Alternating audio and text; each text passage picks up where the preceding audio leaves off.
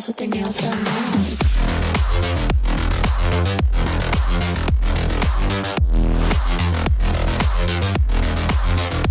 Girls with their nails done. I like the girls with their nails done.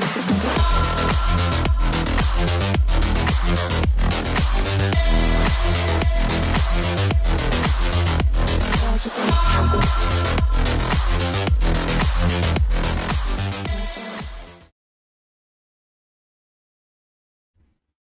All right, guys, what's up? Coming to you live on Saturday night. Turning Stone. Get you all set up here in a minute. We're going to see what matches we got.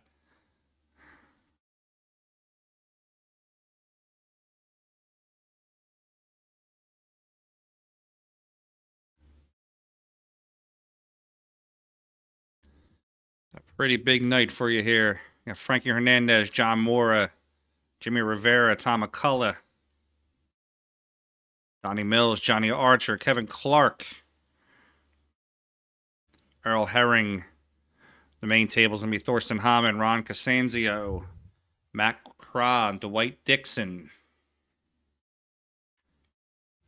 I think we'll jump over to that Johnny Archer, Donnie Mills match. That'll be the matchup for the main table, or for the main stream right now. Just jump over there, table 7.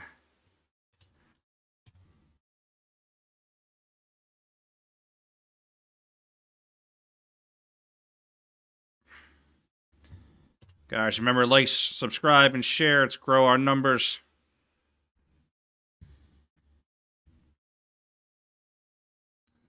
Let's fix this camera up for you.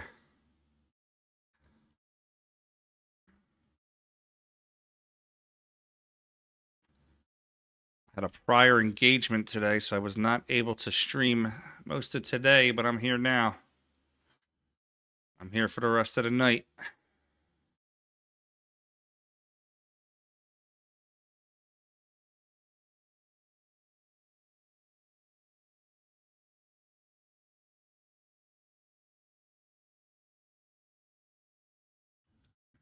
Let's do some screen maintenance real quick here.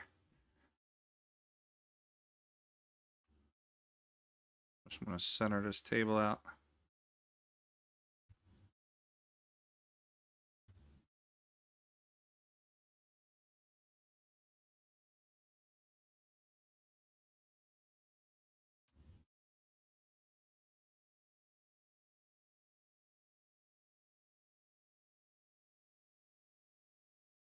What's going on here? No table. Turned it off. There we go. It's a little bit better.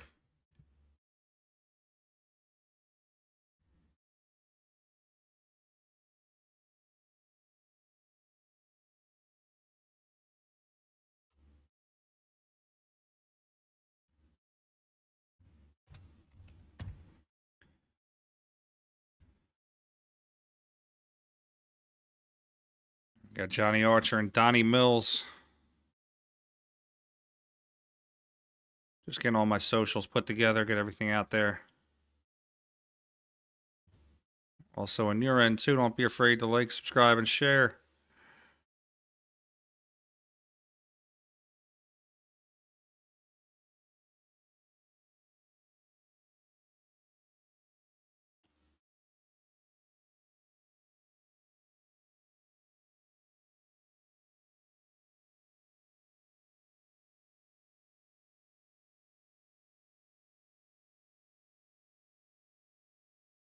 Wish Facebook allowed you to do the multi-sharing again to groups where you can share to like 5 or 6 groups at once. So much easier.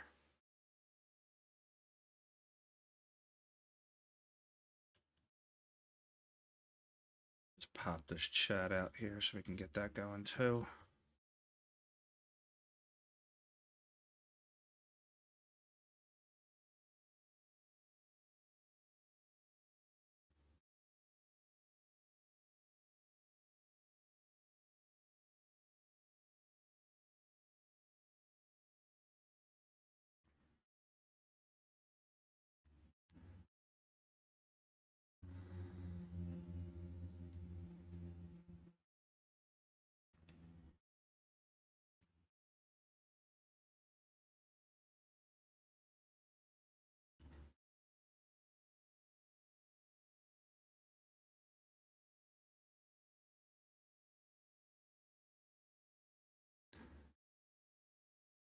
Unfortunately, yeah,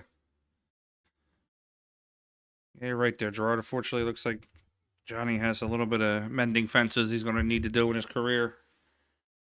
I said it last night. Johnny don't owe me any money, so I'll be an impartial commentator and go from there. We're gonna run a poll later on too. We can't just keep calling it the PA Pro Am YouTube page. I got to come up with some kind of a catchy name. So we got 3 names we kind of narrowed it down to, and we're gonna let the audience decide. So we're gonna have a little poll later on for that.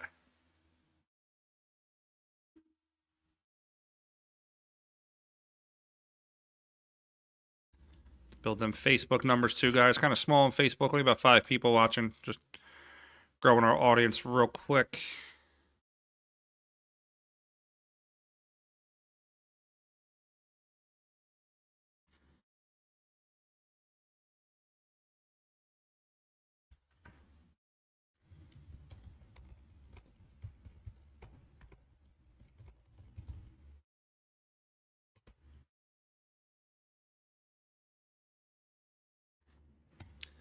What was your favorite matchup of the day today? I got to watch a little bit of it. I wasn't able, like I said, I had a prior engagement. I was running a tournament for a local area here, and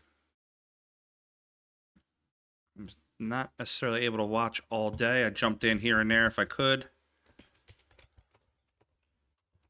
Saw a little bit of the John Mora Vitali match. That was a good matchup. Hate to see them match up and have to knock one of each other out. I like both of them in the tournament.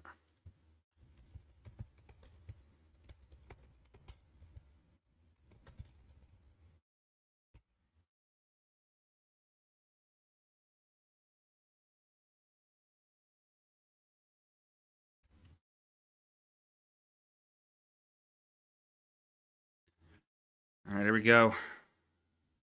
Johnny's up 1-0.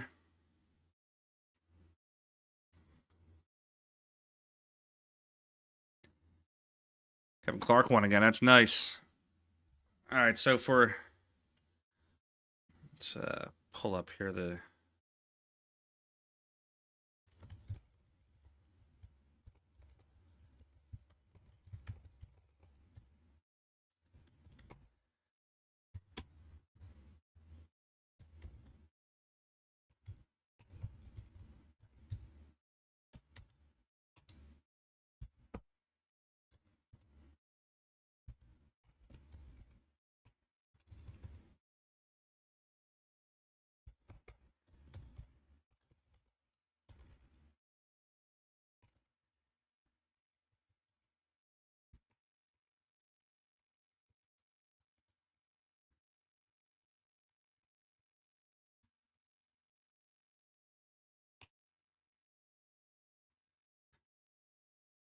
Kevin Clark is a dangerous player.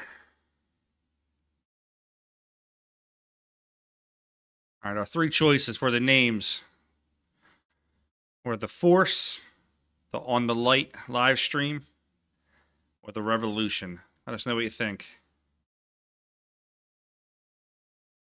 Do a little Facebook poll also.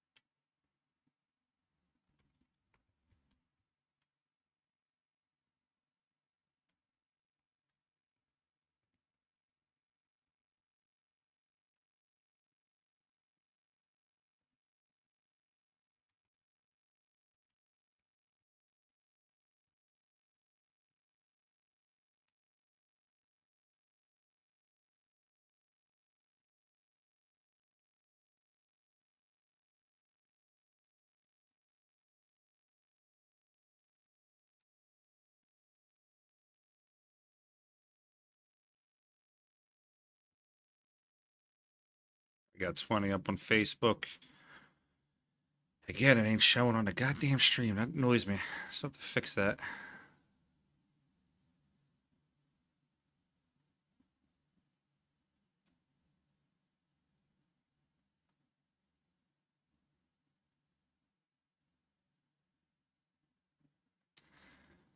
All right, Donnie Mills going to roll this over. He's going to have the 2 in the corner. Little stop shot there. Play the 3 right in the side. Actually, plays the 3 in the side. He's going to probably want to roll up and play the 4 on the opposite side. I don't see Donnie having any obstacles here.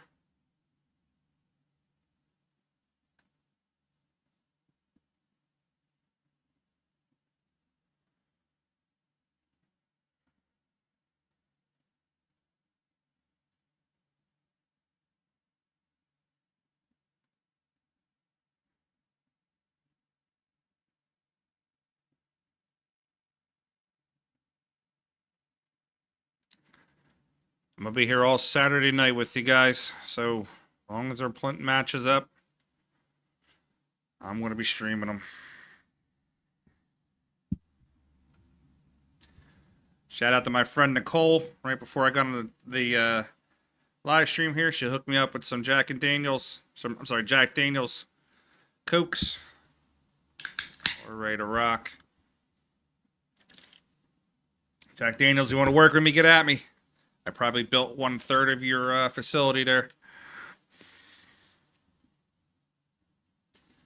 Donnie's going to play this 5. He's going to draw it back about 8 inches.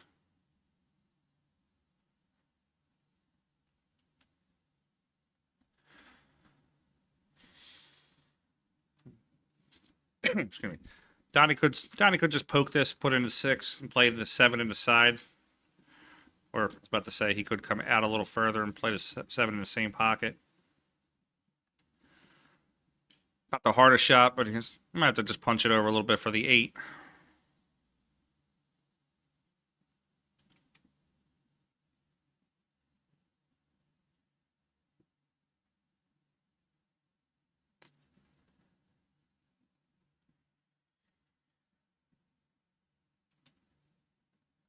Play the 8 in the corner.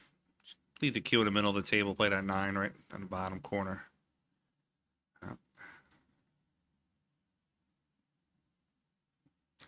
Hey, what's up, Luke? How's it going, pal?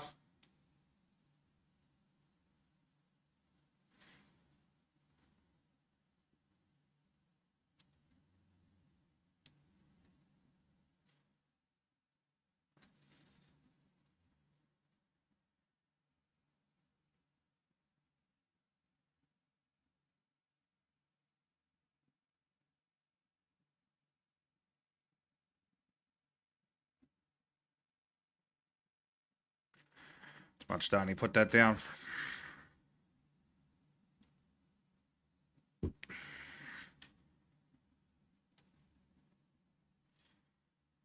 Now we got 1-1 here.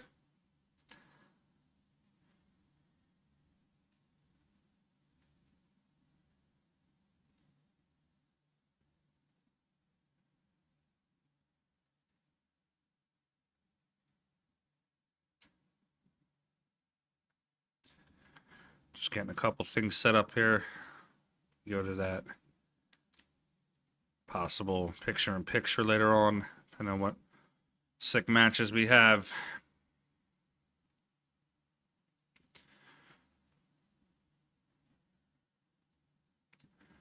All right, rack number 3. Scores tied up 1-1.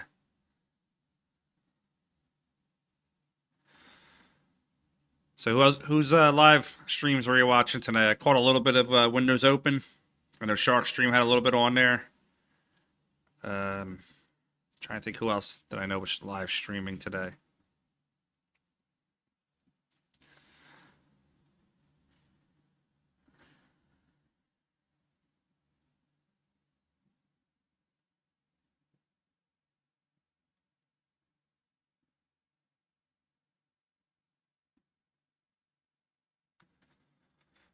$120 favorite. I like that one.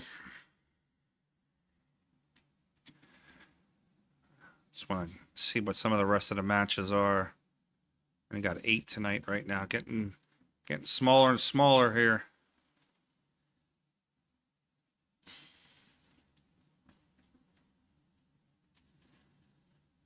Matt Craw got himself into the money.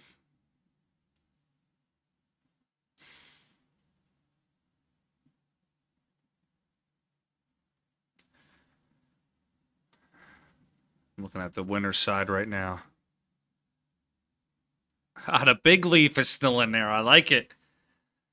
I'm taking the big leaf as my outside horse. 3 Canadians. 3 Americans. Got Jayson Shaw in there too. I'm including Fedor in the Americans. I don't care what anybody has to say about it. Casper.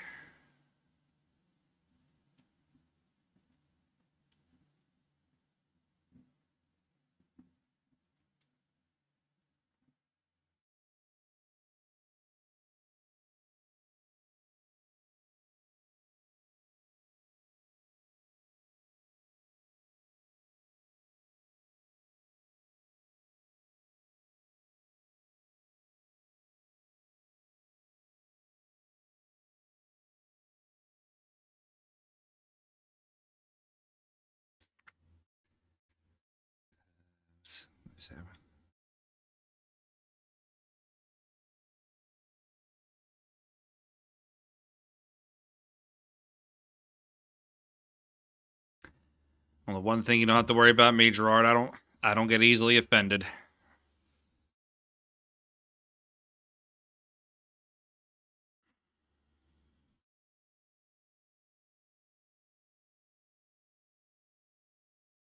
We got later on. We have currently right now we got Archer and Donnie Mills, Earl Herring, Kevin Clark. That's tied up 1-1. Matt Cron, Dwight Dixon 1-1. How's this? Ron Costanzo is out 3-0 already on Thorsten Hamann. Jeez. Dan Hewitt's out 3-0 on Brett Bomels. Christoph Neumeier is out 2-1 on Yacine Garabello. Jimmy Rivera's up 1-0. And John Moore and Frankie Hernandez are tied up 1-1.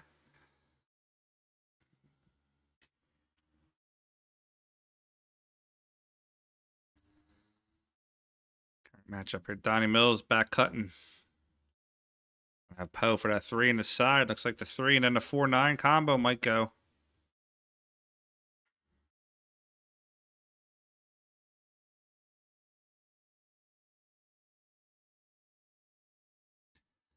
Thorsten's one of my favorite players, so love to see him make a little bit of a comeback.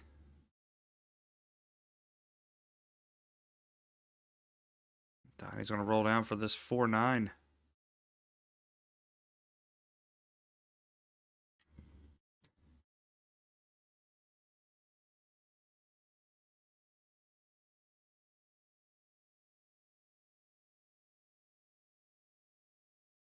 Quiet out there on Facebook. We got 40 on Facebook. We're growing tonight. Like it. To 100 already. Let's get these numbers going.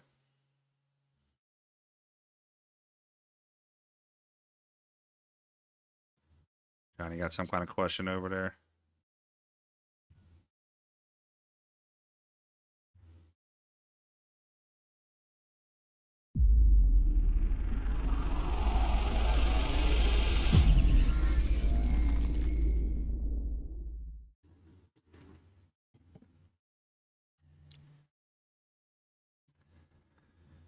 All right. 2-1 Donnie Mills. Looks like we have a ref involved here on something.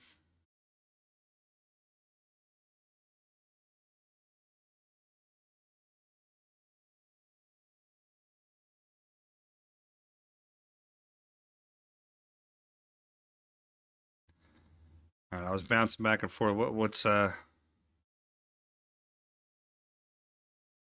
Johnny's? Is he saying that he touched the ball? What's Johnny's issue?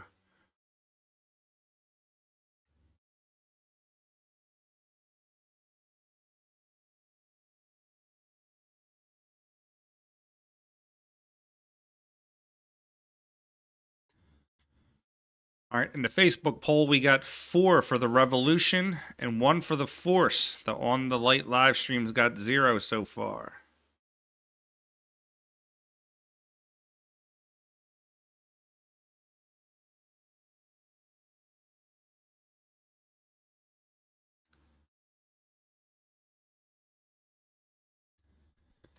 All right, here we go, Rack.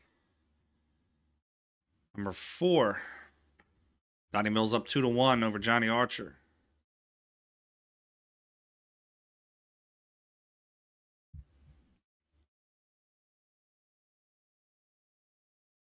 I'm going to be streaming tomorrow also.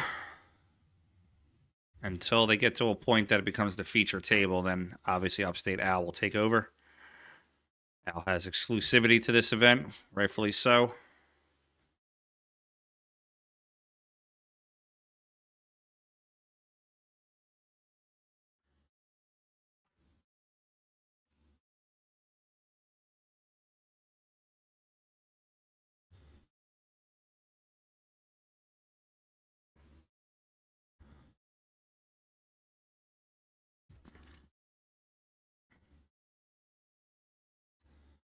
I was giving Shaw tough racks.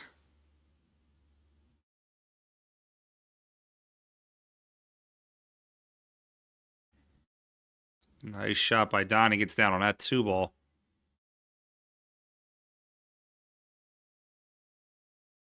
right, Donnie's going to cut the 2 into the corner. A little bit of inside kill English. Probably around 10 o'clock. Come off that rail for the 3 in the side, right side pocket.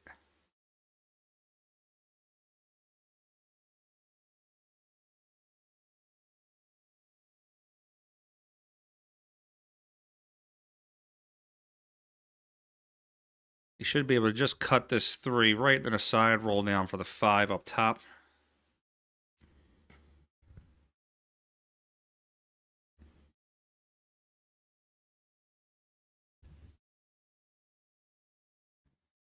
I actually,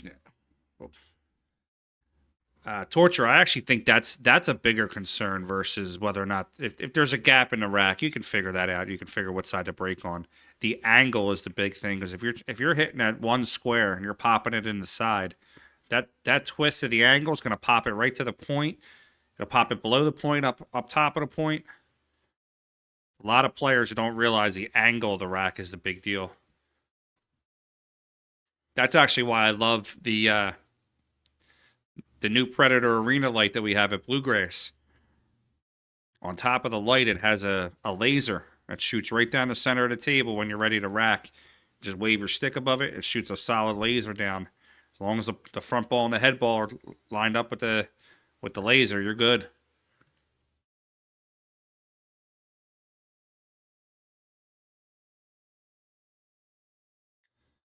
Slight little lag there. All right, Donnie Mills going to get out of this rack. Get up to make it 3-1.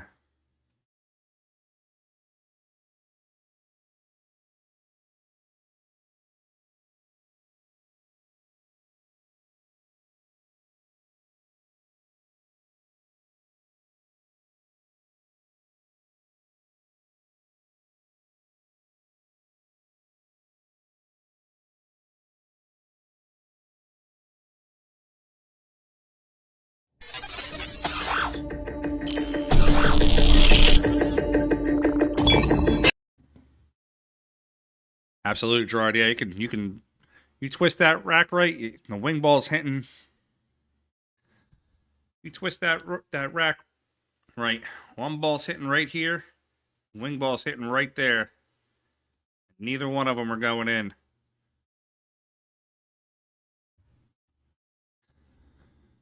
Donnie inspecting now.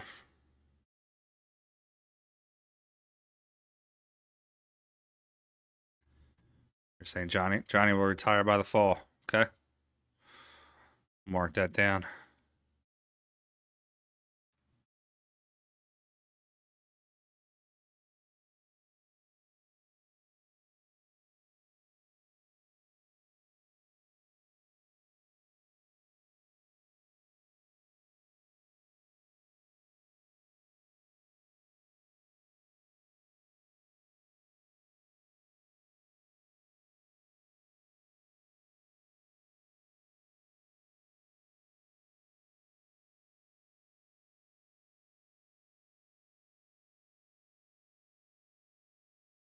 Oh, 7.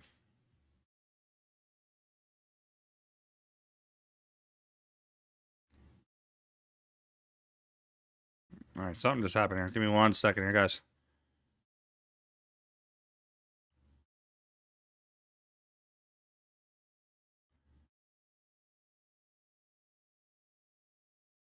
All right, we're back up.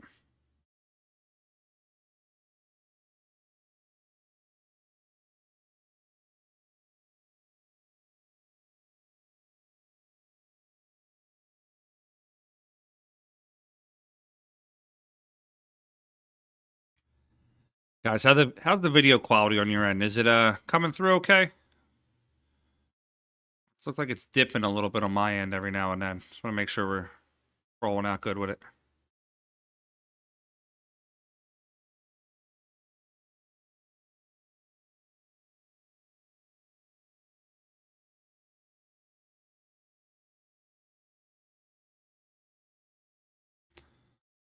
Cool. Thanks, Jason.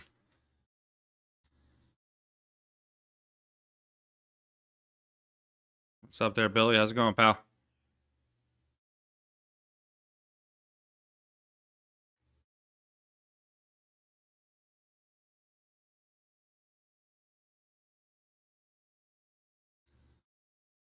And Johnny misses a pretty fundamental two ball there. Maybe just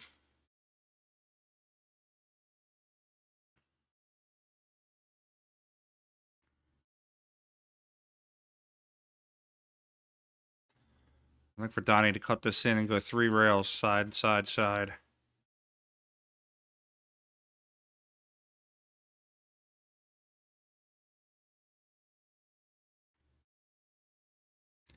If it's dipping down, is it lagging or is it the video quality of the table? I just want to make sure I know what area to take a look at. Blurry? Okay. Torture. When you say blurry, is the table blurry or is the entire stream, including my graphics and everything, blurry? Just checking settings on my end. I just want to make sure that we're all getting a good quality stream tonight. Stream health is saying excellent. Facebook is saying stream health is excellent too. Okay.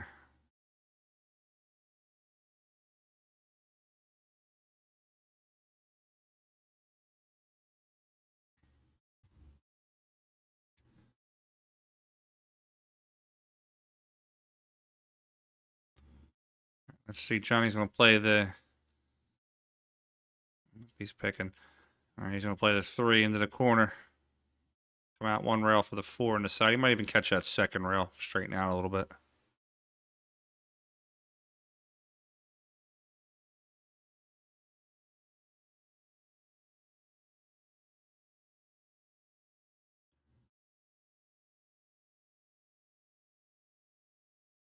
Awesome. Great. We'll have the yeah,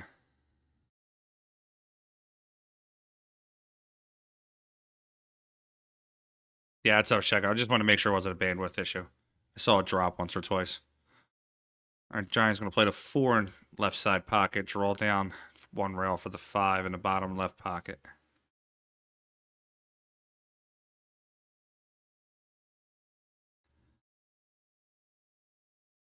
Little flat on this 5. He's going to have to. I'd go forward with 2 rails.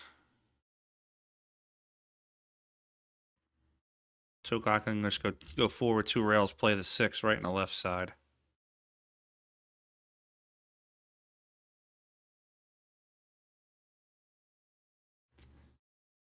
So Johnny's going to draw 1 rail out.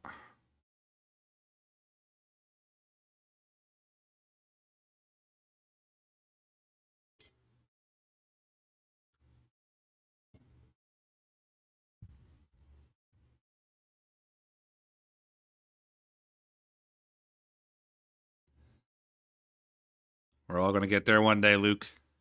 I got a couple of years, but hopefully I'm 42 now. Hopefully by the time I'm 50, 60, it'll figure out how to put me in a robot body and I'll be good.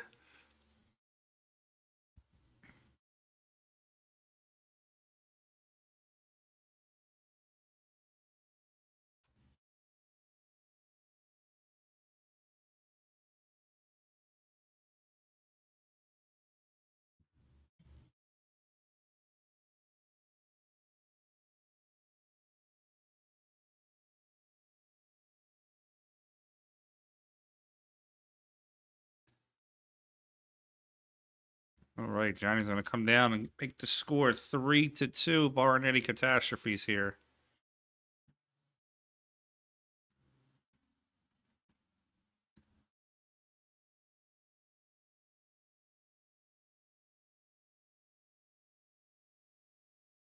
Guys, if you're just joining us, just getting on, you're watching Turning Stone Classic 38 from Turning Stone Casino Resort in Verona, New York.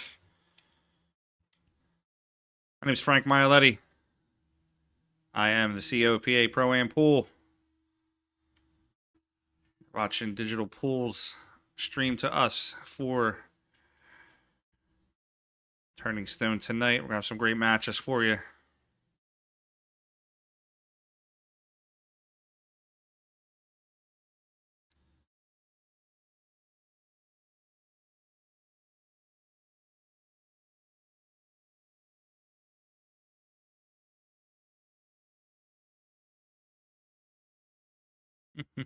I like Otto's comment. Thankfully, once this dome went bald, all I had to do was just get myself one soap. I don't got to worry about anything.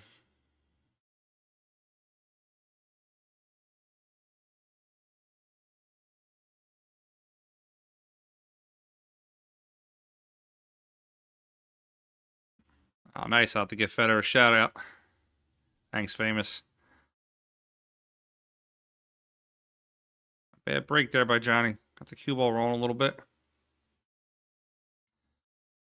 If he can straighten that rock out, he plays the one on the right side. He's got the two on the left side.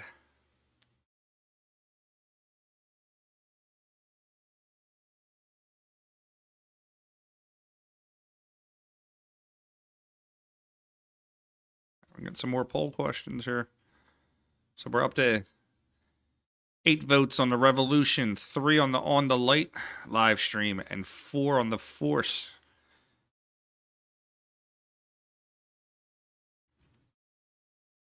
We'll use the rest of the weekend and see where we get with that.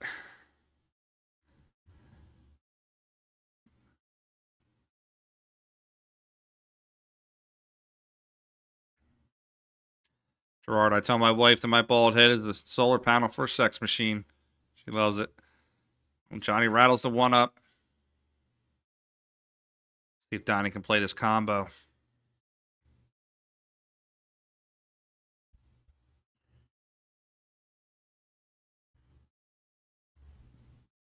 It's a dreary night here in Philadelphia, Pennsylvania. Been raining, snowing, just shitty weather all day. Nice safe play by Johnny. Or, I'm sorry, by Donnie. Donnie, that's going to be a pain in the ass all night.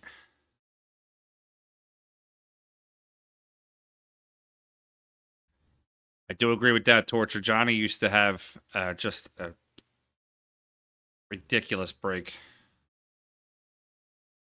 I don't know if it was Mike Zuglan where he would really crash it, but he had it down to a science where he gets some balls in.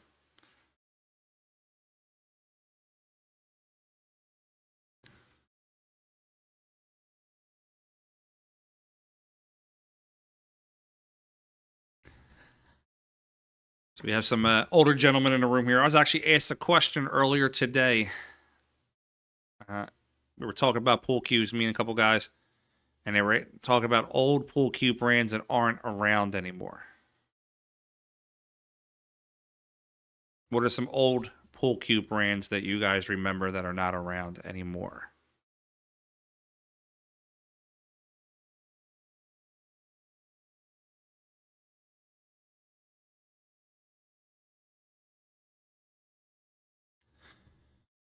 All right, we're up to 100 on YouTube. About 40 on Facebook.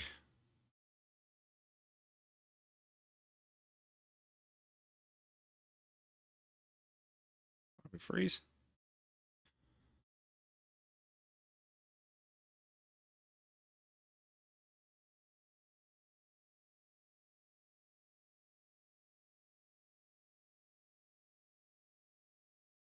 Roast burrito. One of the ones I mentioned was 5280. Remember 5280 cues?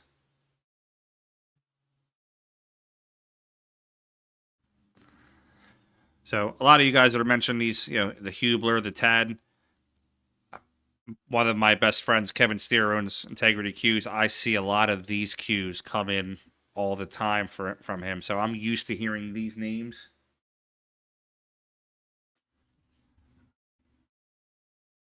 Espirito is one that I haven't heard in a while. Sure, Russ did make a really nice cue.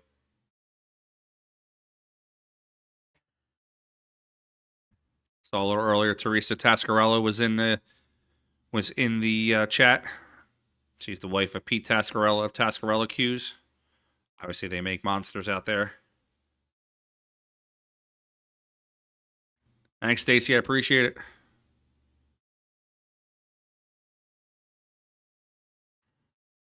it. Luke, I was literally getting ready to type Richard Black.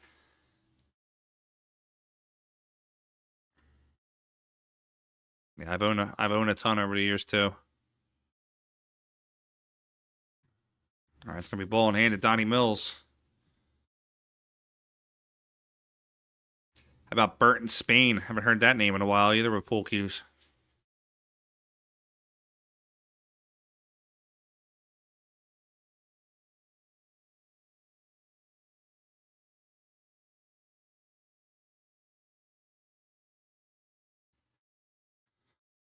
Torture. I'm lucky enough to have Barry Zambodi live probably about 30 minutes from my house. I see Barry fairly regularly. He's a good friend of mine, Kenny Carfagno. I actually have, when I bought my house a couple years ago as a housewarming gift, Kenny gave me a autographed Barry Zambodi poster in a framed glass. Everything was gorgeous.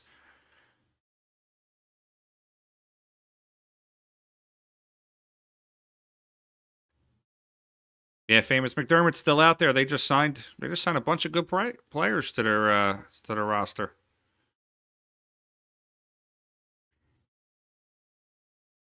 Helmstetter, that's another one.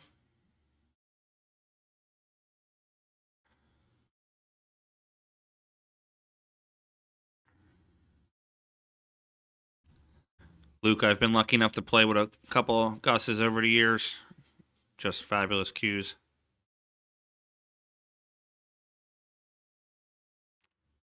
McDermott signed Jonas, I believe, didn't they?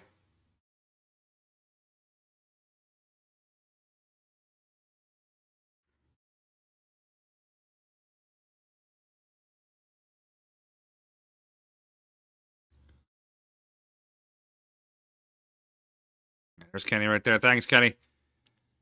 That picture is still a centerpiece in my basement. Guys, if you want to talk about probably the most knowledgeable person about pool cues right there, Kenny Carfagno, that's the guy.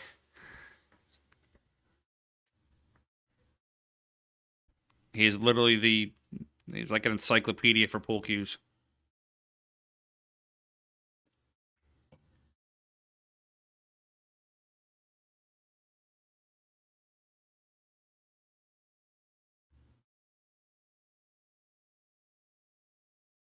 Shane Morrow. I know a couple people that will live and die by Mally cues. They just love those.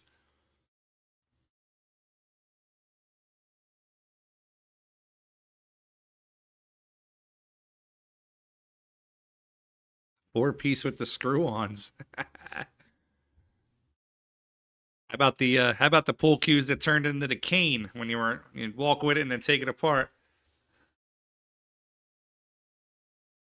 All right, Donnie Mills is going to go up 4-2.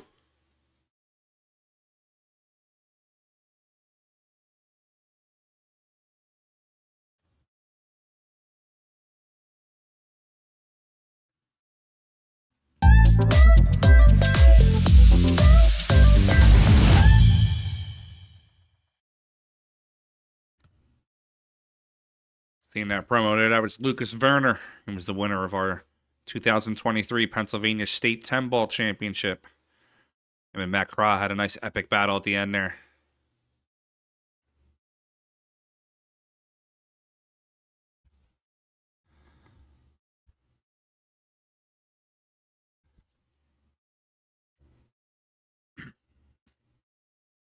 Torture, all those cues that you just mentioned there, Moochie's, McDermott's, Josh, Sean's, are all great cues. Everybody always wants the Josh N7.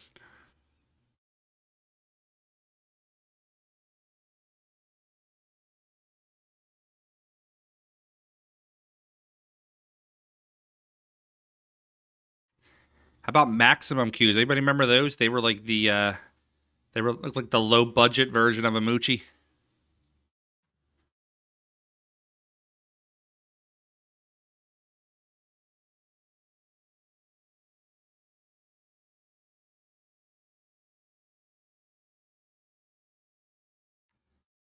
Shane Morrow, Fury cues. Yeah, I remember them too.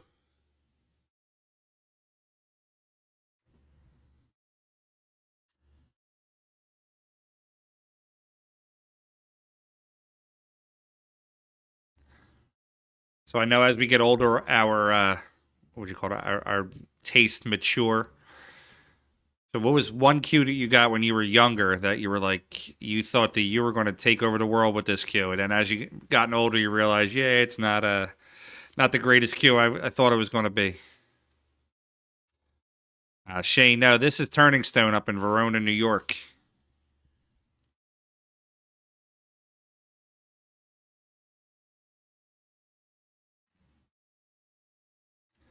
I'm remote accessing into the tournament from Philadelphia, but they're currently all up in Verona, New York right now.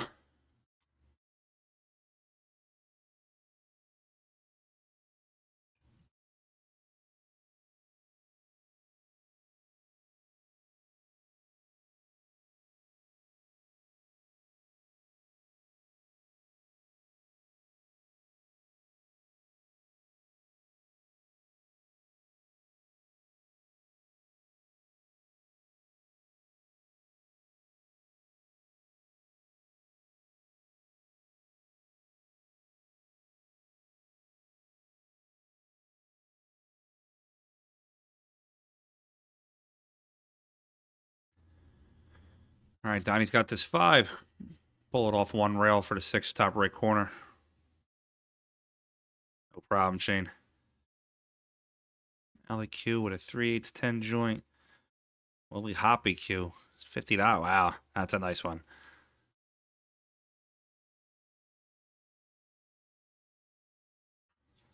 Budweiser Q, bunch of Sneaky Pete's. M3 Moochie was going to be my savior. Frank Paradise Q, wow.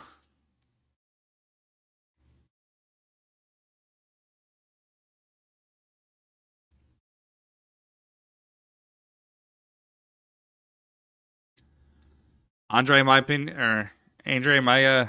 the butt definitely matters because the butt, obviously the shaft is in your hand, but the butt is going to be where you're going to do a majority of your holding. Some people like just like guys, some people like a thicker butt or a thinner butt. For me, when I hold a cue, I got to feel. I don't like it back weighted. I don't like it front weighted. I like it just nice and evenly weighted. There are some people out there that swear by having a 30-inch shaft. Some people are fine with a 29-inch shaft. Some of them older cues, them older Gus's and Barry's, they're shorter than that.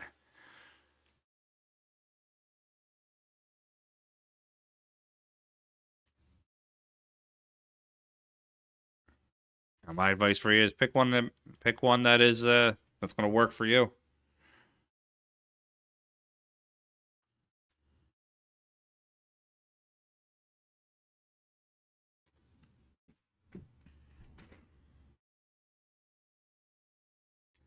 I prefer a leather wrap. I don't like Irish linen, and that's just my leather wrap or an animal style wrap.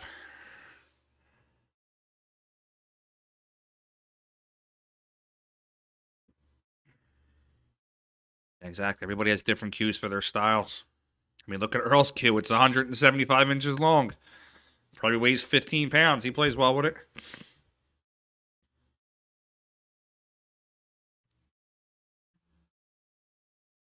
Donnie Mills just a little too far, but he's got this 2 up on the top left corner. He should get natural shape for the 4 down in the bottom right.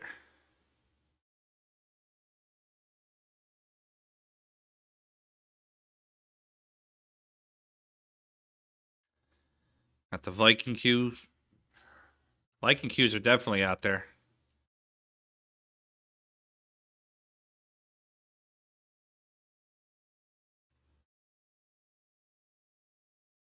Viking, White Carbon, they're all. Fedor's going to blow that brand up, and he's going to get a lot of business for them.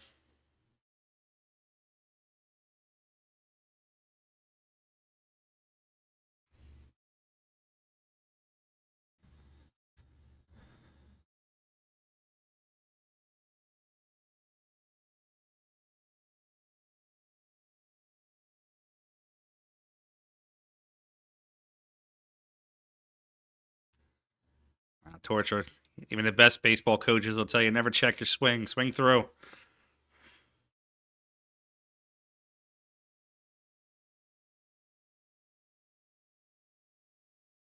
Donnie Mills with a nice draw there. I'm going to pull that ball over. I'll look to play that 7 into the corner. He's got a little bit of an angle. I would look for him to hit about 11 o'clock English, come up one rail.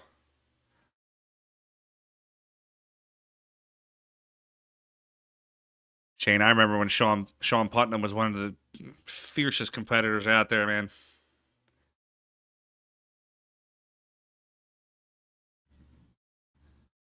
That guy had such a heavy stroke when he needed to, but then it was such sweet stroke when he needed to just hit it soft. Him and guys like Danny Basovich. I'm a bigger guy. I'm not the skinniest guy. Guys like them always gave big guys like me a lot of hope.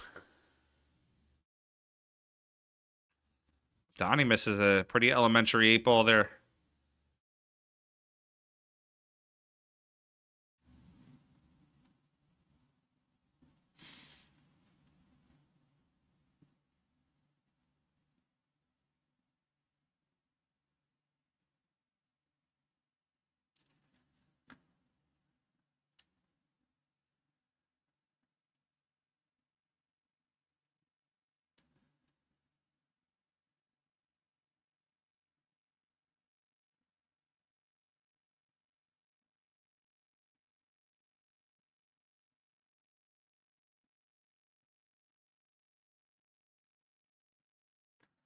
Checking on Matt Craw here, the Delaware Destroyer.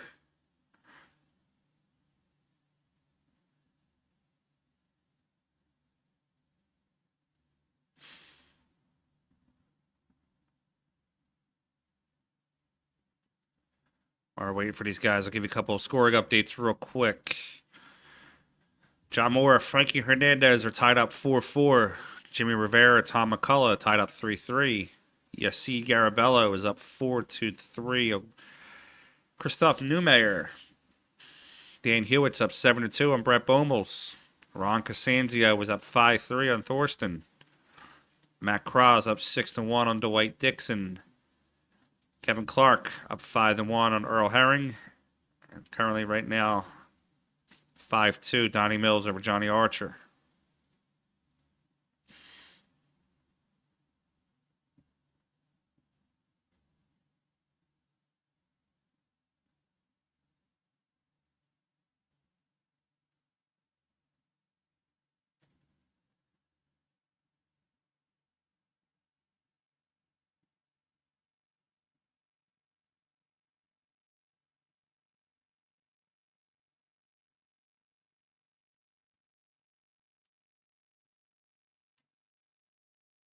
Are we bathroom break here or something?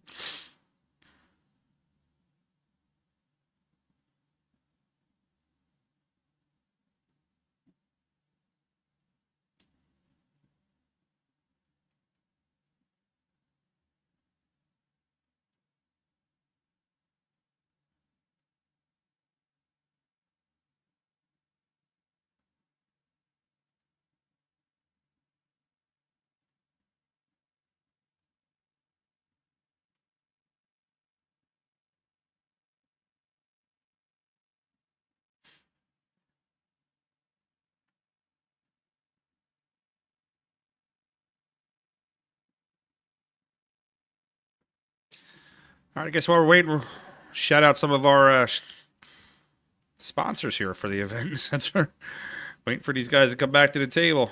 My number one sponsor is Integrity Cues. Evan Steer, one of my best friends. Check him out on integritycues.com. Bluegrass Billiards in Philadelphia, Pennsylvania, 9490 Bluegrass Road. One of the largest pool halls on the East Coast, and actually one of the largest pool halls in the country. 54 tables, 23,000 square feet, full-service bar, restaurant. Home with PA Pro-Am, the Pennsylvania State Championships, and the Pennsylvania Open.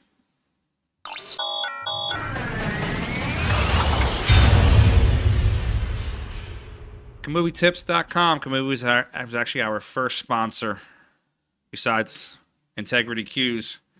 They jumped on board with us, gave us our opportunity, and we've been running with it.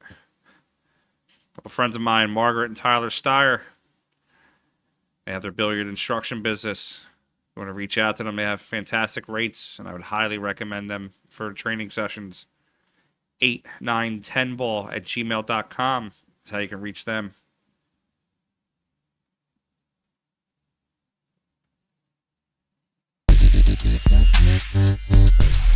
InTheBox Sportswear. Elvis Rodriguez, great man. Sponsors a lot of players, a lot of juniors. Does a lot of right in the pool world.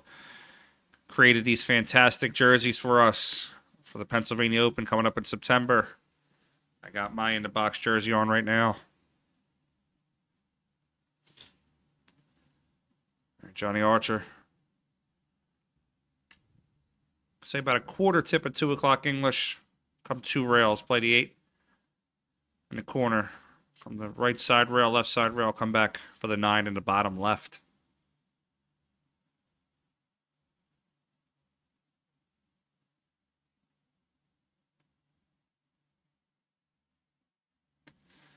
Don't overstroke it.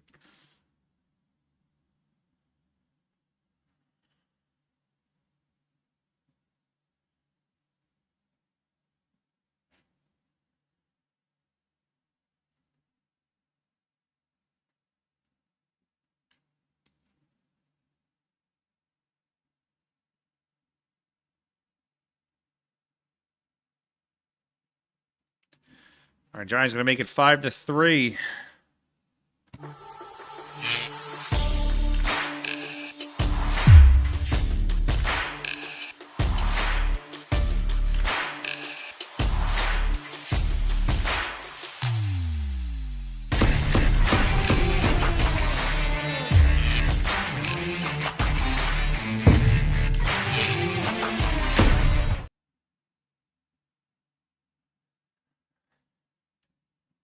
Trophy Smack is also one of our sponsors.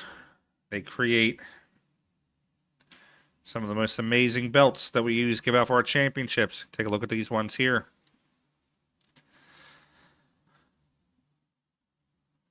Our winners of the 2023 Pennsylvania State Championship Series. Bean Hung, she was the women's 9-ball champion. Brianna Miller was the women's 8-ball champion.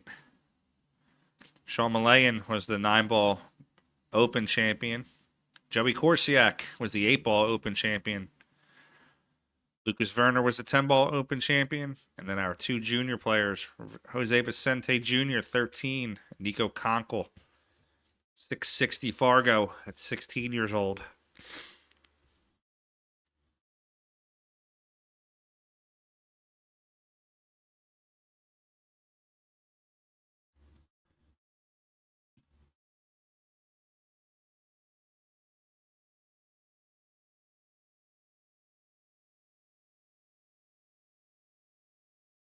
Johnny Archer with a golden.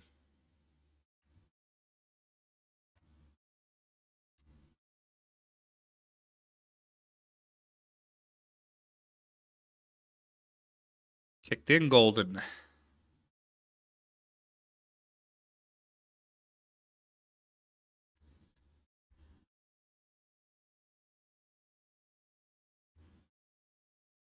All right, 5-4 now. Donnie Mills over Johnny Archer.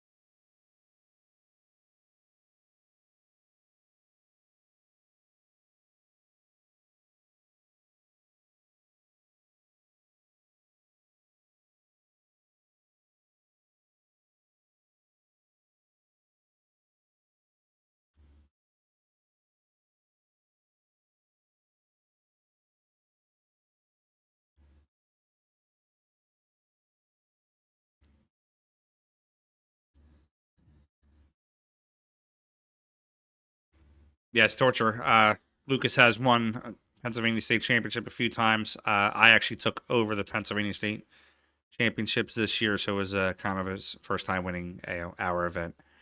I really like when Lucas comes to our tournaments. The kid just doesn't miss. Cool kid to be around.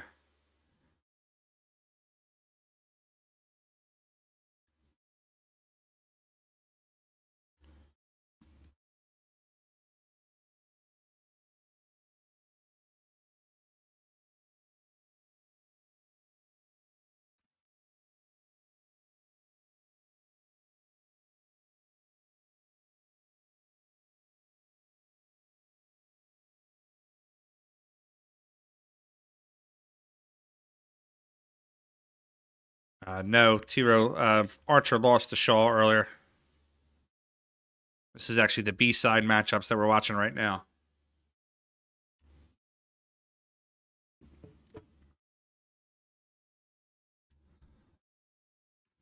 Torture, you work for Jacoby?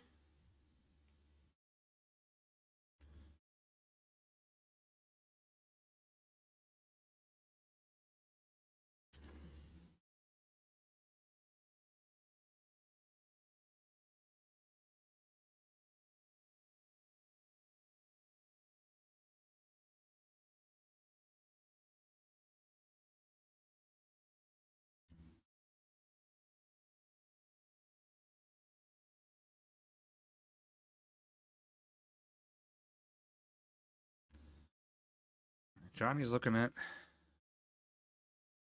this two ball. Just wants to roll it in softly. Got that 4 right in the side. Gotta get up to the 3 first, so then come 1 rail over for the 4 into the side.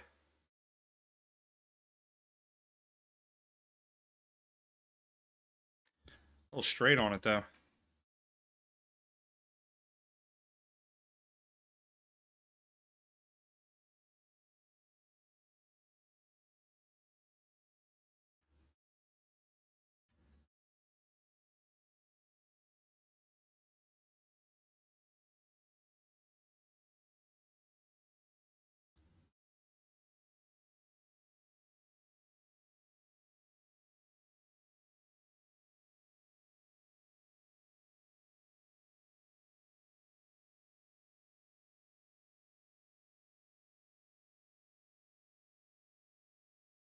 Cool. Yeah, Jacoby. Try about Johnny. Jacoby actually sponsors same player I sponsor, Brianna Miller.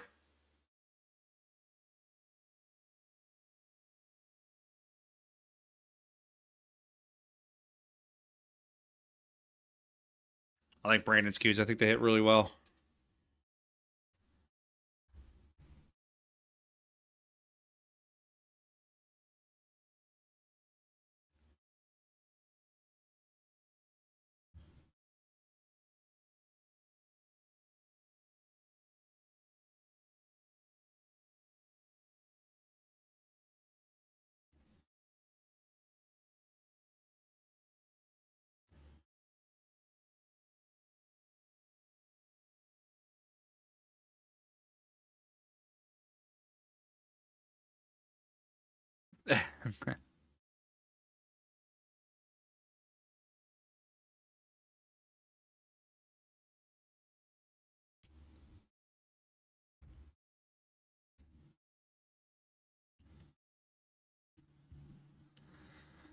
Johnny's got this 5. He's looking at it.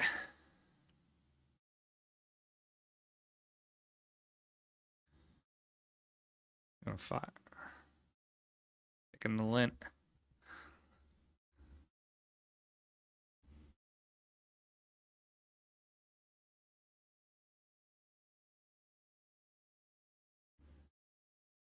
All right, we got the icer out now.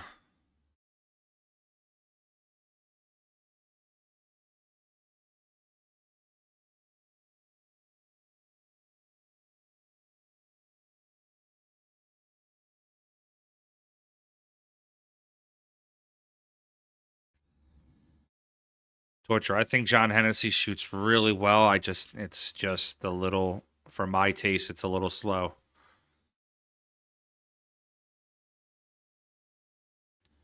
John Hennessy was here a couple years ago. There was a little pro-am over in Jersey.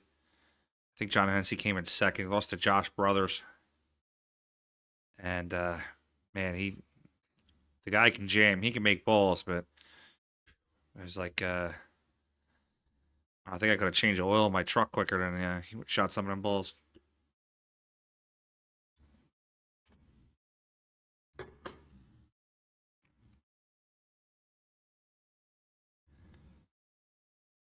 All right, Johnny stepping into his shot. He's got to avoid the side pocket. He should be okay. I would just come 2 rails. Right side rail, left side rail, right back over.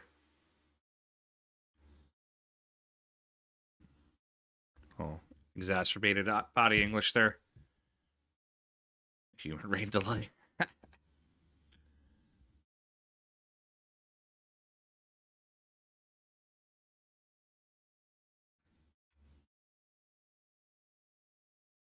Comes Donnie Mills up to the table.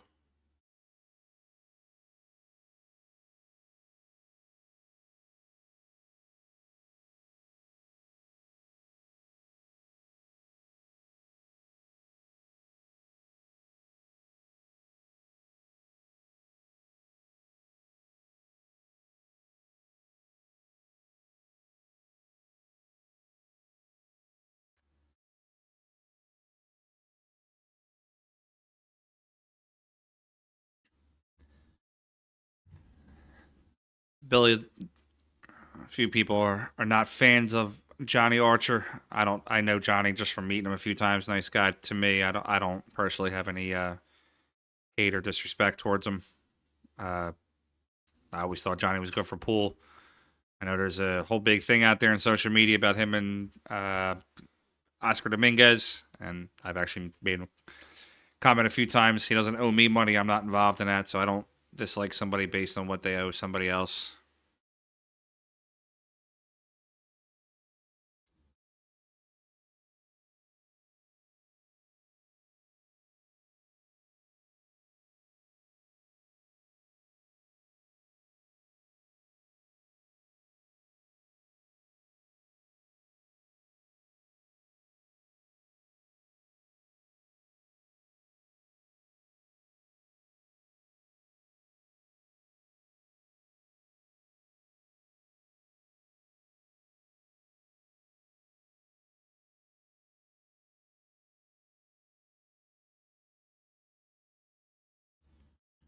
Stacy, I think the score is right. I think it's 6-4.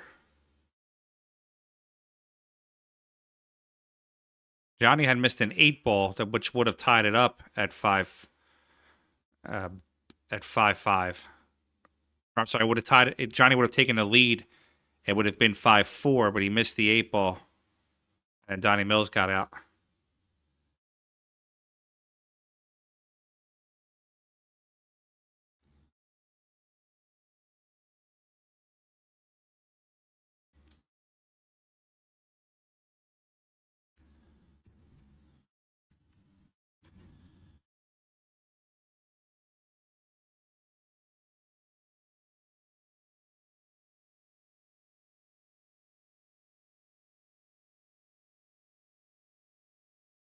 No, it was 5-4. Or it was. I'm sorry, 4-4 when Johnny made the golden break. I believe the score is correct. I could be wrong. Let me. I'll send a message over to Digital Pool, see if they have any backups on it.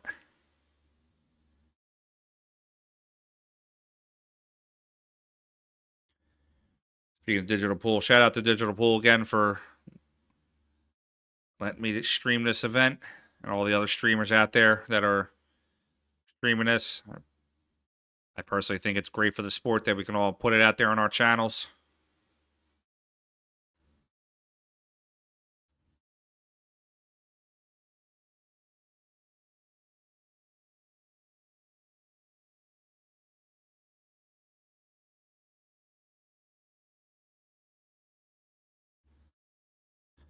Donnie did not get shape on the 4 that he wanted.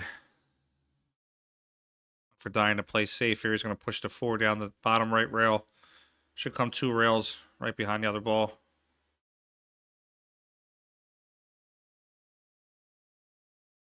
Shot.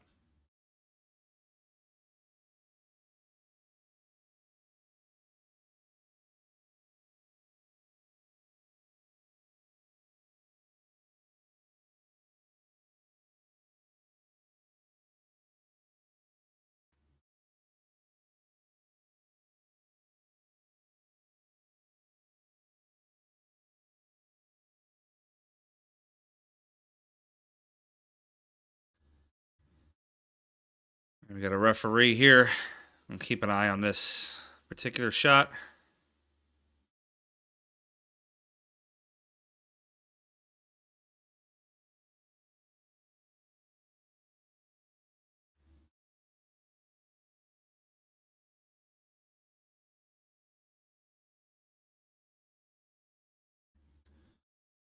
Johnny to come 3 rails behind the 4, try to kick it into the side pocket, or actually kick it full down to the bottom table. 1, 2. Oh, hits it on 2 rails. I'll move the 9 up.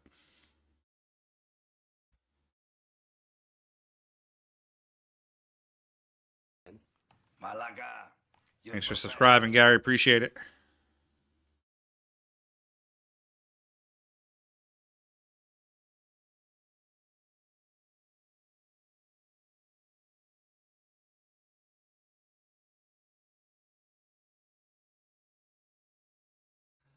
I'll tell you what, we got a lot of disagreeing statements here in the chat. Can we all agree on one thing, that we should all play even and no handicaps? Or did I just really open up a can of worms with that one?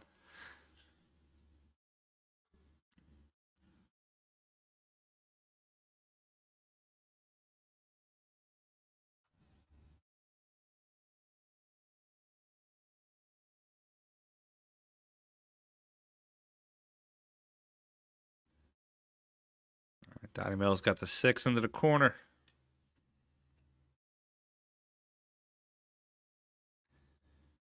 Draw out for the 8 in the top right.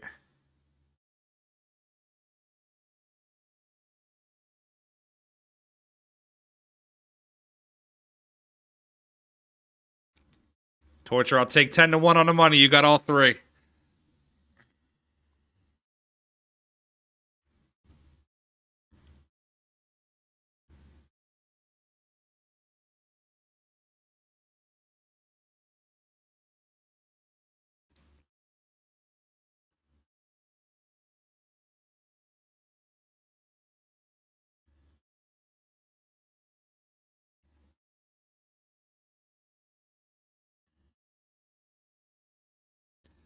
So I will disagree slightly with you there, Bang. I do believe in pool leagues. I actually helped run a pool league here in Philadelphia. It's helped me become a little bit more successful in the upper ends. But I believe pool league should be where you start if you're really looking to make a journey in the pool and to get yourself into this next level. There should be a start. So you got to start somewhere. And, you know, pool league will get you playing other people. There's not a lot of people, unfortunately, have access to weekly tournaments. I really think that pool should have levels just like baseball and hockey. There should be a minor league system. You got to work your way up through the minor league system to get on a pro tour. Start off as a junior playing junior events and get yourself into these events. And if we could create a successful minor league, I really think that pro pool, just in general, can jump and grow.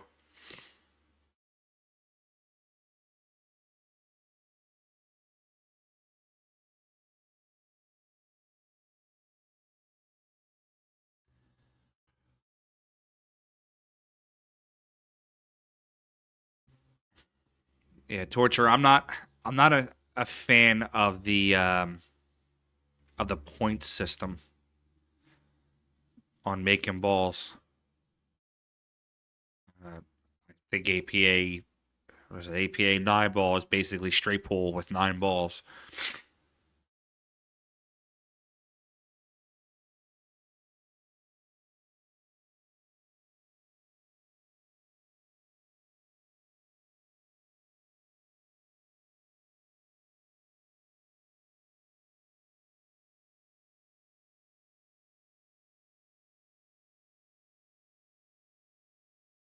You know, pool's making a resurgence in the world right now. It's starting to grow again. You know, there's a ton of people out there just says, "Oh, we'll just give these players a ton of money and everything like that." As someone who actually lobbies for sponsorship and everything, getting a sponsor is not simple. It's not easy. It's not hard convincing these big sponsors to put 100 grand, 200 grand, 300 grand into something that right now doesn't yield results. There's these other sponsors that are jumping whole faced in on other events that are not pool, like cornhole and friggin' slap boxing. There has to be somebody that pulls it all together. I think Matchroom is going in that direction. The pool leagues in the 80s and early 90s had those. The pool leagues in the 80s and 90s had those, those sponsorships from Bush and Miller Lite and so on. They're just not there anymore.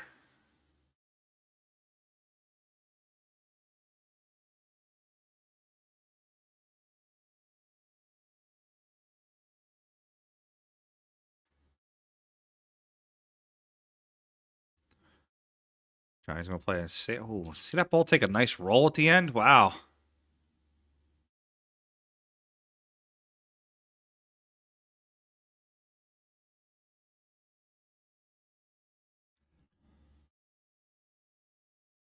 Yeah, they had the Camel Pro Tour. You're right, Lamar. The Camel Tour.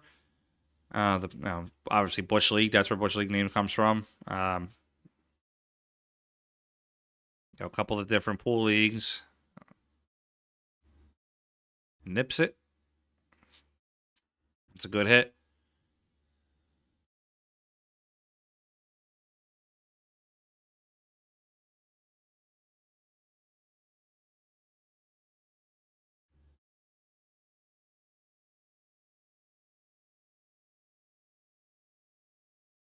Yeah, Camel Tour. I remember the Camel Tour. See, they should bring back regional tours. There's a lot of regional tours that have disappeared over the years because there's just tournament directors that are thieves, tournament directors that just don't know what the hell they're doing. And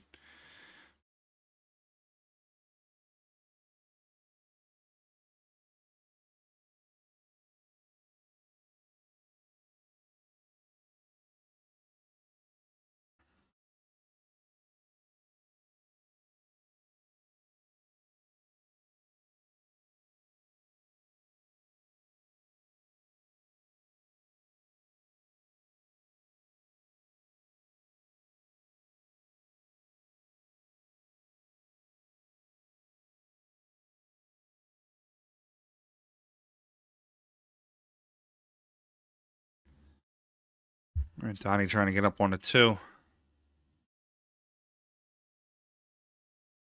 He's asking for clarification on a shot.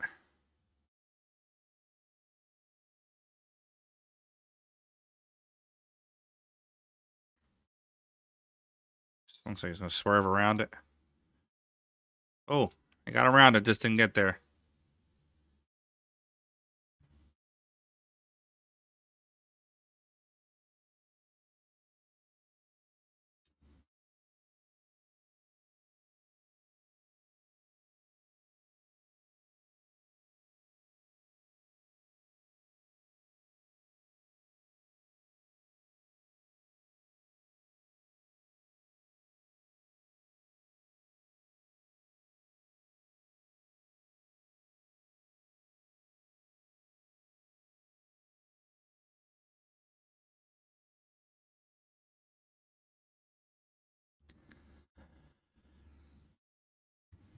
It's an interesting statement there, Gerard.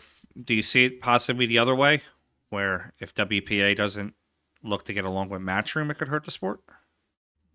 Just looking for an opinion, naturally.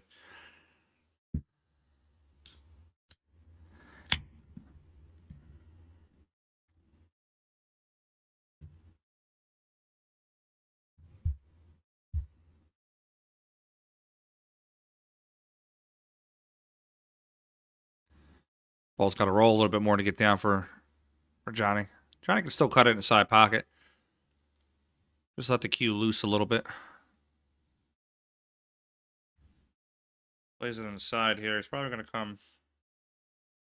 Got to avoid hitting that 5 to come out.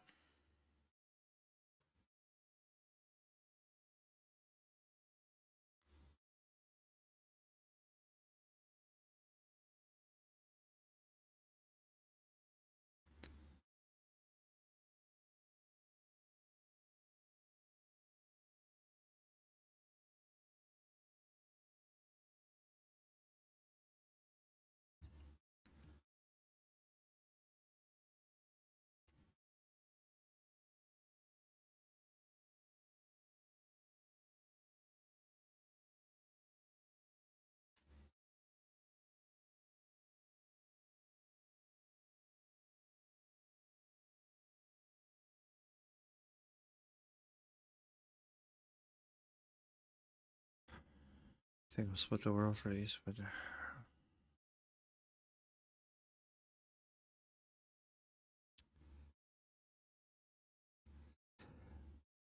Steve, I've worked firsthand with both of them, WPA, BCA, and Matchroom, and I agree a little bit about a pissing contest, but there are a couple things on one side. I'm not going to divulge into it, but there's a couple things on the WPA side that I think are really kind of sticking it to the players a little bit.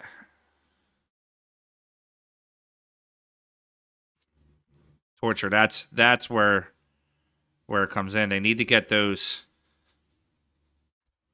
They need to get those the big sponsorships, and the big sponsorships are just not there. They're just not willing to put the time into it.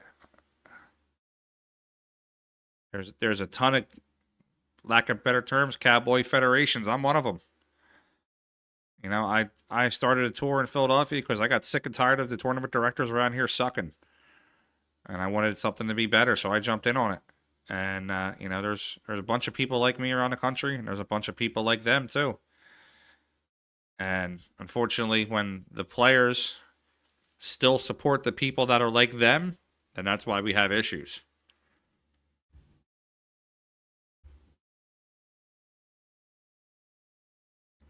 I really think that they need to get rid of the not get rid of bar table, but you know, when I was growing up, if you played on a bar table, everybody's like laughing at you. Bar table was league players. It was not, you know, pool is 9-foot tables, man.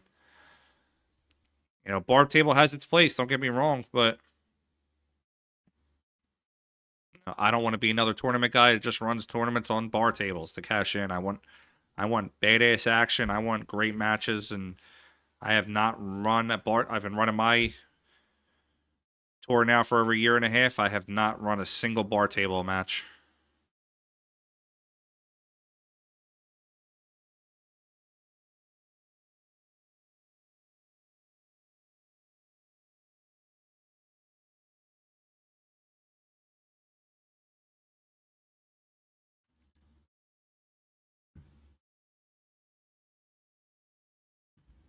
What you talk about the McDermott tour in like the early 2000s?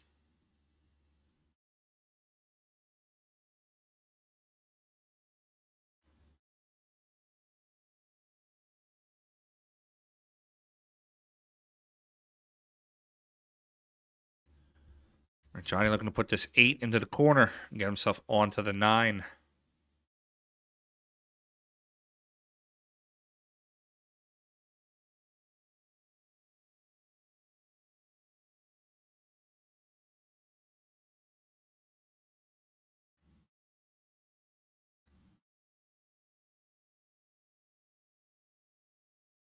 Yeah, I definitely remember the McDermott tour.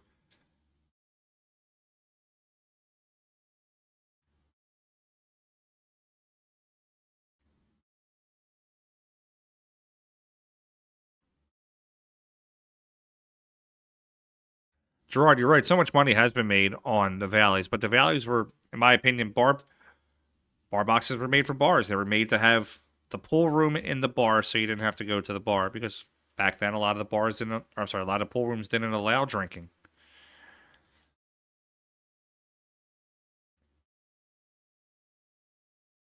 You know, you very seldomly now see regular bars with 9-foot tables. You see them with all bar boxes. I want to change the norm. I want to go back to the 9-foot tables.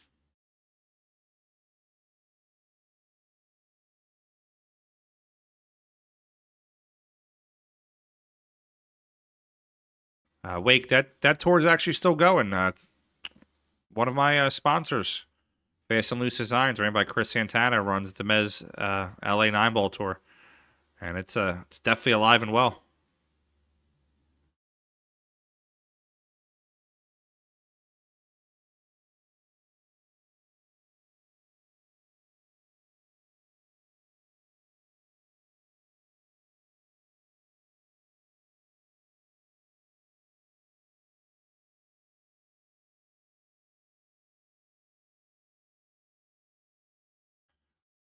Jason, that's what we have here in Philadelphia with Bluegrass Billiards. 38 9-foot tables, 16 bar boxes. You know, the bar boxes get all the league action, but the bar boxes very, very rarely get action matches on them. All the 9-footers get all the one pocket players and all my tournaments.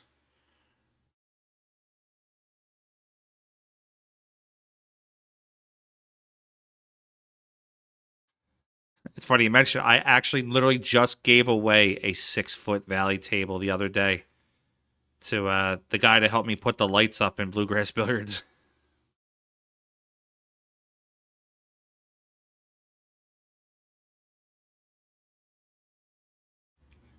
Yeah, Jason, it's gorgeous there. We actually spaced each table 6.5 feet, so there's enough room to shoot where you're not sitting on top of everybody.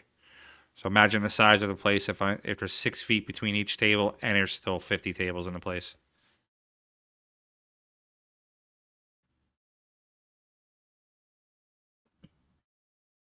And Johnny pushes that 8 on the push.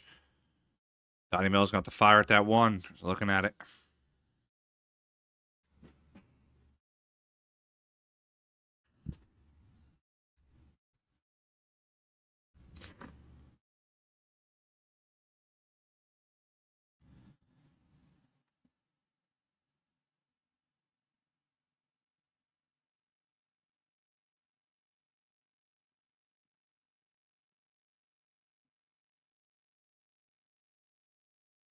Steve Griffin, they have a 3-cushion table also.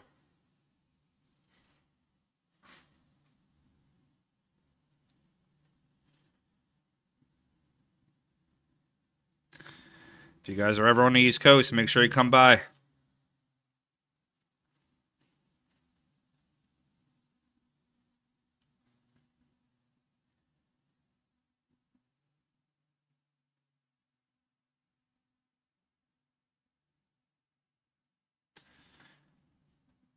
Shit, if I had an 8-foot table growing up, I would have never left the house.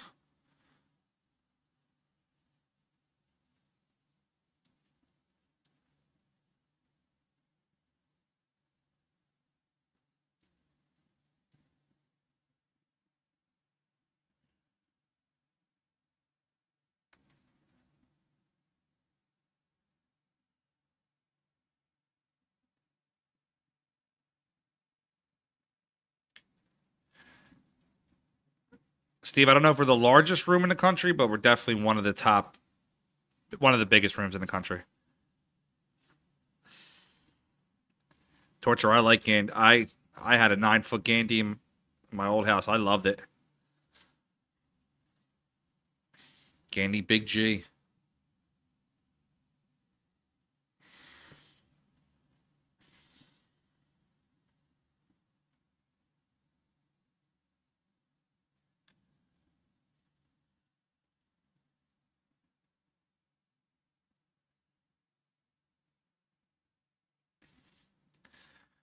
All right, what's Donnie Mills doing? They're running laps around the building.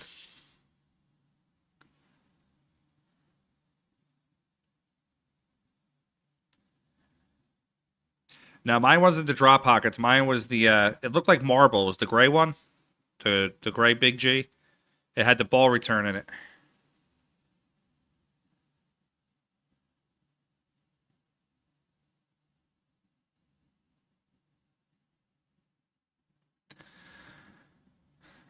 That's what we got there, Gerard. We got we're all gold crown 3s and 4s at Bluegrass.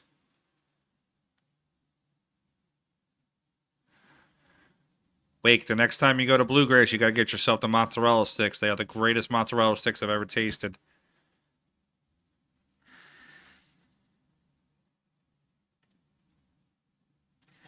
I don't think so, Joe. I'm not sure. I didn't get on the stream until about 6 o'clock.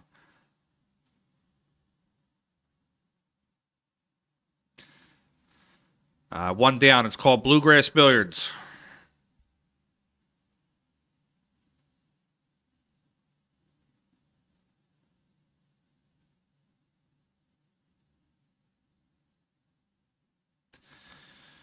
All right, let's check in on this Matt Craw matchup while we're waiting for Donnie Mills to come over here.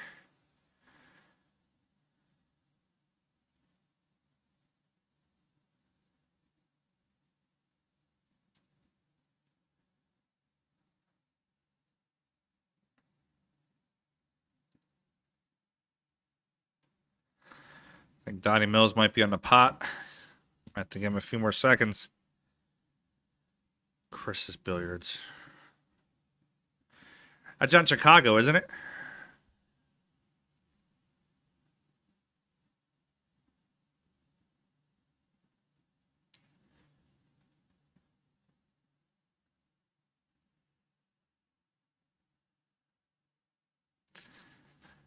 All right, Donnie's back. You can see him wiping his hands left and right, so he washed his hands. He's all right. Let's get going. Yeah, I want to say, God, Lamar Russ is still around in Philly. I don't know where he plays at, but I actually just saw him at the Diamond Bar Box Classic there in Delco in September. Torture, I want to say I was there in like 2016, maybe. I think they had a Pro-Am event there, if I'm not mistaken.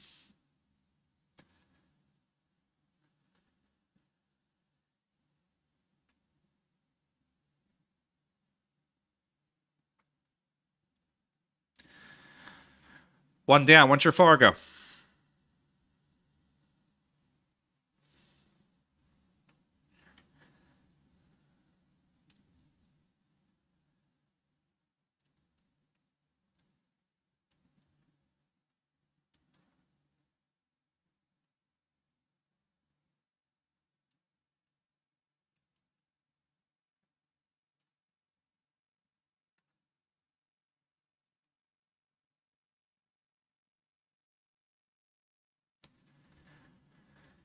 Prefer valleys over diamonds any day, whether it's... That's tough.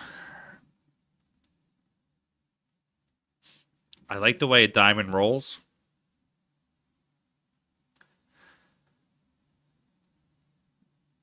But valleys are sort of an old reliable to me.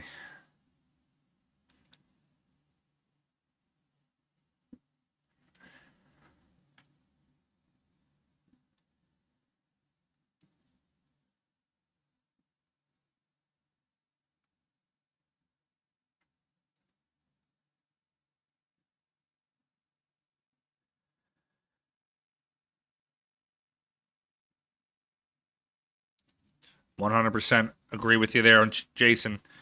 And Steve Griffin, I'll take a gold crown 3 or 4 over any table in the world today.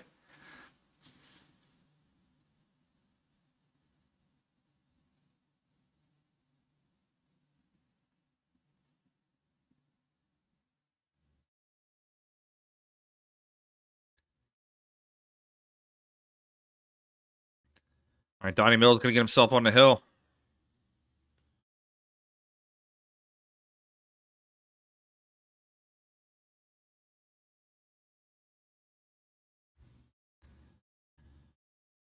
We're together. One down. I was asking about your Fargo. I got a couple different tournaments coming up there at Bluegrass next couple weeks. Next week, we actually got the $5.99 championship.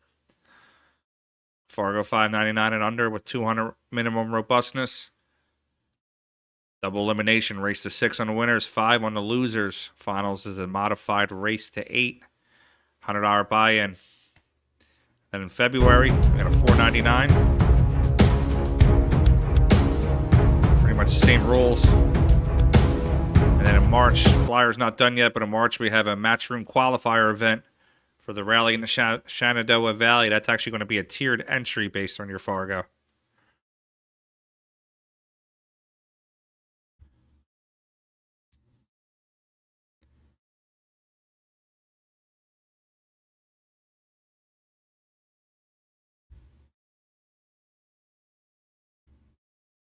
Oh, that's awesome, Steve.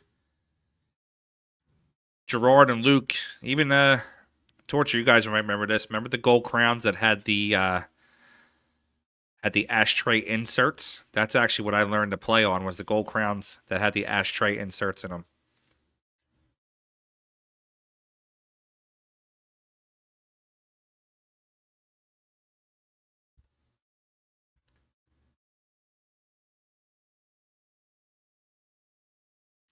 Lamar, it's going to be at On Q in May. My buddy Chris Wilburn's running that event. I'm going to run a qualifier for him for his matchroom event, and then he's going to run a qualifier for me for my matchroom event in September.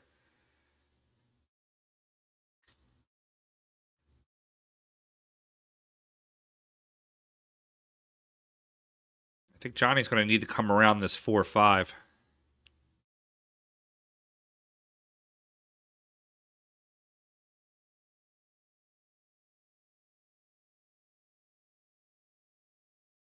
Yeah, the pool hall I grew up playing out of is called Pockets. It was in Northeast Philadelphia. It was underneath of a mall.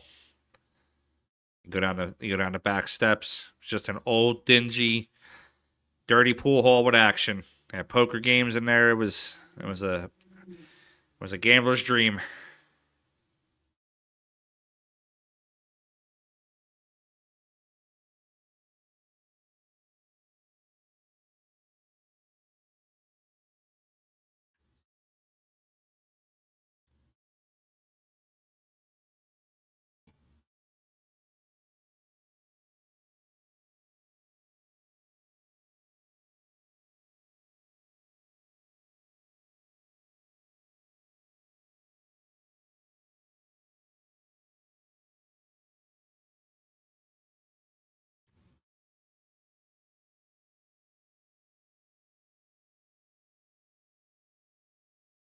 Mark Burnham, I think an old Gold Crown 1 refinished is the greatest looking thing in the world.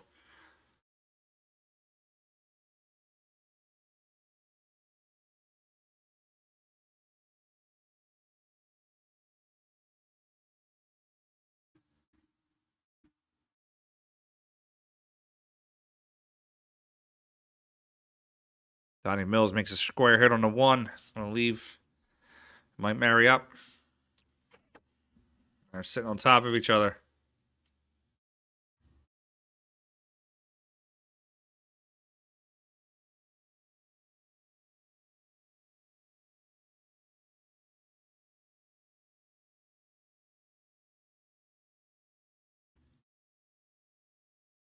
That's always the best.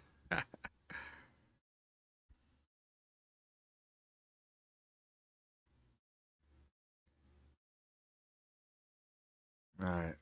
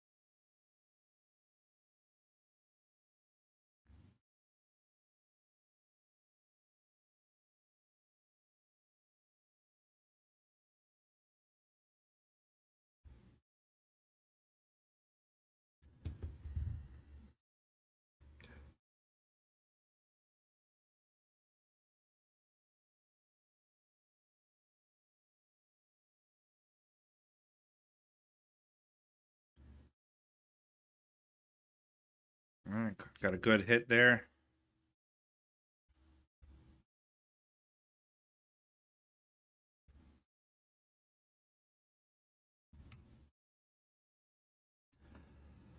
Lamar, that was down in Baltimore, wasn't it? If I'm not mistaken.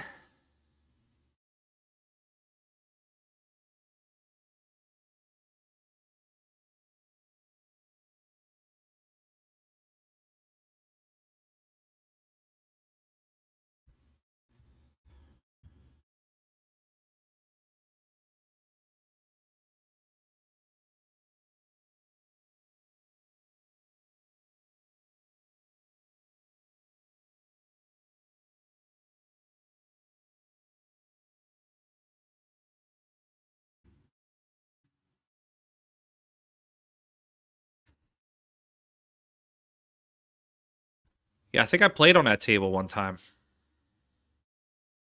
was like a golf course.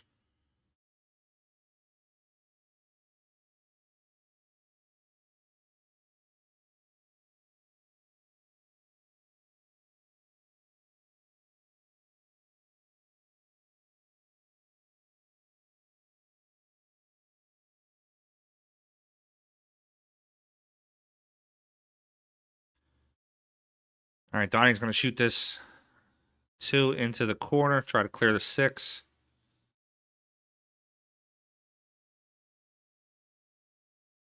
He's going to get back up to that 4. That's a great shot.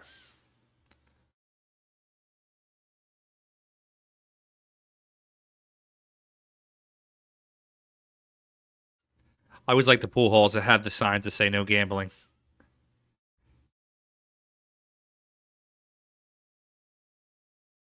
Thanks, Stacy. Appreciate it.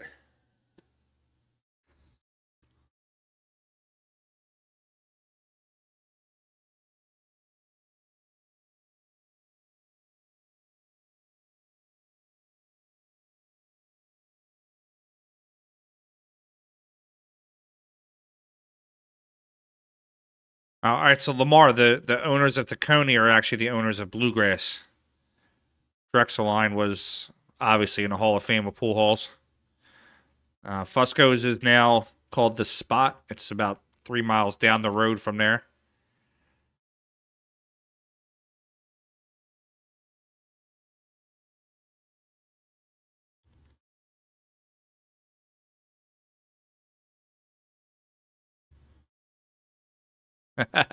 It's all good, Seamus.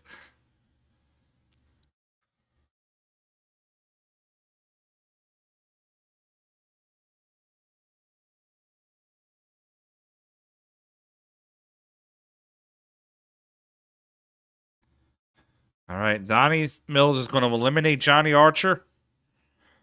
Donnie's going to move on to the next round. All right, guys, let's see what we got out there for matches. See what we can jump over to.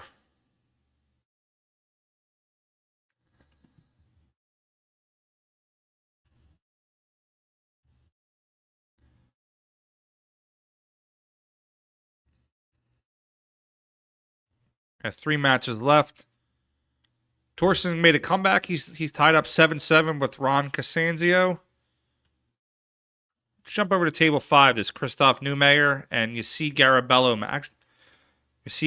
Match. Jimmy Rivera just won his match 9-7. So we have 2 matches left. Jump over to table 5. Give me 1 second here. Switch over.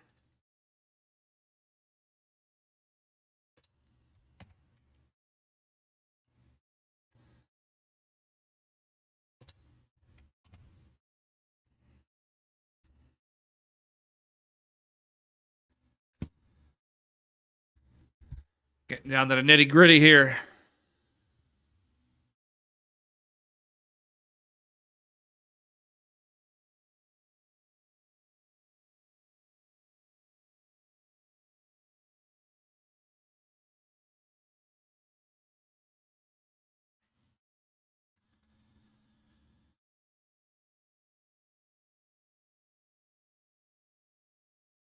Okay, you see trying to get out.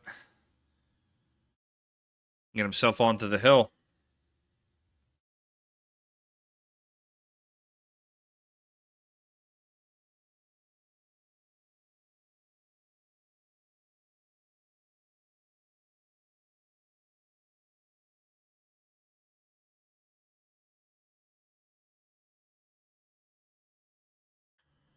All right, you see Garabello gets himself onto the hill. He's 1 win away from moving on to the next round. Let's see what our next, speaking of next round, let's see what our next round matchups are.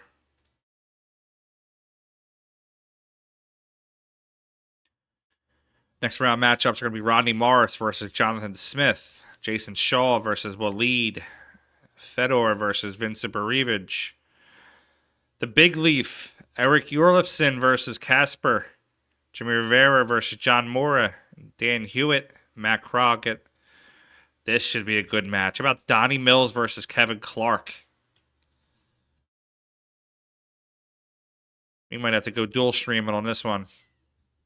I got to swap this camera real quick, too. It's leaning just a little bit.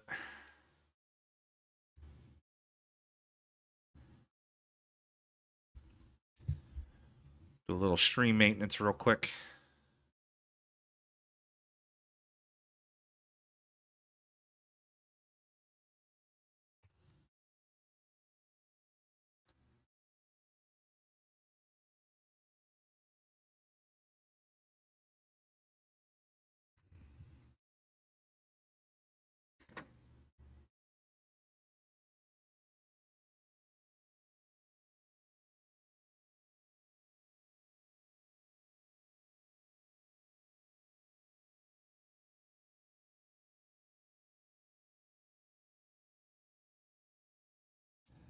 Jason, that's what I said. I'm taking Big Leaf as the as my dark horse on the outside. Gerard, Kevin Clark's up next round against John Mora. Was that John Mora? I'm sorry, maybe I was wrong on that. Kevin Clark's playing Donnie Mills next round.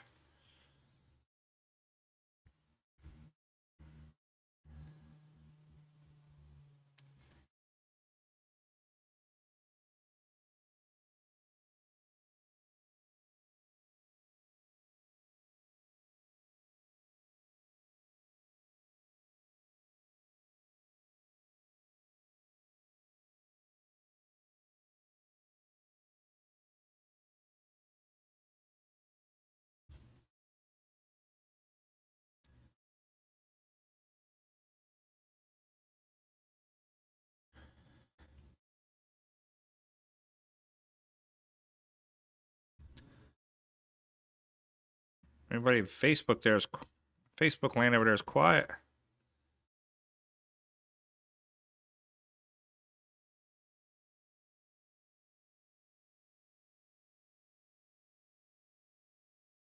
Give you a little update here on the live poll we got going on Facebook.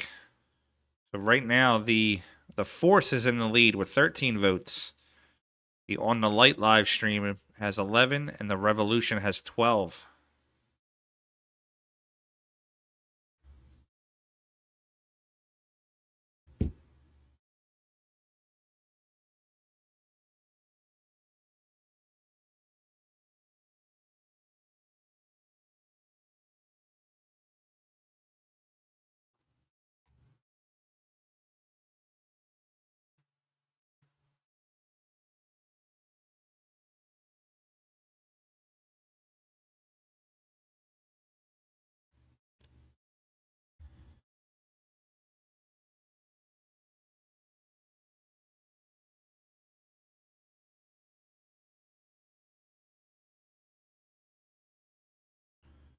The hell, why is this not?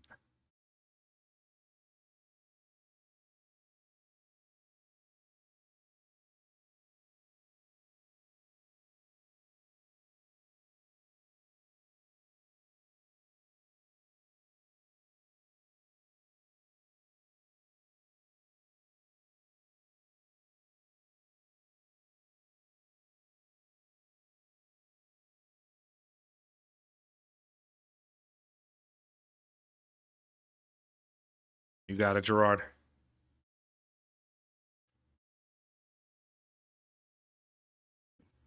Absolutely. 100% Ron Costanzo has been playing really strong this tournament.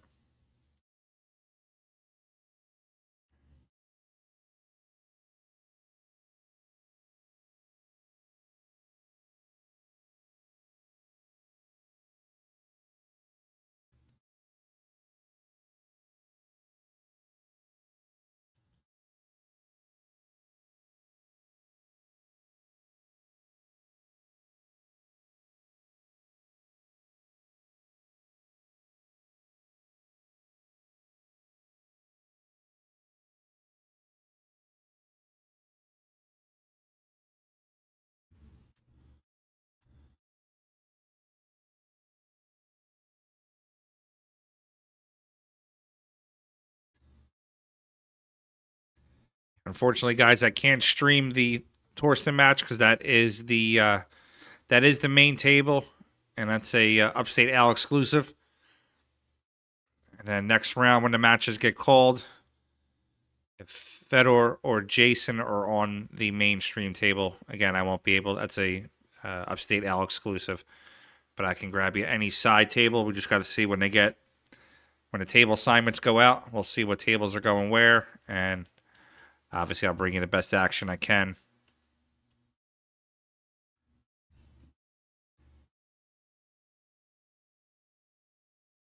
We're actually starting to send some of the tables out now. Jayson Shaw and Waleed are going to be on table 6. Rodney Morris and Jonathan Smith will be on table 7. John Moore and Jimmy Rivera are on table 10. It looks like Fedor might be the stream match table. I'm not 100% sure.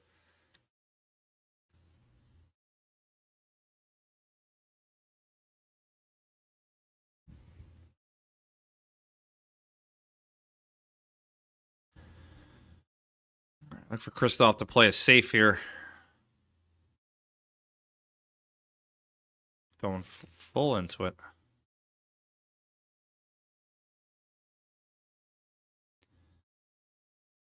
He's going to spin. Looks like he's going to spin off the 6.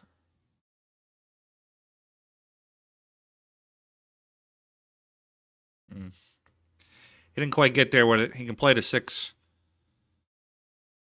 You see, he can play the 6 up into the corner.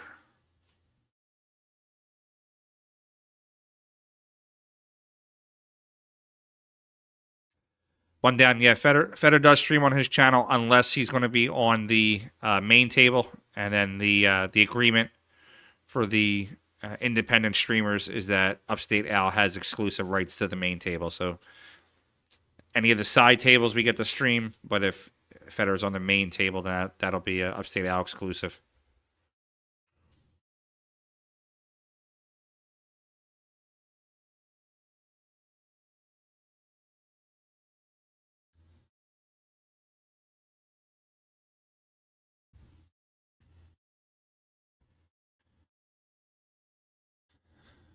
What's up, Chrissy? How's it going, girl?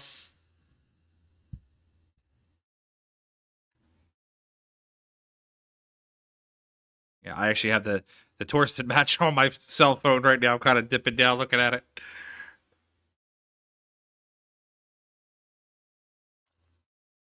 It's a good shot there by Seed. Like he's going to get out and win this matchup.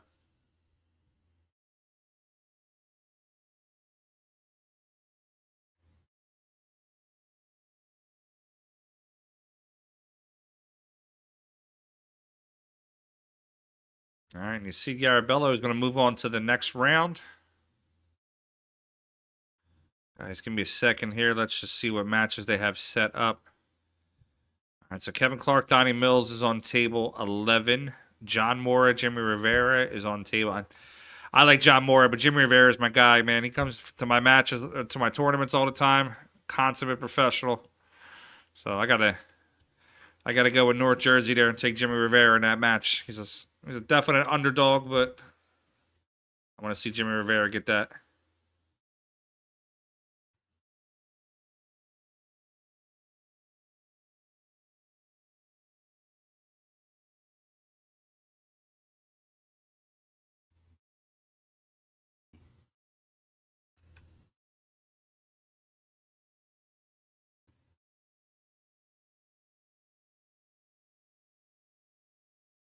All right, I think something tells me that he's like right outside of New York there, Chrissy. I'm not exactly sure what part of it he is. Probably close to like Hoboken, Hackensack up there.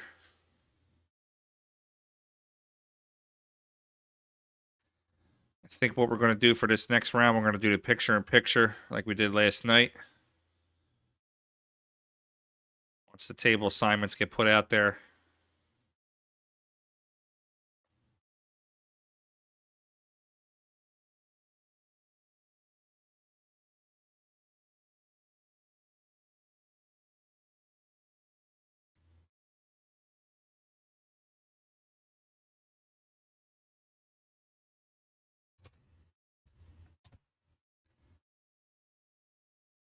Yeah. The Kevin Clark, Donnie Mills, the Jayson Shaw, table 6.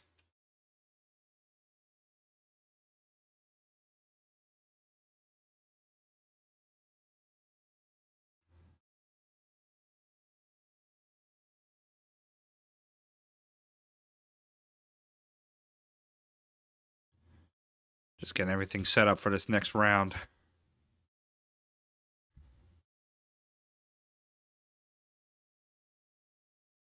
Wow, look at Ron Costanzo knocking out Torsten. That's a great match there. All right, what we got here?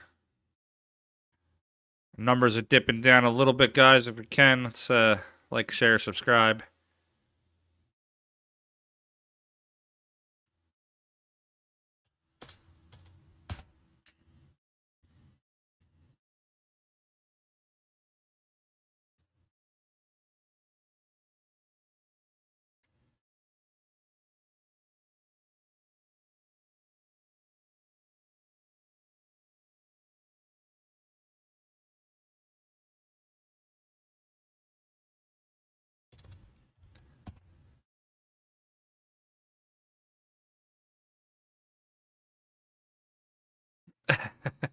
Mindy, 2 and out. I'd be 2 and out, babe.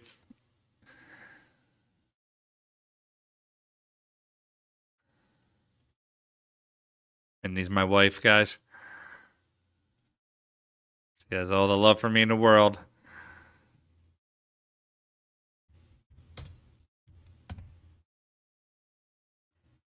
All right, we're just getting this set up here so we can do a nice little flip around.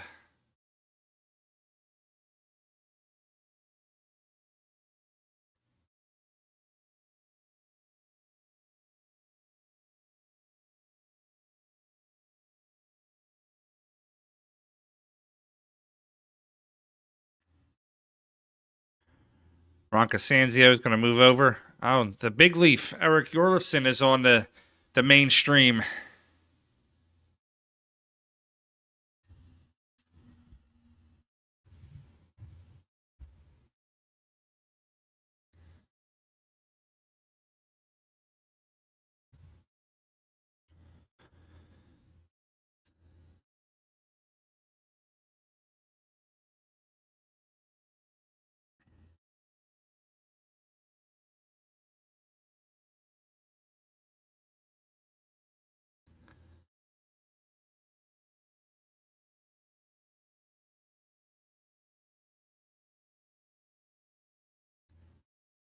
You guys are welcome. No problem, guys.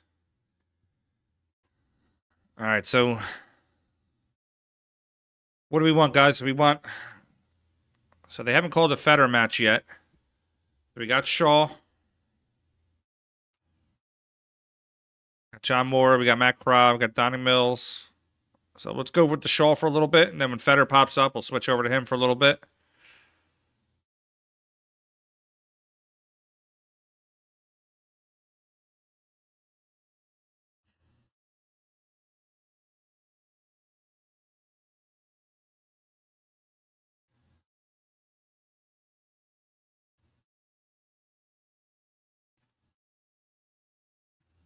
All the guys are just getting themselves ready, getting started.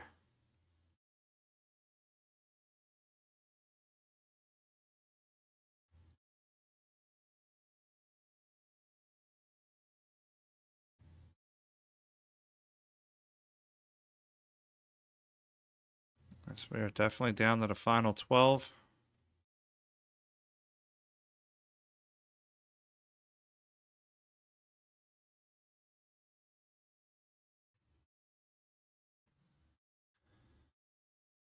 Jayson hitting some balls around. Wait, that's not Jayson. Who is that?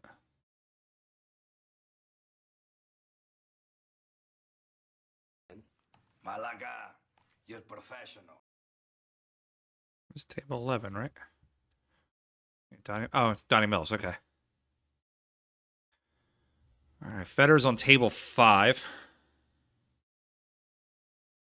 I'll tell you what, we'll go to the side camera. We'll make this the Fedor match.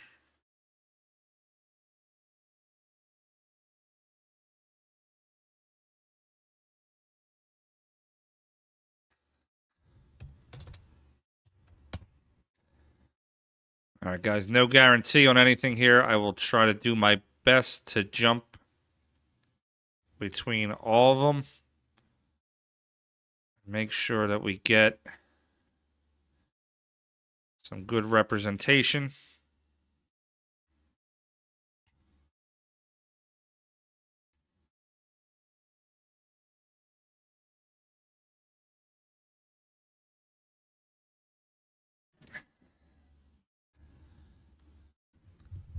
This is where it gets tough for the streaming portion because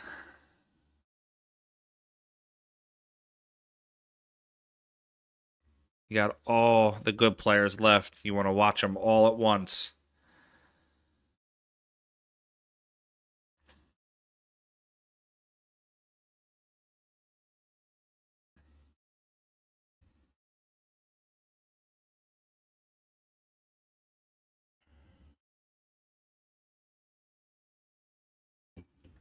We took a little dip into numbers here. Let's Got about 2 or 3 minutes before they start out. Let me just shoot some of my socials out there.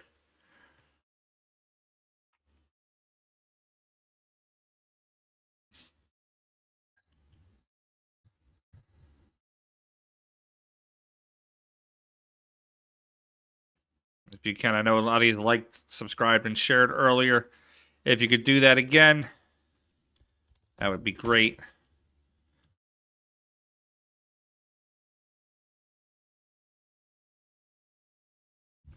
What I always do personally is I'll reshare it out and I'll start tagging the players that are going to be in here in this matchups.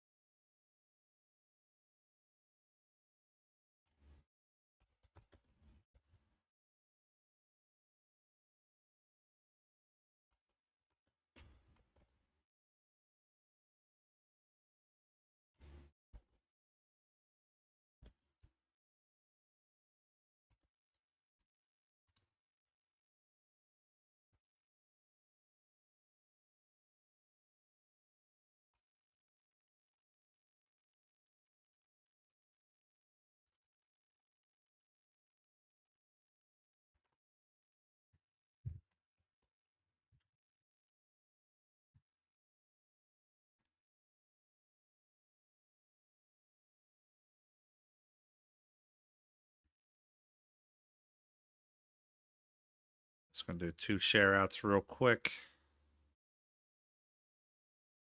And we're going to get started.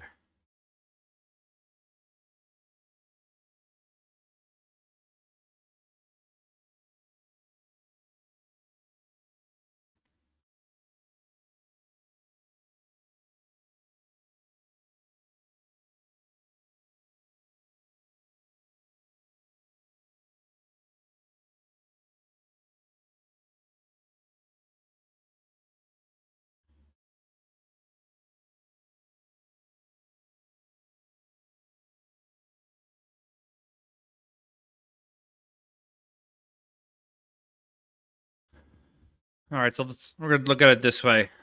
Our main matchup is going to be Jayson Shaw versus Waleed Hashem. Then we're going to flip and check out the Kevin Clark matchup. And then we'll dip in on the Fedor matchup.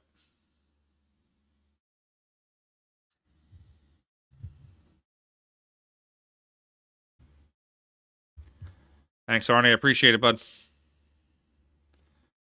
All right, so what we'll do is I'm going to throw you back to the main scene for now. And commentary for the first rack is probably going to be quiet because I'm just going to build the stream on the other matches real quick with the scores. This way, when we swap over, we can see all the scores. And we don't get a million side messages on what's the score. Just give me a few minutes, guys, and we're going to get it rolling.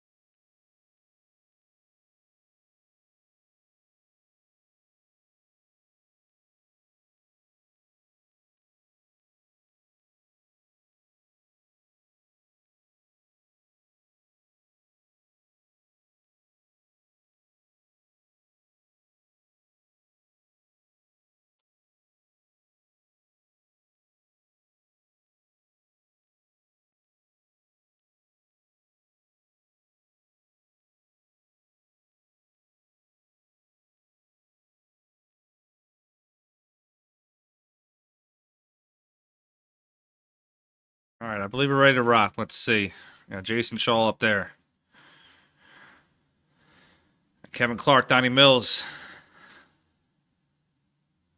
Jayson Shaw again on overhead. And I believe this was the Fedor. Oh, I see why. There we go. Make that a little bit bigger for you.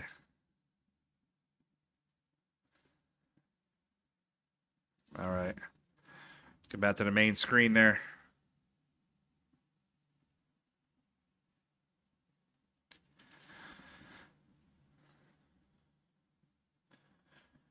Guys, like I said earlier in the broadcast,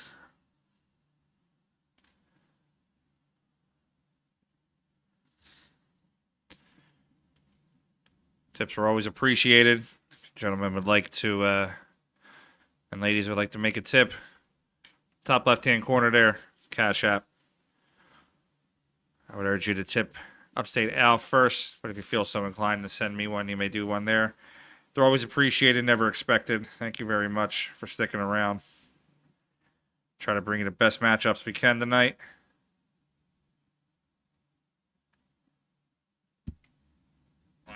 They're always appreciated.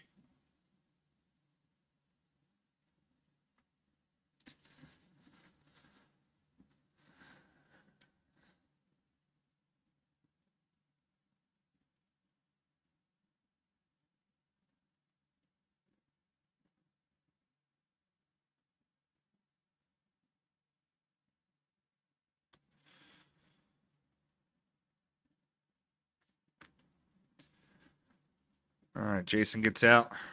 It's going to make the score 1-0. Jayson's just moving the rock really well this weekend. Just want to do some quick work on this camera on the main stream.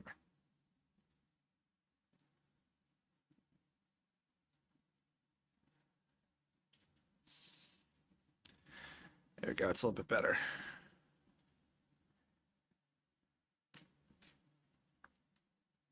Doesn't look like Kevin Clark and Waleed started yet.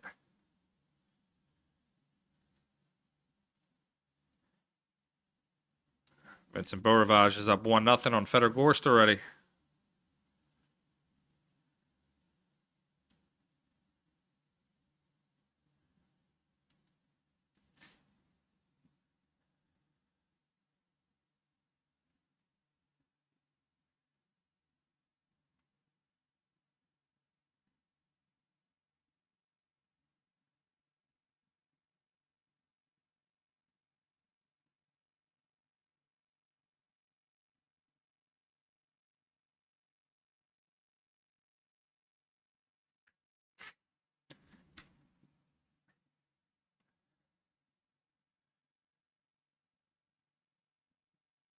Yeah, Jayson's playing real strong.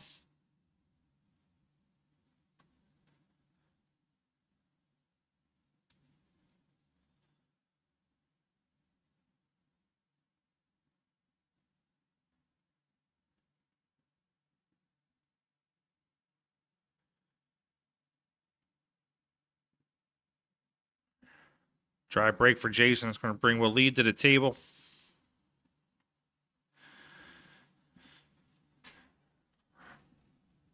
For Waleed to play the 1.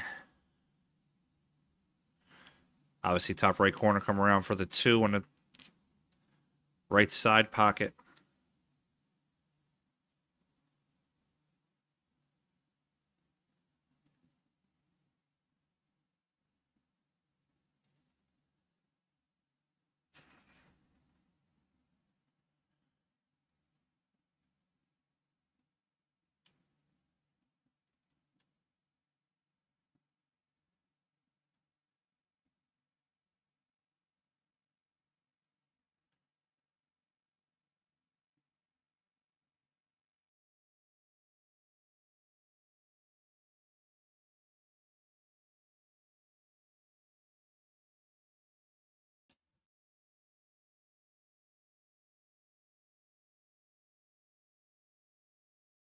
See if I can get.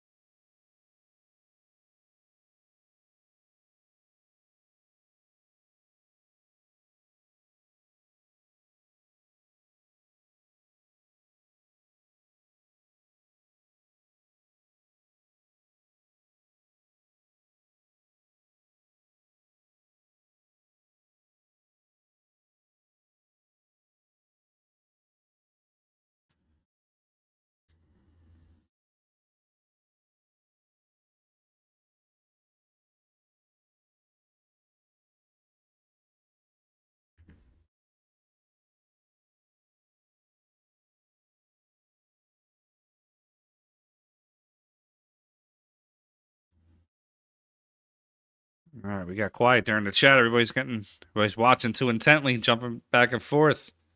Let's talk a little bit.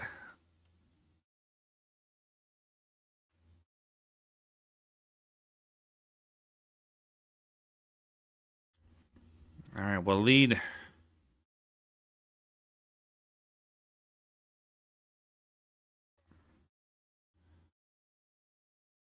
believe Waleed's what, a 705 or 707?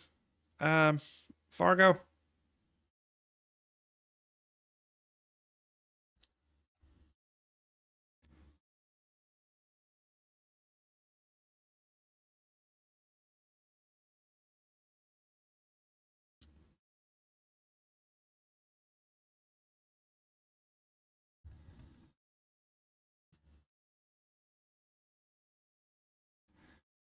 The big leaf is out to a 1-0 lead.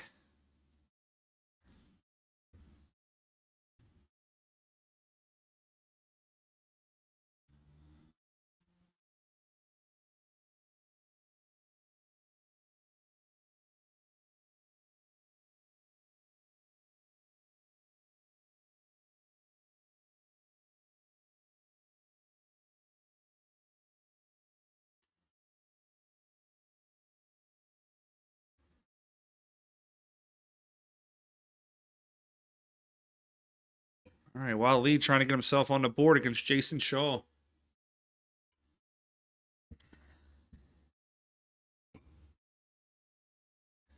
Somebody remind me at the end of the night to take all these cans with you. I'm actually in my office at work. I don't know if they'd be too happy with me having adult beverages being left around here.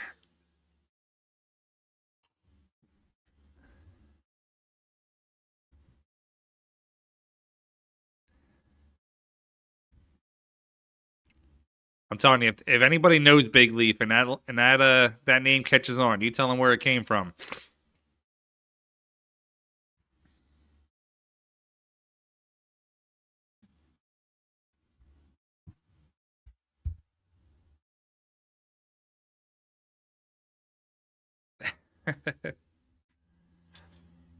That's the problem. That's the problem, Jason. We have too many streams going.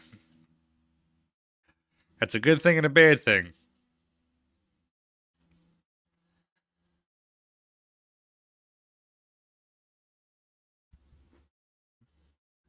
When Big Leaf needs the chalk, he just reaches all the way across the table, grabs it from the other side.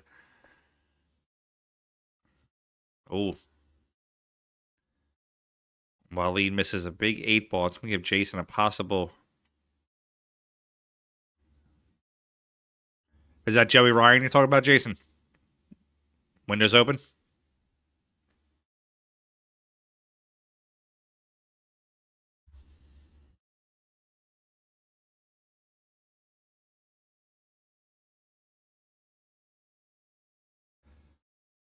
Torture. I have actually caught people doing that, where they restream my stuff and pass it off as theirs.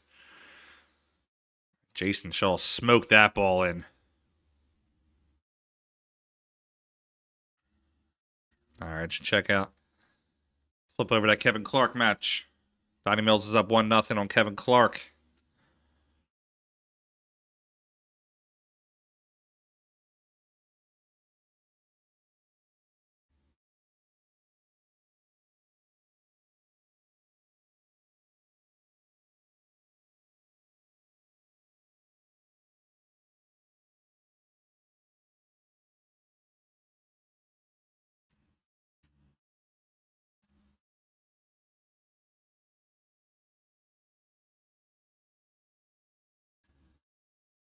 Yeah, Joey owns Clarky's Billiards.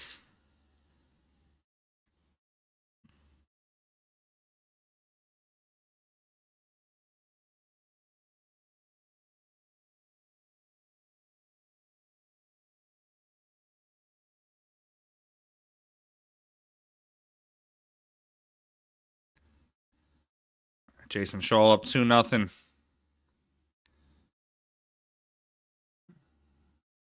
Fedor down 1-0.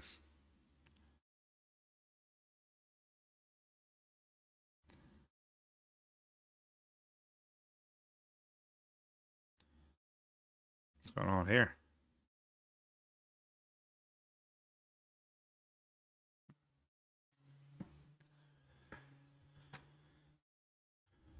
Guys, I'm not saying it could happen, but how crazy would it be if Fedor and Jayson Shaw both lost in this round?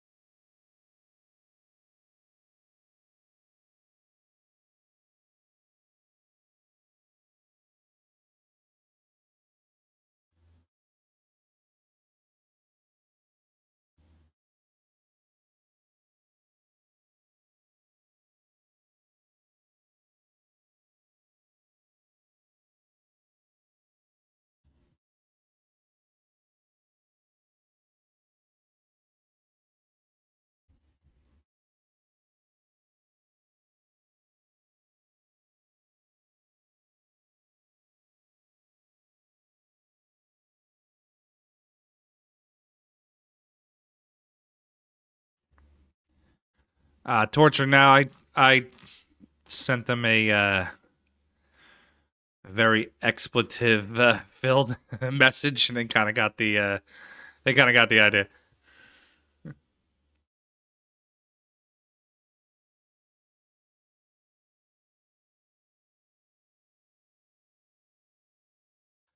Kevin Scalzitti, I will not be able to stream the finals. That is a Upstate Al exclusive.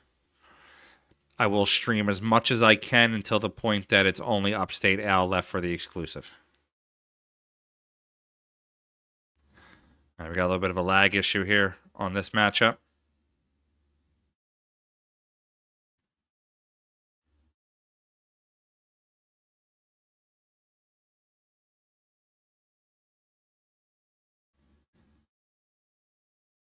Sure, on a digital pool side, they got a lot of people that are there pulling their phones out, using the internet, Wi-Fi. Might just be dipping the internet in the room.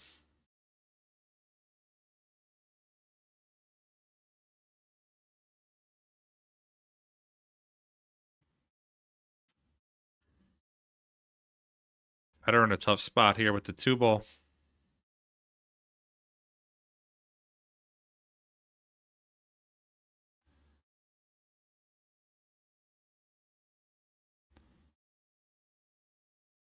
Thanks, pal. Appreciate it. You're coming next week to the 599, right?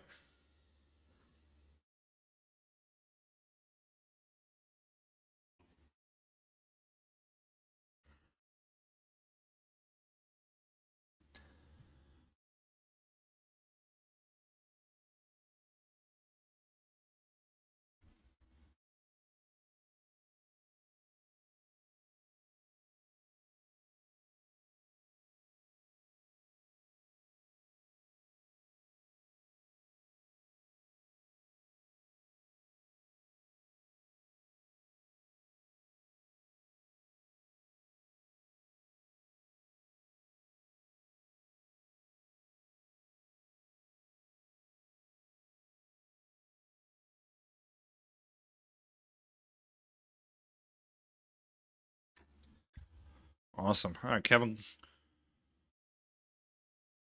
Clark. Not going to get out. Play the 6 into the corner. 7 up into the top.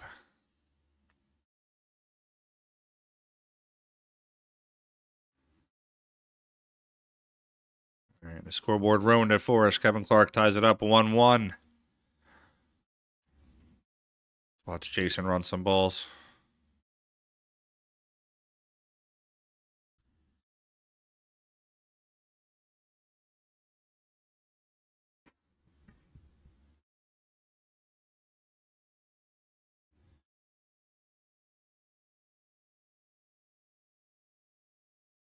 All right, Shaw's going to run up, play the 8 in the side.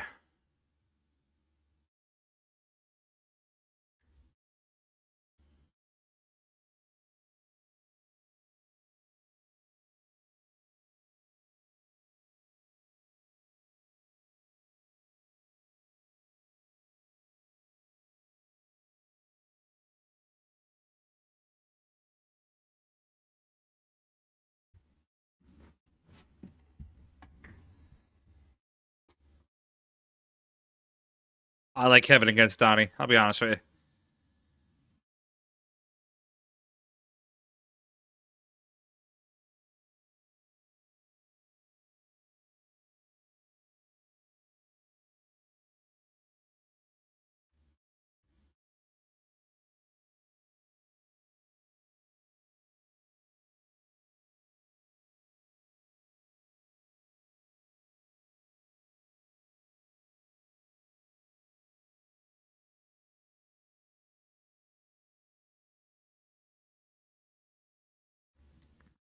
Guys, I'm actually going to redo this chat really quick.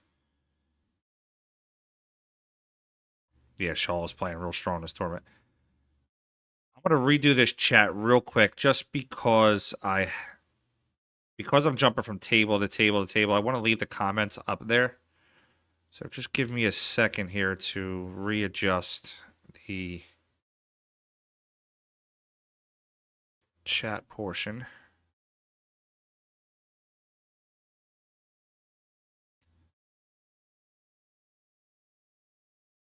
Just 10 seconds, guys. I'll get it all fixed up for you, I promise. Just got to change this out. That's all.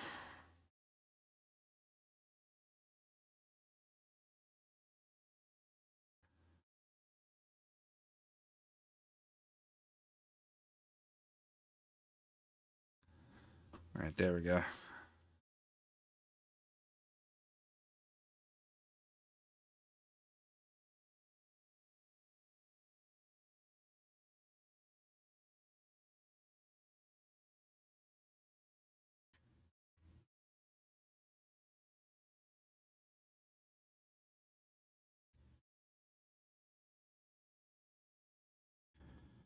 If anybody could just throw a few comments up there for me real quick. Just anything.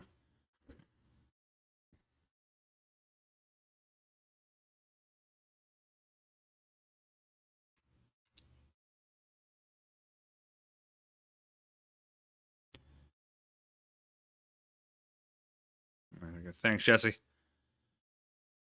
You guys are out there on Facebook watching. Do me a favor, throw up a comment or two real quick. Just want to make sure I get it all set up.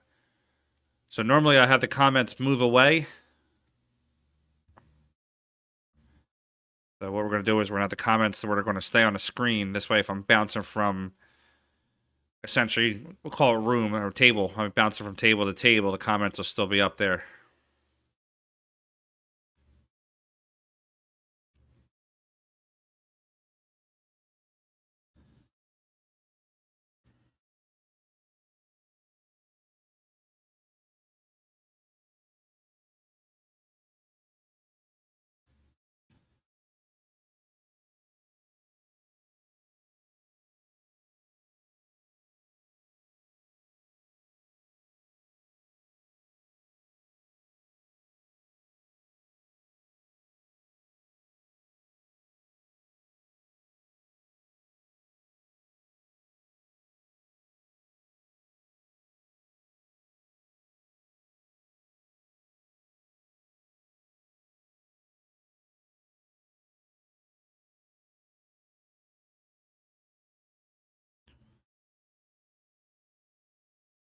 Mika played real strong last year.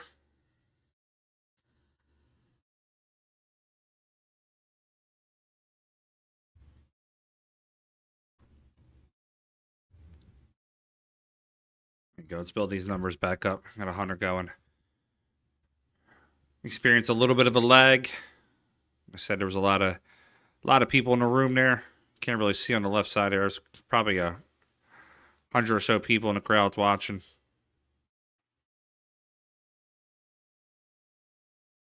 Max Tyler, appreciate it, buddy. Looks like, well, Lee's going to get himself on the board.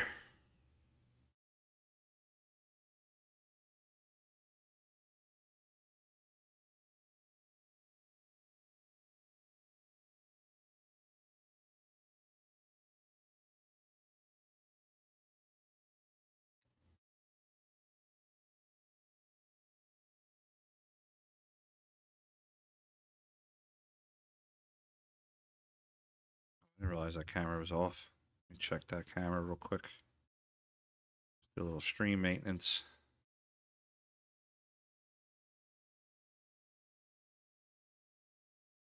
I think I can do this on the fly. Oh. Actually, hold on. Let's move that up.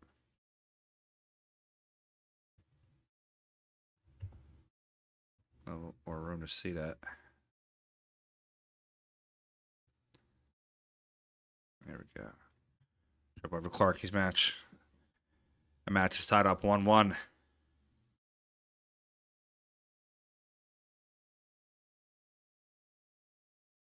I'm not sure what the entry fee was. I'm thinking maybe 150. Hold on, I think I have. Jump back to the main screen. I think on my promo of where we're at.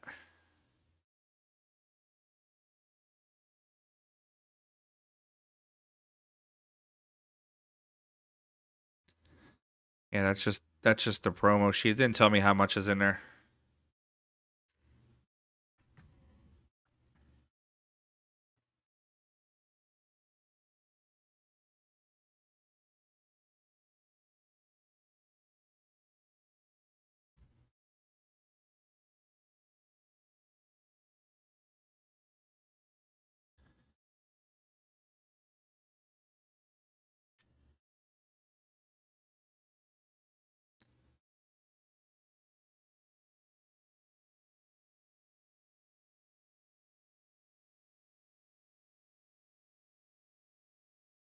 I'm gonna check the bracket. So,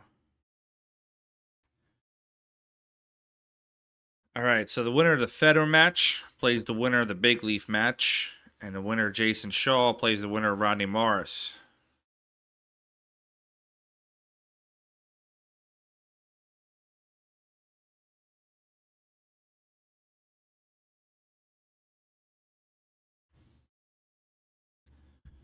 So right now, everybody left here is in the cash. On the elimination matches right now, which is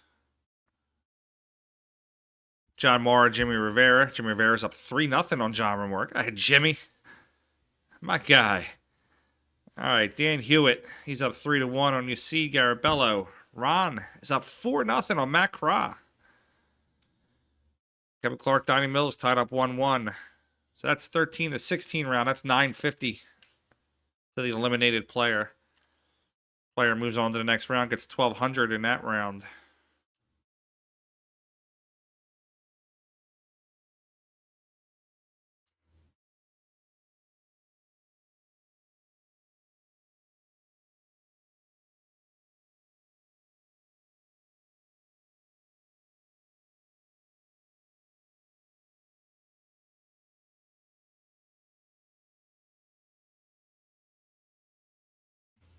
You're right, he actually did, so he's doing better this year.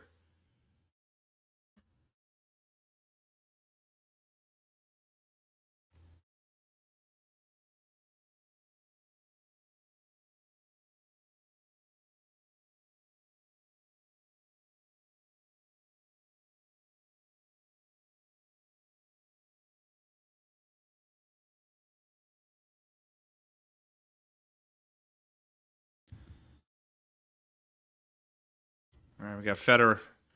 He's up 2-1 right now on Vincent Borage.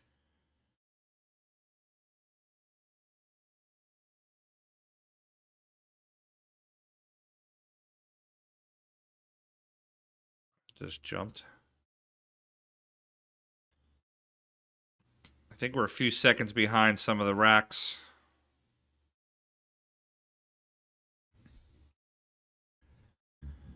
Guys, shout out to Digital Pool for real. So Digital Pool wanted to come in and hardline all these cameras. If you're not familiar with that, hardline means that it would be wired in to the internet versus like a Wi-Fi.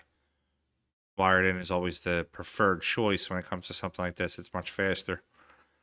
The casino wasn't allowing them to do that, so they're doing this basically off of Wi-Fi, and they're just running around just making sure that everything is set up. This is not an easy task. I can 100% tell you that. The fact that the background engineers are getting the job done here.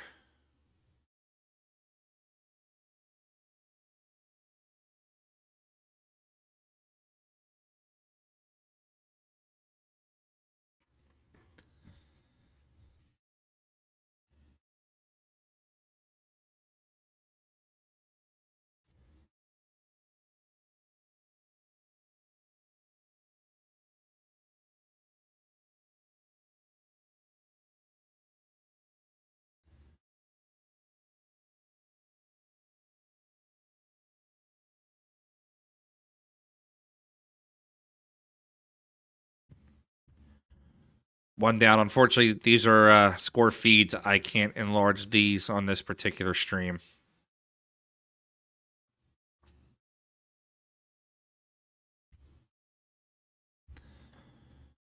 Well, lead's going to make it 2.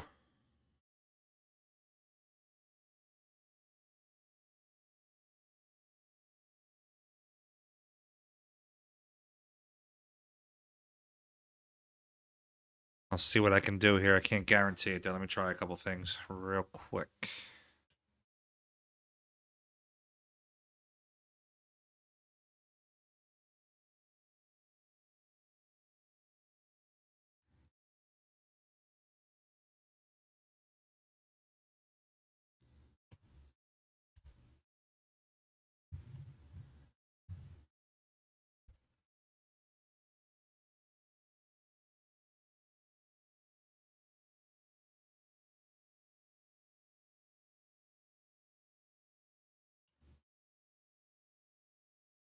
About the best I can get you on that one.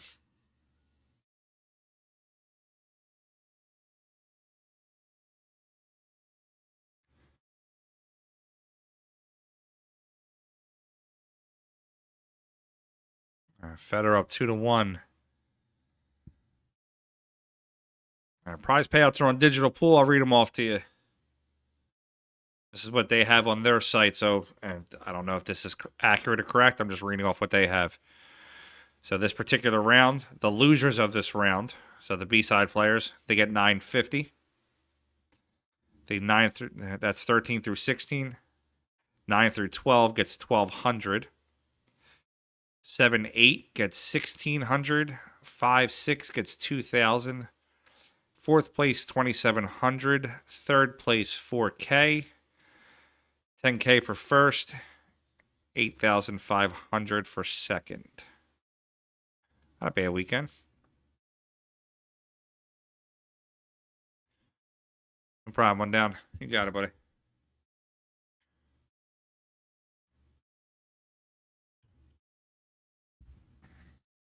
Jason checking them racks up. Donnie Mills up 2-1 on Kevin Clark right now.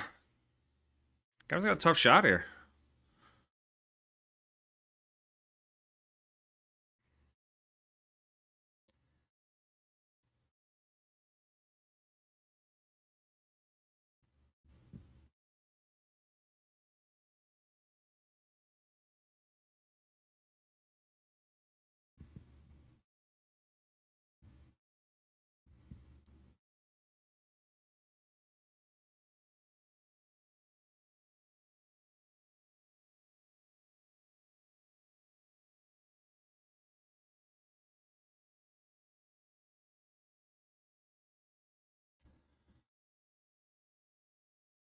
Kevin Clark puts that 6 back up to the top rail. Be tough for Donnie Mills to do anything with that one.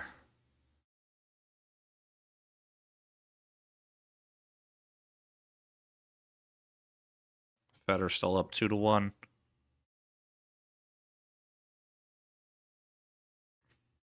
All right, guys, we're going to sit on this Shaw match for a little bit.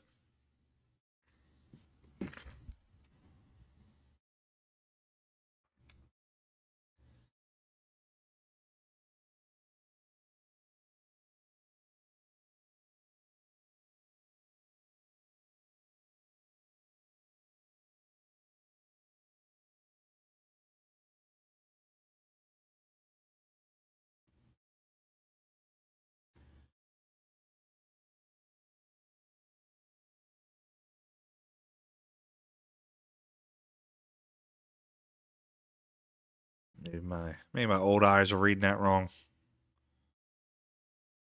It says 8,500 on digital pool site, so could possibly be a different price, and it just got thrown in there.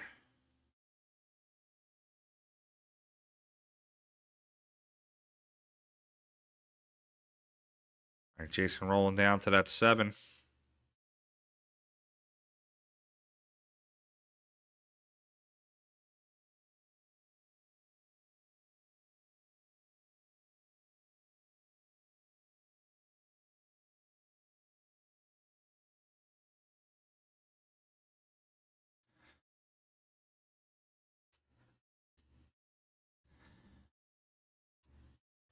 Yeah, man, every time you pop in on Jayson, it just seems like he's like just straight autopilot. Malaga, you're Big professional. Cat, thanks for subscribing.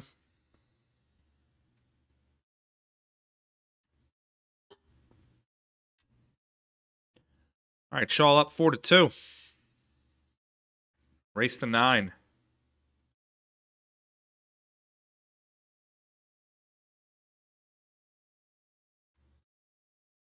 Check over on Facebook.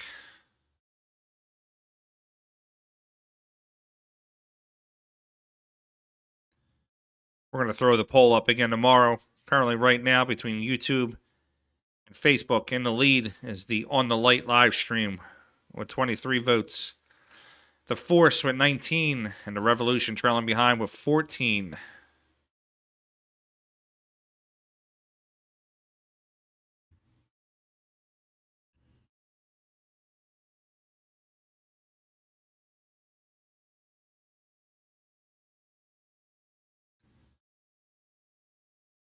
Ain't that always the way, guys? It's always crickets when someone comes out the pocket.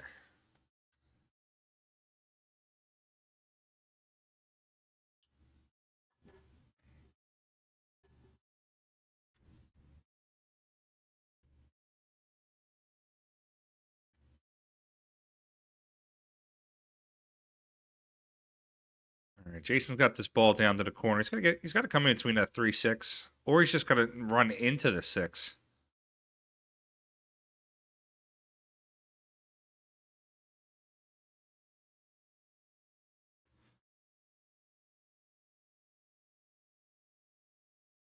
The person you talk about, Troy, was that the guy, Otto?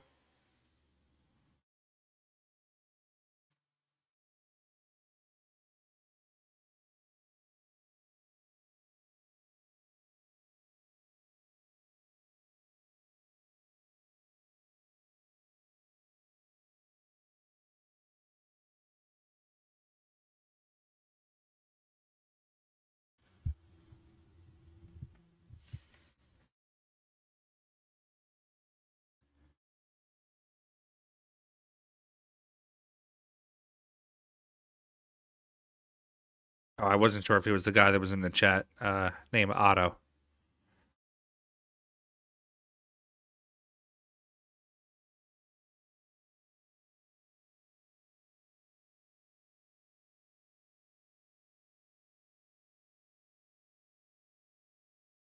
Nice shot by Waleed.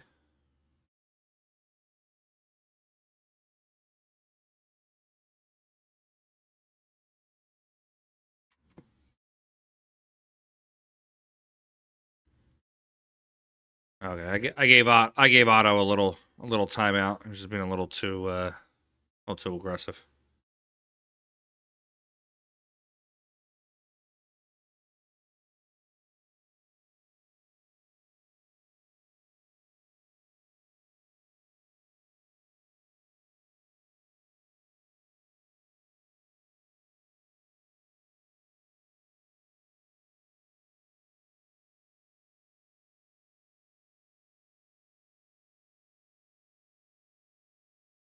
Lead misses that. 2-ball. It's going to leave Jayson with the 2 on the side. Yeah, I don't know. Torture.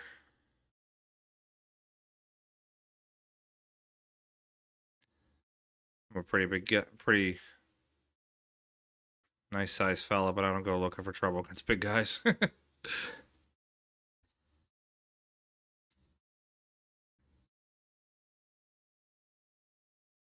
right, Jayson just on his speedboat here, trying to run these balls out. It's gonna be the toughest shot of the rack, in my opinion. 4 to 5. Well, he's gonna get there. It's just how close does he get it?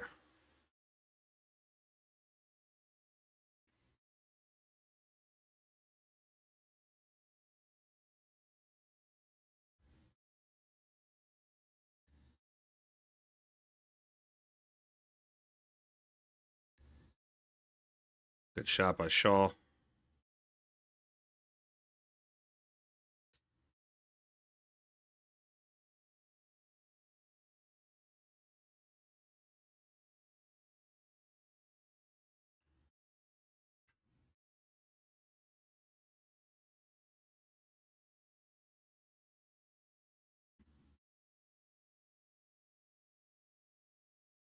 All right, Jayson pulling the cue back for the 8. Pound it down there, make the score 5 to 2.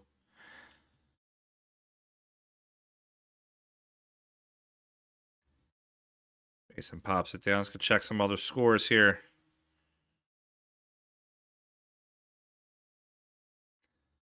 Kevin Clark up 3 to 2 on Donnie Mills.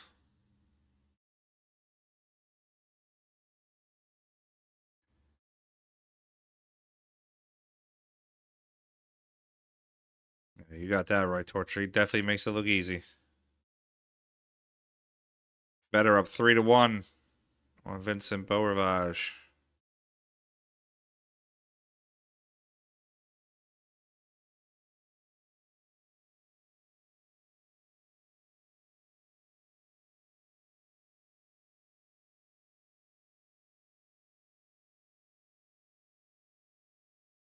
This one keeps jumping a little bit.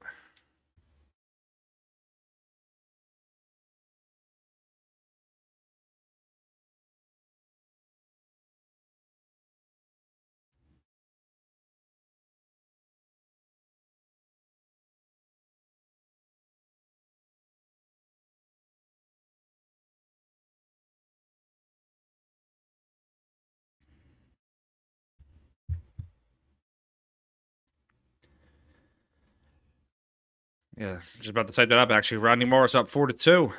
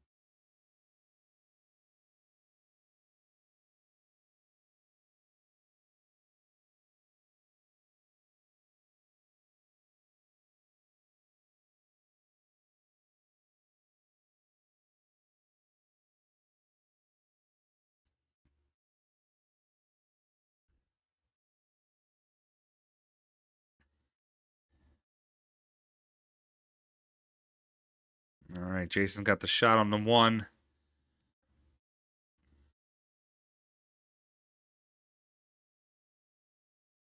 Picking up that Lynn Johnny Archer left from earlier. Malaga, you're professional. All right, Jason's going to play in the bottom. I'd say he's going to play in the bottom right corner. Just a twinge. All right, I'm wrong now. Bottom left corner. Change his mind.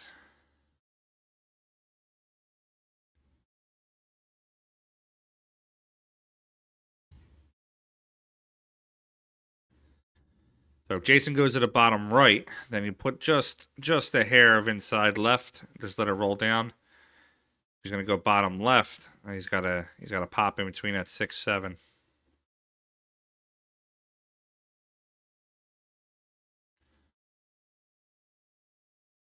Good stroke by Jayson. All ball fouls. He's got to avoid the 3. He's good.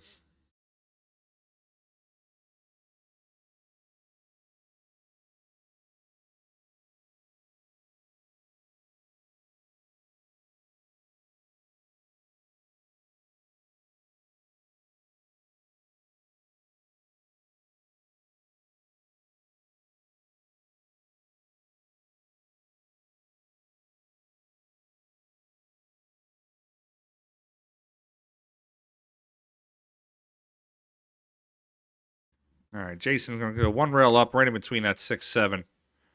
Might even catch that second side rail.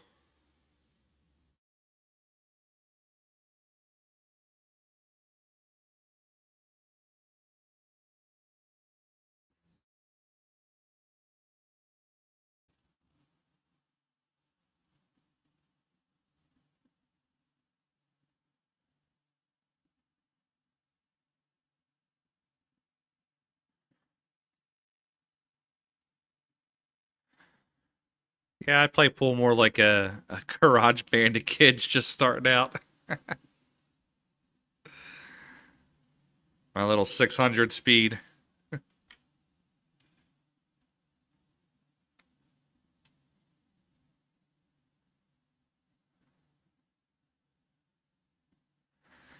Oh, he hung the 6. With the shape on the 7, that is going to give Waleed a shot at the 6 ball.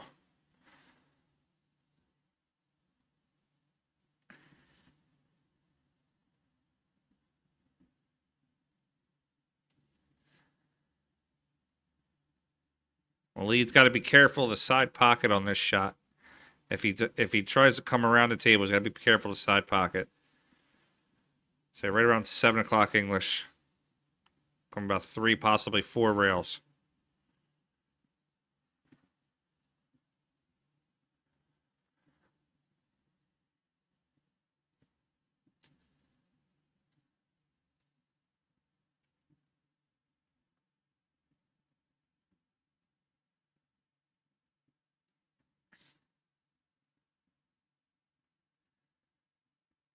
Luke, I actually play pretty well. Like I said, I'm about 620 speed.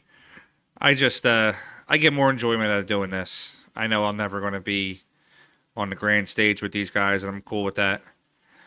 I know right now in Philadelphia, I could probably walk into probably 80% of the bars tonight and be the best player in the bar, and that's good for me.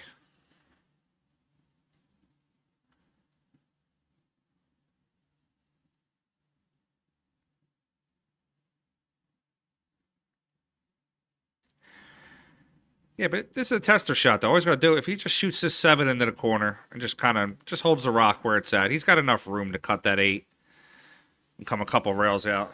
If he holds that cue ball right here, he's got enough room to come out in that area. He should be fine.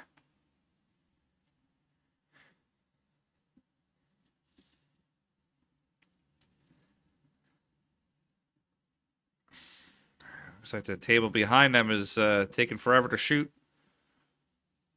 Shaw and Waleed both kept looking over at those guys. Wonder what table that is.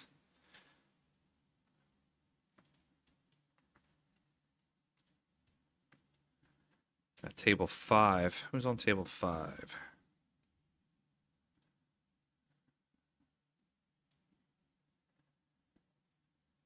Table 5. That's Fedor. Nope, I'm sorry. That's table. So they're on 6. That's table 7. That'd be Rodney Morris and Jonathan Smith.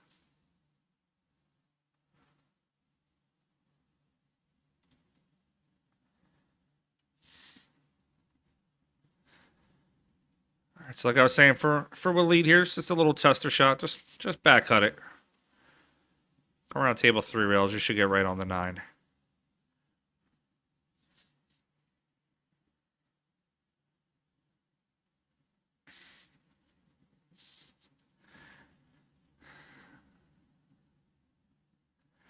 All right, I'm going to make a prediction. Ready?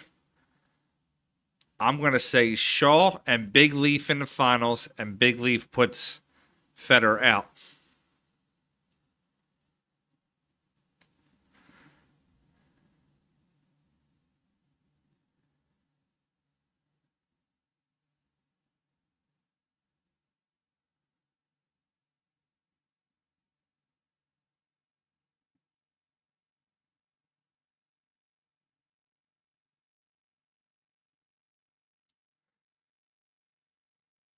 right, so Woodley still has a shot on the 9. He's just got to just roll it in. There's nothing crazy here. He's shooting off the rail in an open from the open side pocket. Let's see if he does the European way of shooting this, where he grips the pocket. He's going off the back of the rail. Good shot.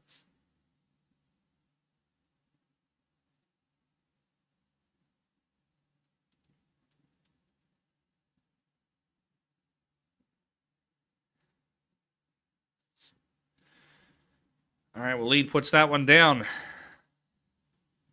It's going to make it 5-3. Jayson Shaw.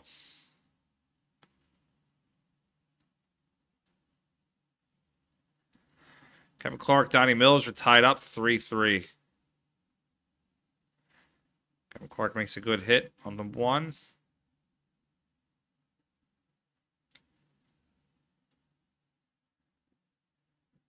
like Fedor's up 4-1 on Jayson Shaw.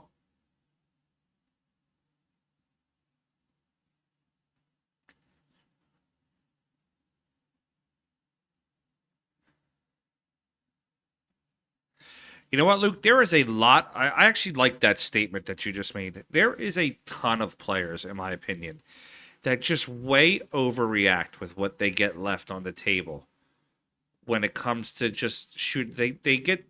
I have seen players get perfect and like do the head shake and listen. Sometimes you just have to pull the stroke out and shoot a good shot. These guys want to get this far away from the ball every single time they shoot. Nobody does it. Jayson Shaw doesn't do it. Filler doesn't do it. They just got to understand sometimes, just take the longer shot.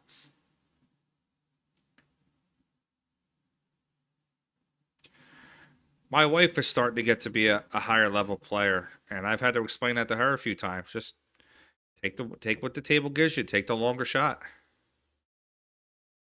You know, sometimes you gotta get yourself back in line. If you're a positional player that can play top-notch position, it starts to become easy. But sometimes you do have to play that tougher shot, and that's okay.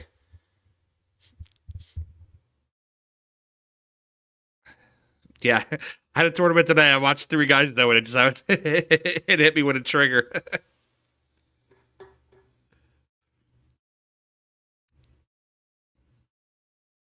I watched a guy make a great bang shot, draw the cue ball back to the 8 for the 8, and he had a little bit of a cut shot. It wasn't even a tough cut shot. And you would have thought he missed the shot. He's there shaking his head, chalking his cue tough. Like, dude, you're shooting on the 8. Relax.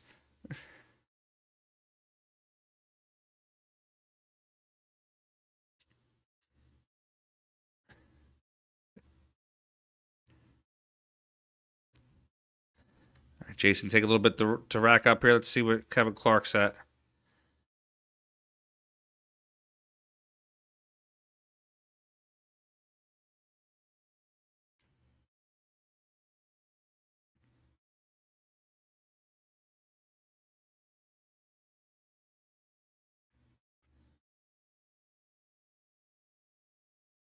All right, that just skipped ahead. I don't know why the hell it did that. All right, well, Kevin Clark must have got out. He's up 4-3.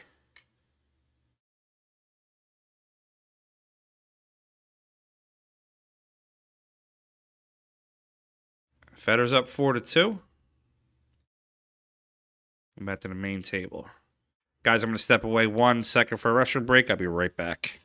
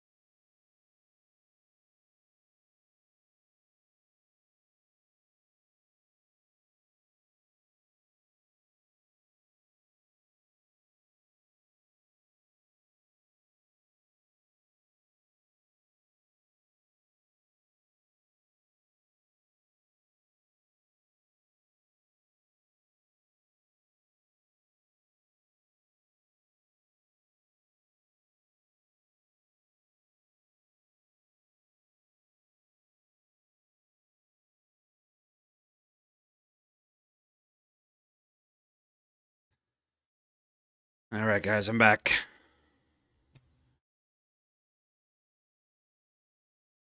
Thanks, Scott. Appreciate it, bud.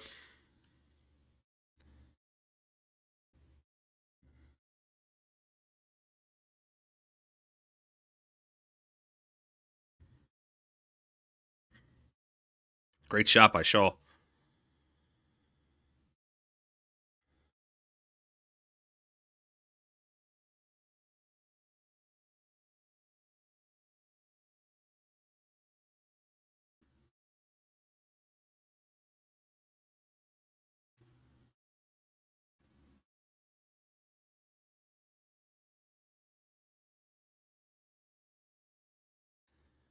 All right, we'll lead. The table behind them is kind of showing them no respect. I got to make sure that they.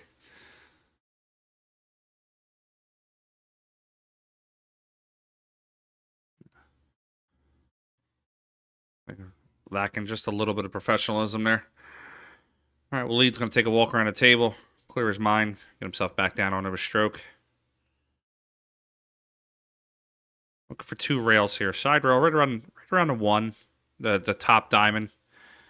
A little bit of inside right hand English, hit the second rail.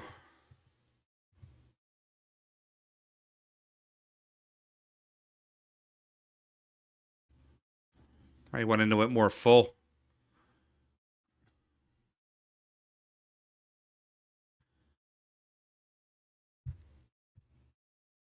All right, it's going to leave Jayson. Jayson looks like he can hit the one. Not sure if he's got any kind of good shape on it to maneuver it.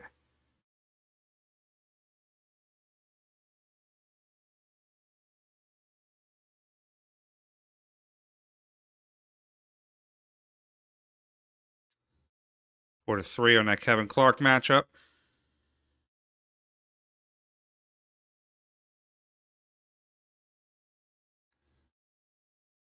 Five-two Fedor right now. I actually think this match is lagging behind because if you look at the Shaw matchup, yeah, Fedor's shooting. So I think that's going to make it 6-2 Fedor.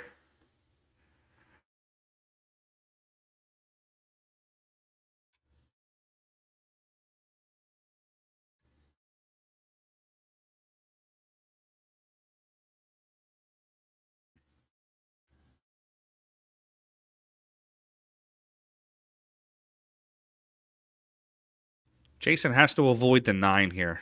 So I can see him.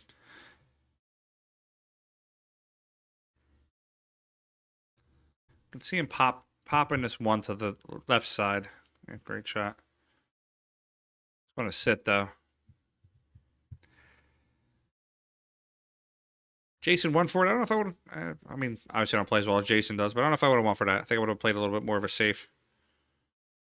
I think I would have used that 3-8-4 as sort of a blocker and let the cue run into the 7 as my stopper.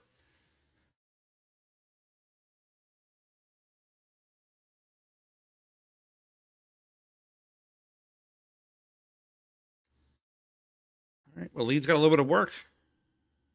If he gets this one, play this one in with a little bit of low left draw, maybe about 8 o'clock English, and spin. Catch that side rail, spin over, take that 2-9 combo.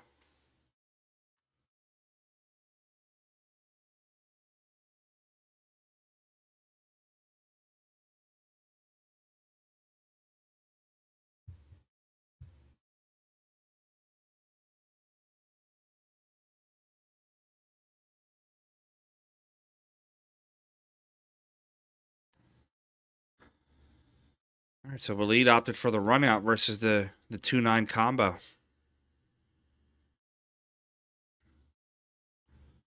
See how that gets to him later in the rack. No problem, Don.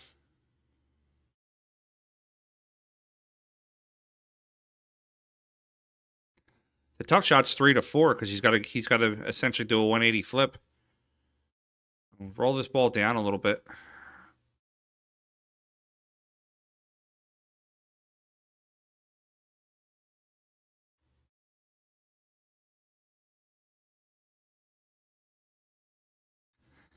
Yeah, I would have liked to have seen him come a little further. If he was If he was in this area here, he can cut in. Make the cue ball come out to this area, but now this is going to be a tough shot with the cut in. It's going to run into it. Like John Madden there a little bit, but he's got to play this. He's got to play this good. It's going to be this could rattle.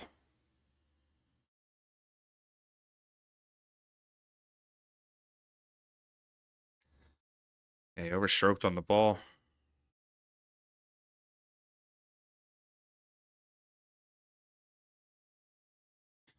He can get himself back in line now with a good shot here. Just make the 4.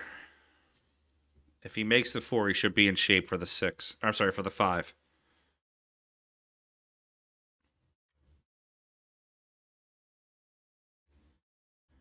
Give you some scores. Rodney Morris is up 5-4.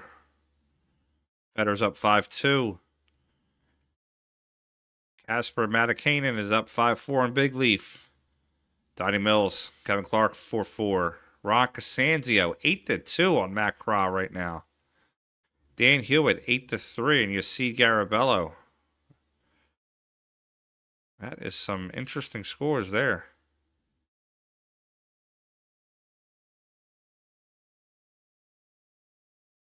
Yeah, I definitely agree with you on that one, Luke. He kind of, under the pressure shots, he kind of fires at him a little bit.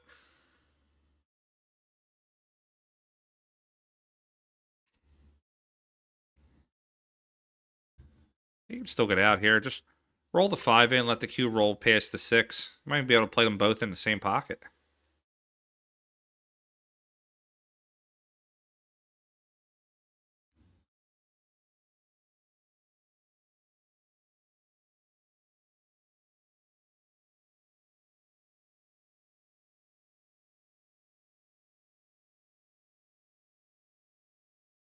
You got that right, Torture. He might be a dark horse.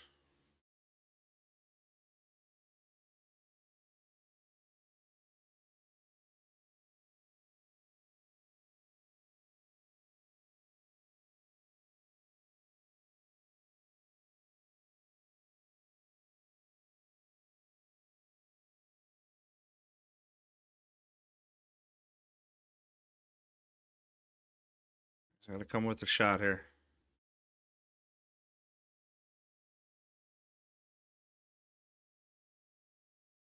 All right, so that's going to leave.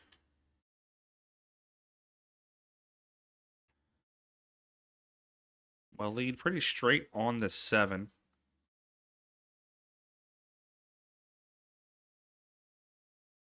Got to pull this one back.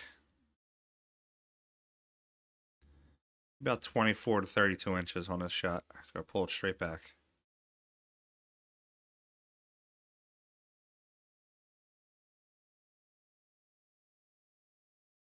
It's a good stroke there by Waleed to get on the 8. He's going to get out of this rack.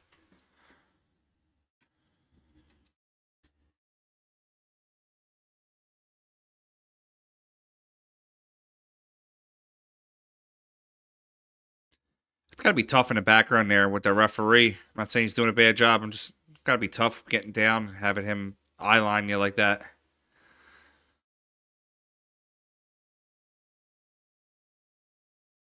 All right, well, lead makes it 5-4.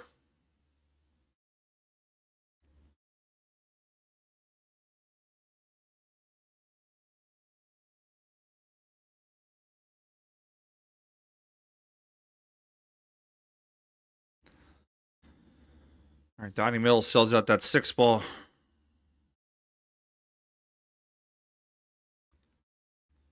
Let me jump again.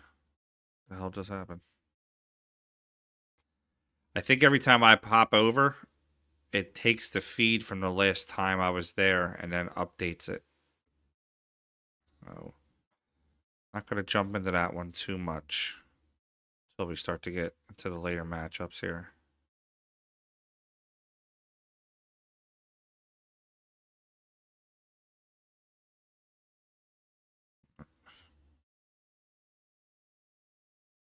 I was waiting for Jayson to shoot his shot.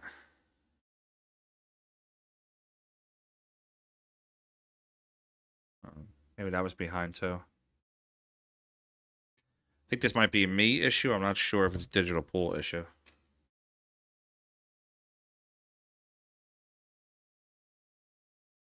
All right, 5-4. Rack 10. Wild lead breaking.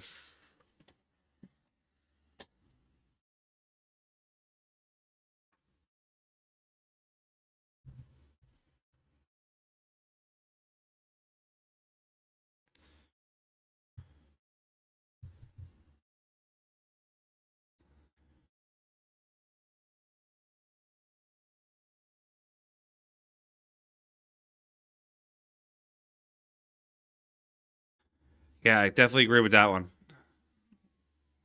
I don't think Waleed is is slow playing. I just think he's a little bit more methodical than Jayson. Jason's just fluid, decisive shot making.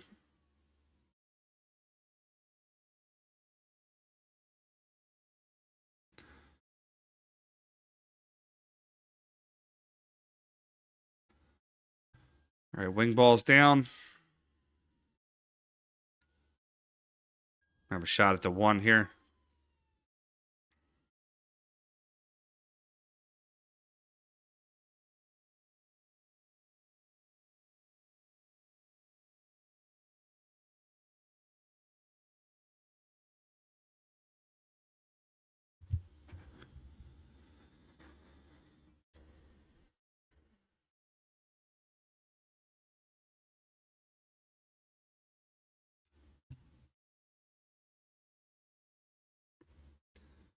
It's like Fedor just got on the 9 in the back there.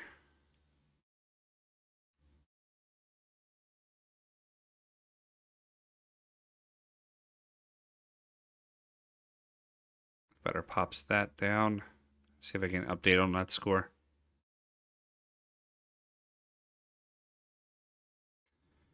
Dan Hewitt has defeated Yussi Garabello. That'll knock Yussi out of the tournament in a 13-16 spot. Dan Hewitt moves on.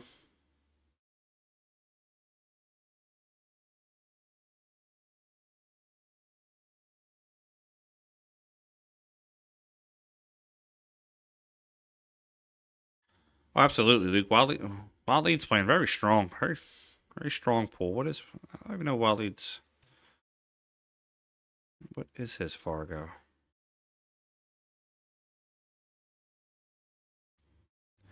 Maybe we had him on the stream last night. He's 707. He's no slouch.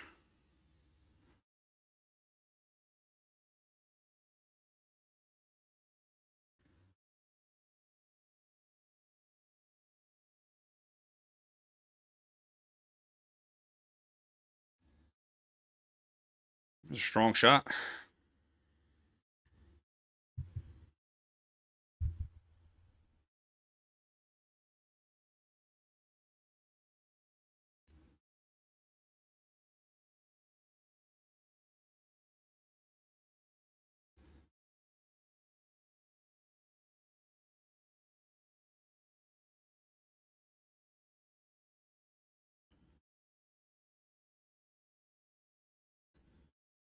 Wildlead has a good chance of getting out of this rack and tying this matchup up.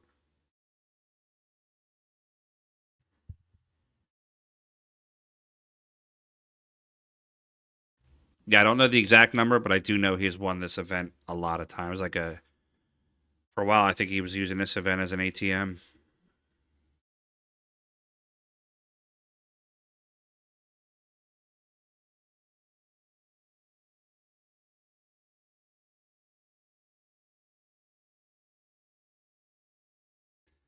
He got real flat on that 5.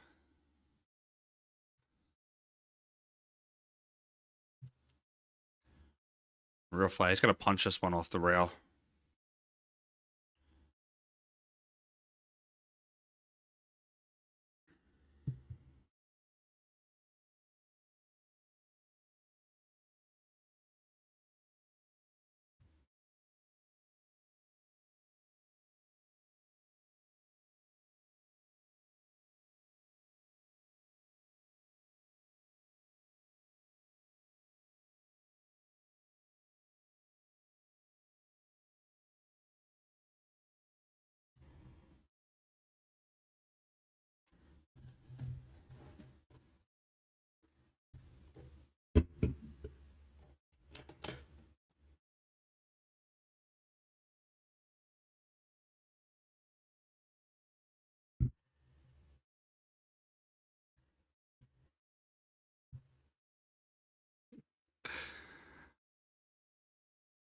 Torture. I got a guy in a local pool hall that's good for 120 a week.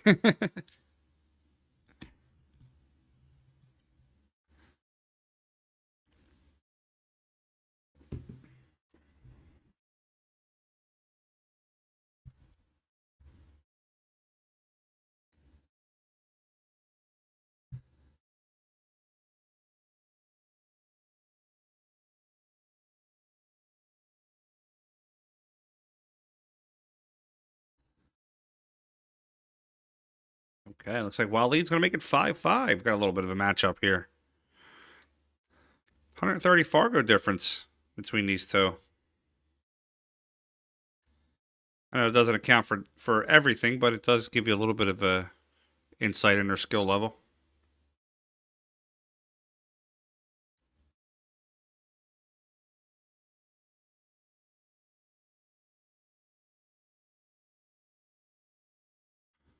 I think Waleed put a little bit of a cooler on Jayson. He slowed Jayson down a little bit. I think that's what's going on right now. Jason's like a thoroughbred. He's got to get out there and run.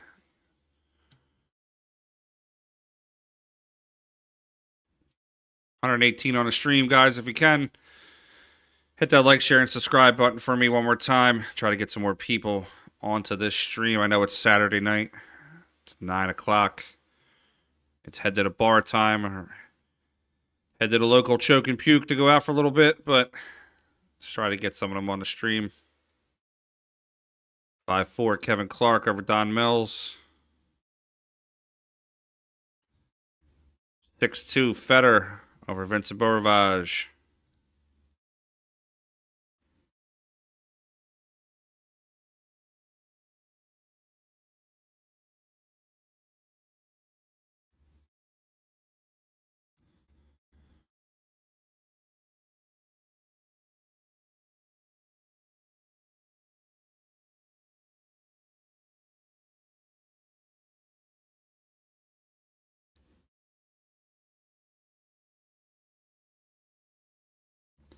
Really, that 120 gives you that much? Wow.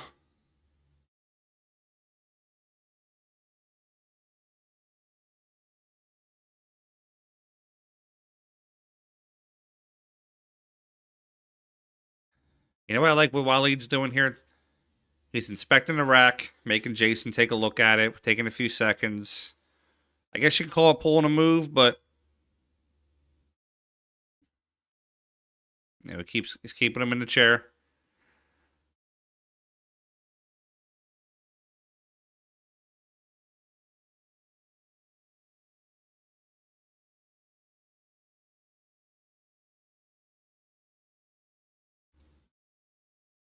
All right, rack 11.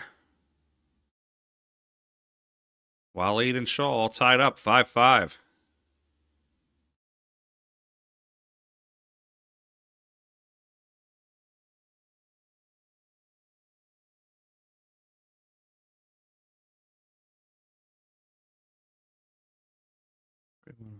Factor 2, okay.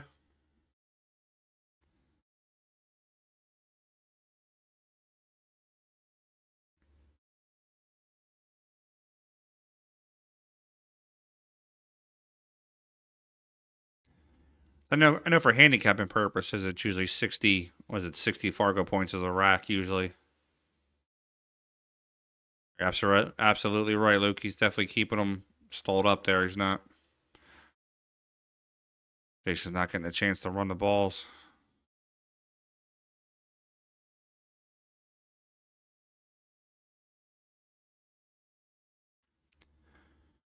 Ball sits good for Jayson. I'm sorry, sits good for Waleed. Does not sit good for Jayson.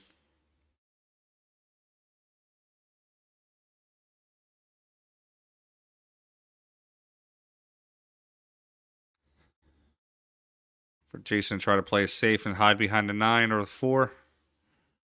Marries up on the 4. That's a good stroke. That's my pen.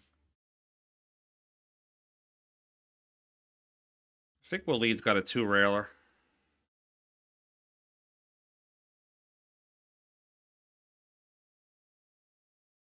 Maybe not that much of a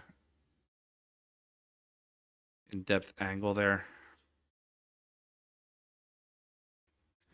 752. Wow, it's playing above his head a little bit. That's strong. Sometimes these top-end players need that, though. They need a player that's, that much higher than them on the scale to bring out their dog,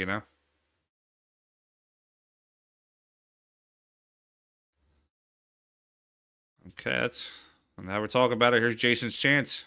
Took the jacket off. He's ready to rock.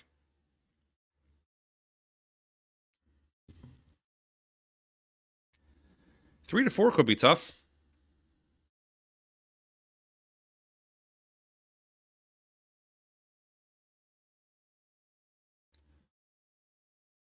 4-8 looks pretty straight if you get good shape on the 4.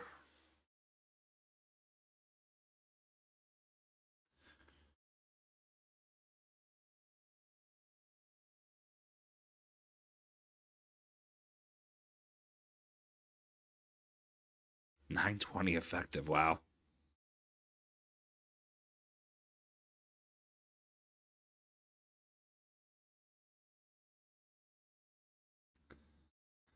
All right, look for Jayson. I call it a sweep draw. Look for him to sweep the ball down the table. Yep, just like that. A hell of a shot by Jayson. Save that on the replay. Show that back in a second.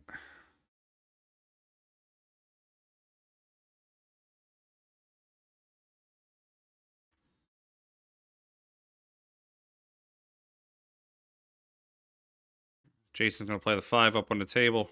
Come right up to the 7.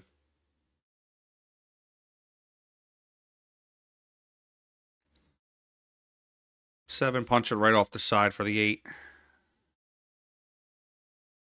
Jayson's going to get out of this rack.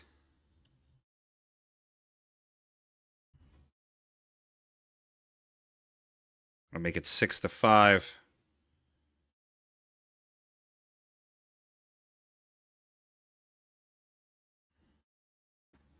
Let's look at that shot again by Jayson.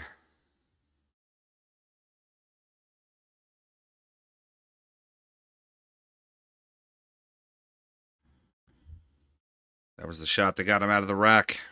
Definitely a good one.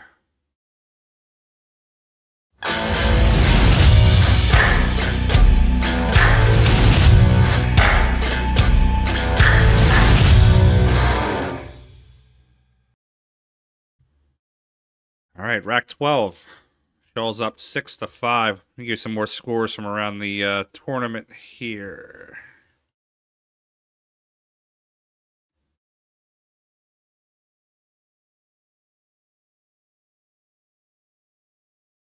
Big Leaf is up 7-5 over Casper Matakainen. Jimmy Rivera is up 6-4 over John Mora. Dan Hewitt has defeated Yacine Garabello.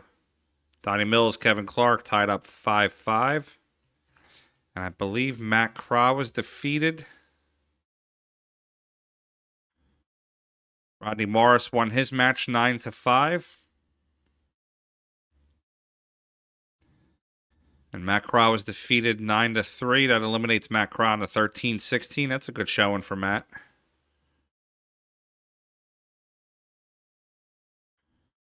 Here we got 6-5. Jayson Shaw over Waleed Hashem.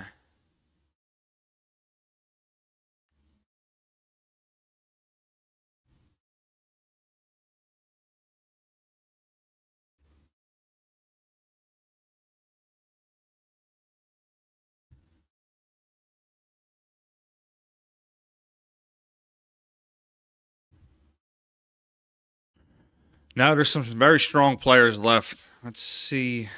Curious. Got a couple big matchups here. The losers of these matchups will get, obviously, the winners of the B-side matchups.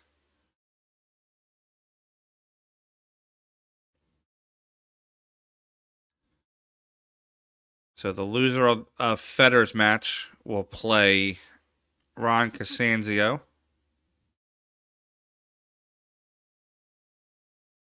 And the loser of this match will play Dan Hewitt.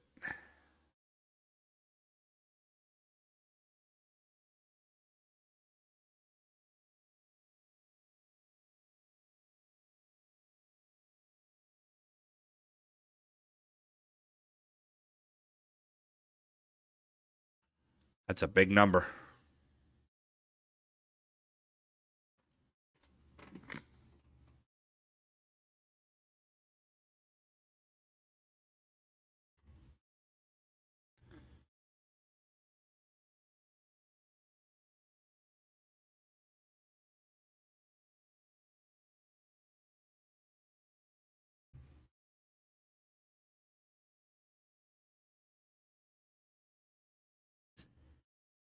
All right, Jason, 3 to 4. 1 row up, little inside English. Come right down for the 4.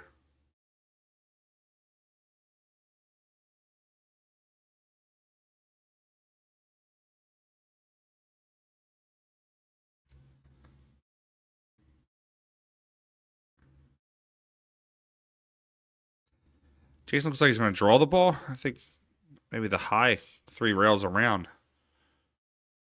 Side, top, and right. Thanks, KB. I appreciate it. Jason going to just draw back. 5 in the side pocket.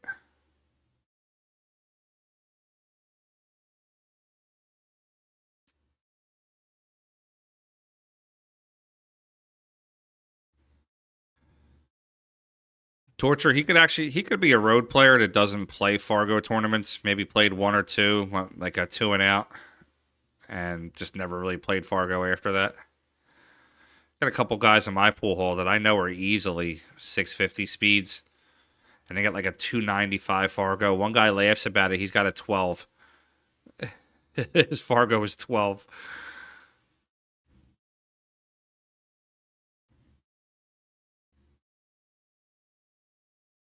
All right, Shaw's going to pop this one in. Try to go up 2 up. All right, Shaw's up 2 up. 7-5.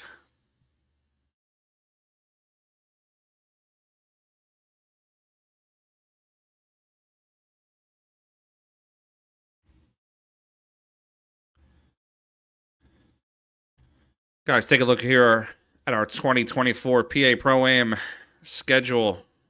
Definitely take a look at that March 2nd matchup. That's going to be a Matchroom open event. That's a qualifier for the Shenandoah, the rally in the Shenandoah Valley.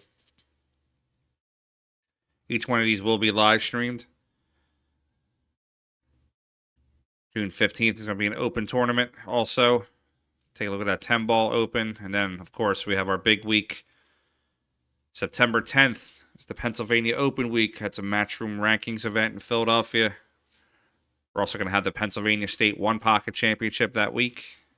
Scott Frost is going to be coming in, doing some commentary with us. Josh Setterfield.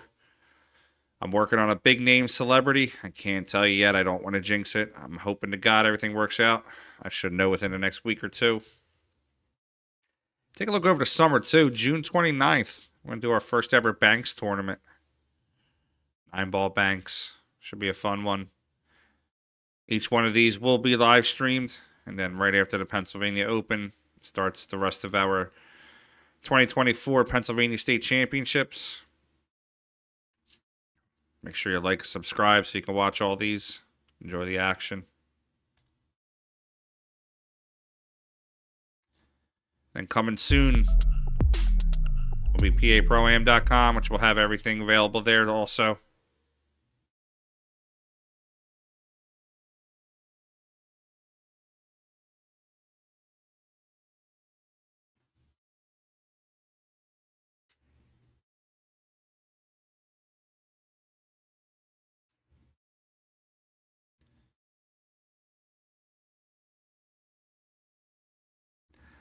That may be who I'm talking about. Torture, yeah, Corey was out here for a long time. I used to play pool with Corey back in the day. God, 20-something years ago. Corey's about 3 years older than me. I think he's 45 going on 46. So we're talking, he was like maybe 18. I was 15.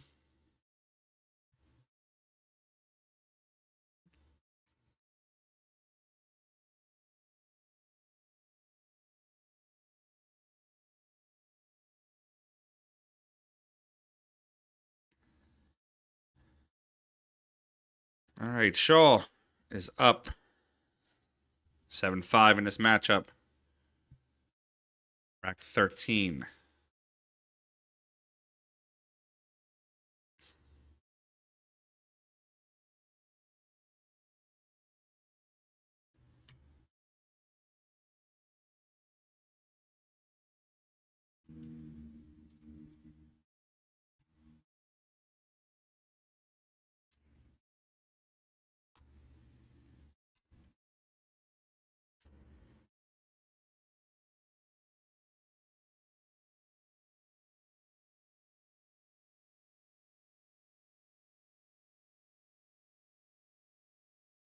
It's funny though, Torture.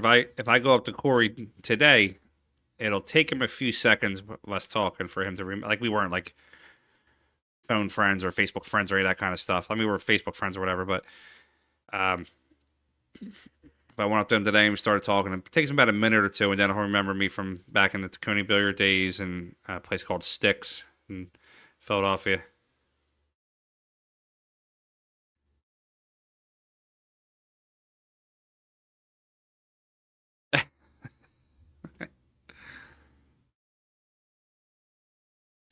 Yeah, fortunately, growing up in my area, Tacony Billiards was a hot spot. I mean, there were some nights you'd walk in there and see Efren. Um, also, Boosty was known to come through there. Mike LeBron, the first Latin American U.S. Open champion, played out of Philadelphia. He was there all the time. A ton of road players would always come through there. The owner, Jim Hill, was a big one-pocket player, good money player. We had the great Jimmy Fusco right down the road.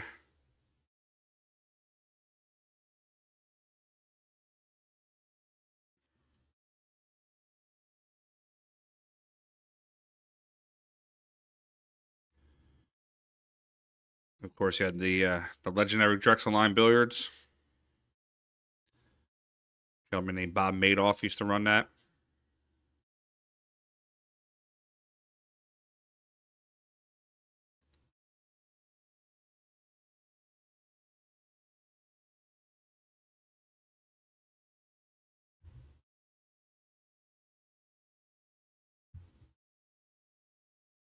All right, look for Jason to pinch this to the left. Hmm.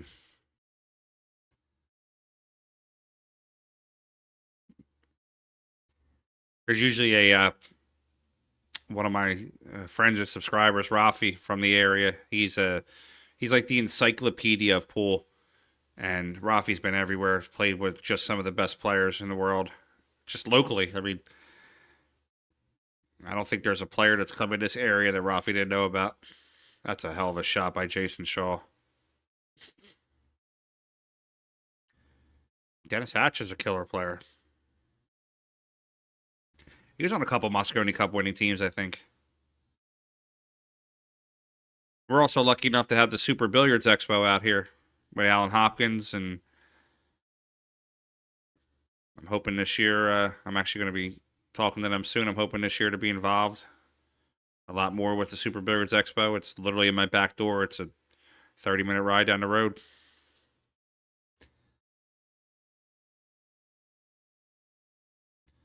Yeah, there goes the captain of the team for a little bit. I think with the Super Billiards Expo, I think we need to breathe a little bit of newer life into it. I don't think, I mean, Alan Hopkins is a legend, but I think it's gotten stale over the years, and I'm not saying that as anything disrespectful to Alan. I think it's just more of everybody's gotten kind of complacent a little bit. I think we need to spice it up. Digital pool is going to be coming in there. There's going to be some streaming opportunities for people. I'll actually be there live with the Kamui booth. Jason, a little bit of shake him out, shake him out.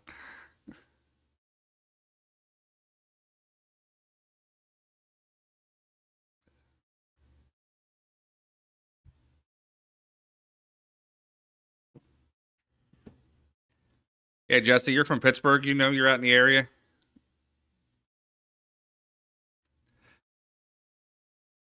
I'd really like to see them bring back the women pros.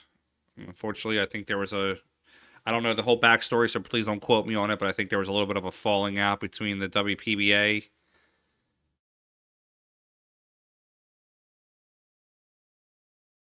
17-5. Wow, that's a big one.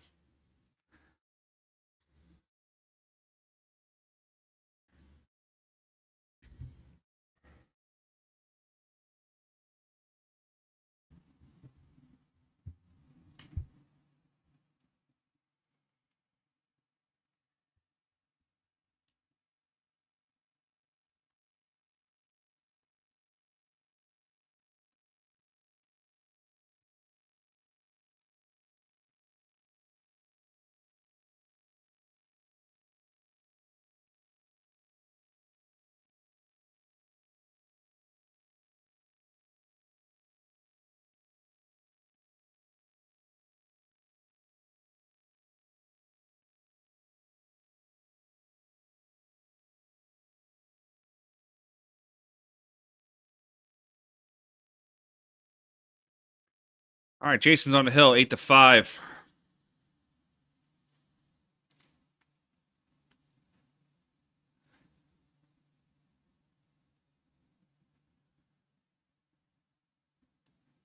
One down. I will say though that I know a couple trick shot guys are artistic pool players. They do bring in people, the artistic pool players. I know a lot of players don't like. I know a lot of the pool players kind of look down on the artistic players, but they were bringing in a lot of shows or a lot of people just to come in and watch. Yeah, Torture. Like I was saying, you keep Jayson in the chair, you can beat him the moment he got a shot. Yeah, you're definitely right there. One down on the custom cue makers passing, losing Bill Schick, Mr. Jacoby.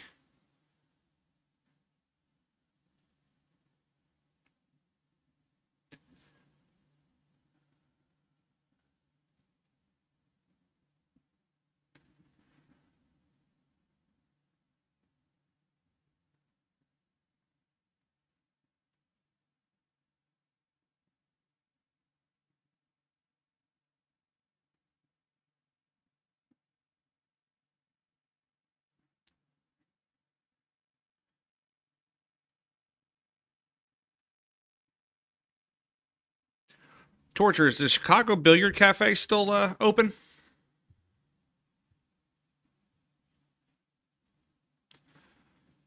All right. Oh, they make 4 balls there. 4 balls. And a scratch.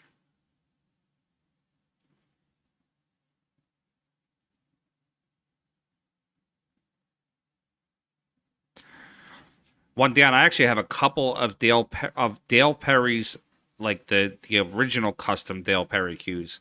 And I'll be honest with you, for the money man, those cues play really strong. I would give those cues a 700 Fargo. They play real good. I know later he went to some of the internet cues and his quality went down a little bit, but those first couple years when he was really trying to make his name, those Dale Perry cues were sick.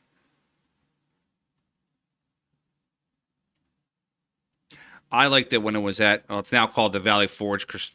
Thanks, Jeff. Appreciate it, bud.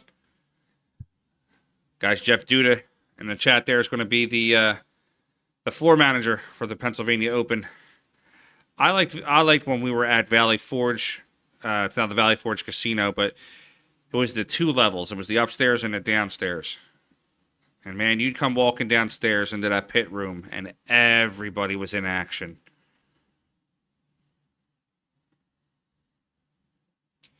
I mean, they have the action room now at the Expo, but it doesn't have that old school feel like it used to have when they had the two levels.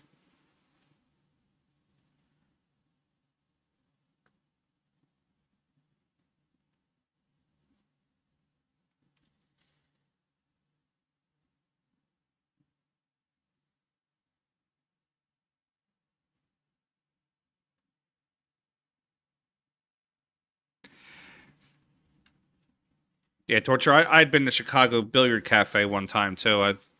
Nice place, kind of had like an old school feel to it.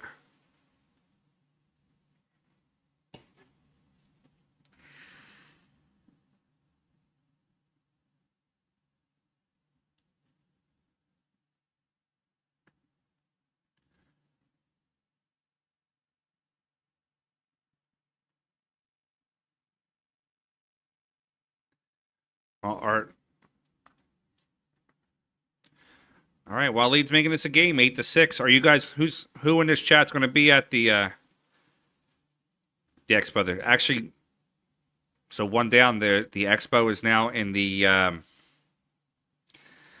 it's not in the same place anymore. The building that it's in is a flat level expo center. They actually do like boat shows there also, so it's flat level.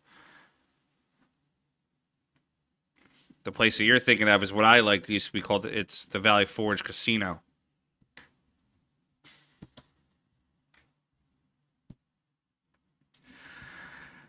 The vendor numbers are down, and that's all I'm thinking. I think there needs to be some new life breathed into the expo, because I love the expo. I want it to stay forever.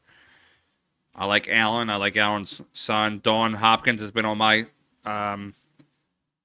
she's been on my streams a few times, and I would just like to see it start to rise again. You know, they have the Rally in the Valley there, which is a big big amateur tournament. They have the pro tournament. But, I mean, you go for the action, basically, is what it is. But there's a lot of vendors that are missing.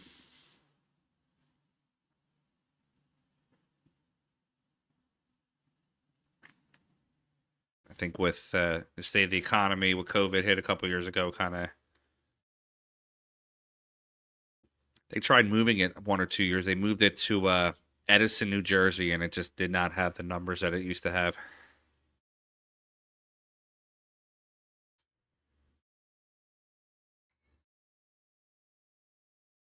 Oh, look at this guy chiming in, Derek Benavides. You should be here drinking some of these with me.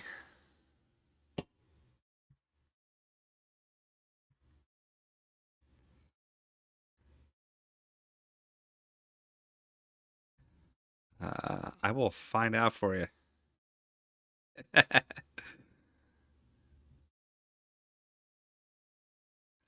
Shit, you find a Barry Zambodi for $2,500, you let me know. I'll write you a check.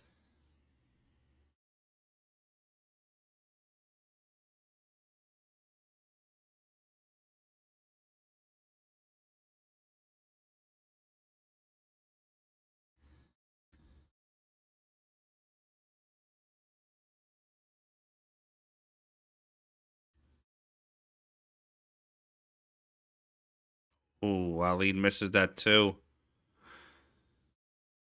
That could be his last shot of this round.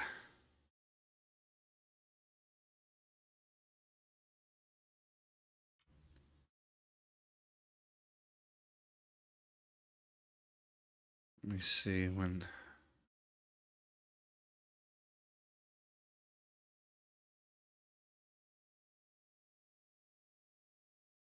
So the big leaf, Eric Jorgensen is on the hill. Fedor's won his match 9-3. Rodney Morris has defeated Jonathan Smith. Jimmy Rivera is up 7-5 on John Moore. Kevin Clark, Donnie Mills battling it out 7-7.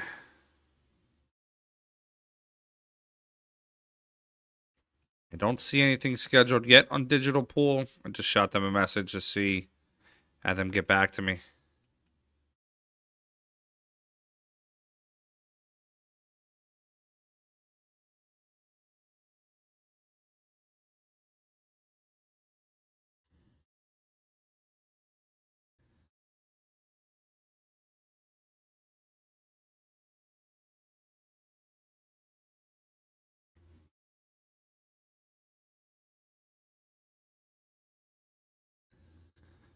All right, Jayson gets out. He's going to move himself on to the next round. That's going to put Waleed to the B side. We're going to switch right over to that Kevin Clark matchup.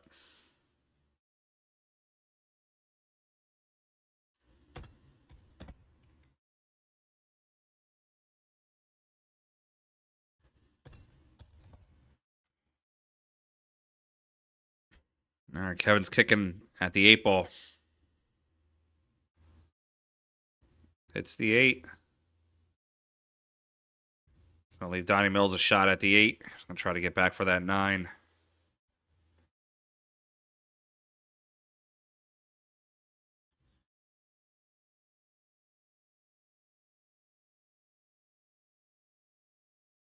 Yeah, Wally shot his ass off, man. To get that far with Jayson, that's tough.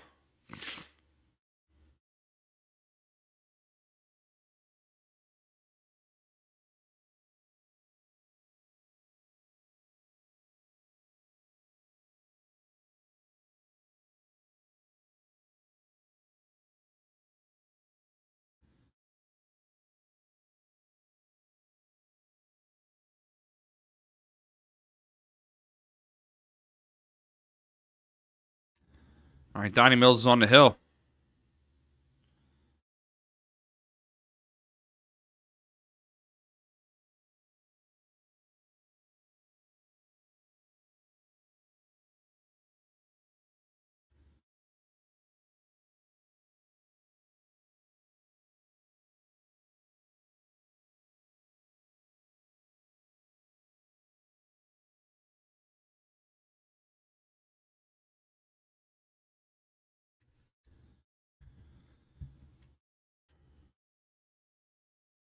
All right, Donnie Mills on the hill here, 8-7.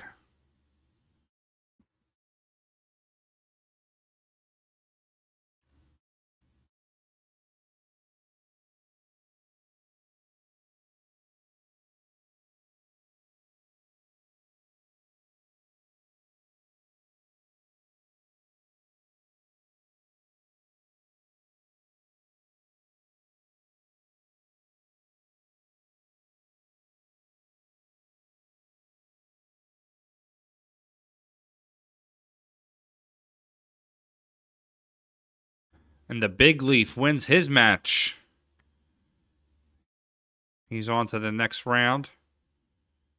He's going to play Fedor Gorst.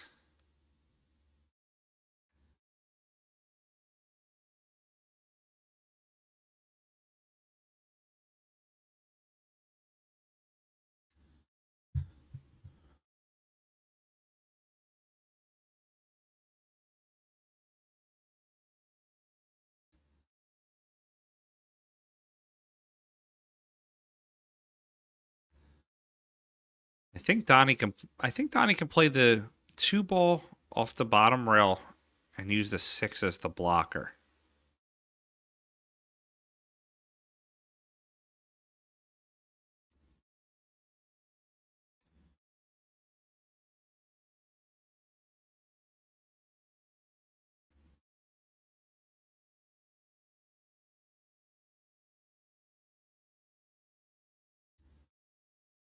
Goes for the cut. All right, he's going to come up tabletop.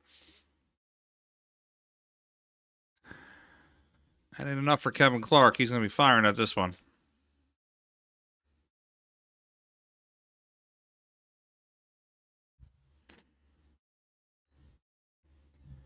A couple guys in the pool hall today told me actually that Kevin Clark's beaten Earl Strickland a few times in straight pool.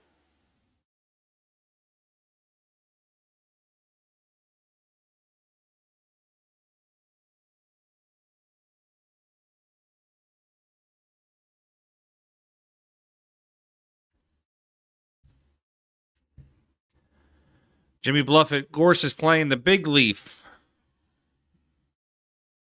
He's our favorite player for the weekend. Big Leaf is Eric Jorlifson.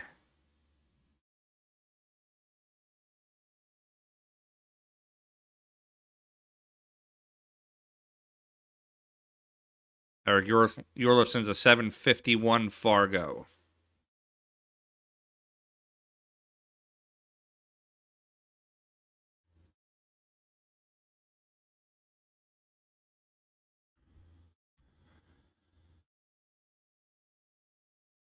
Okay, and that's going to eliminate Mr. Kevin Clark. What a great showing for him. Out of Pennsylvania.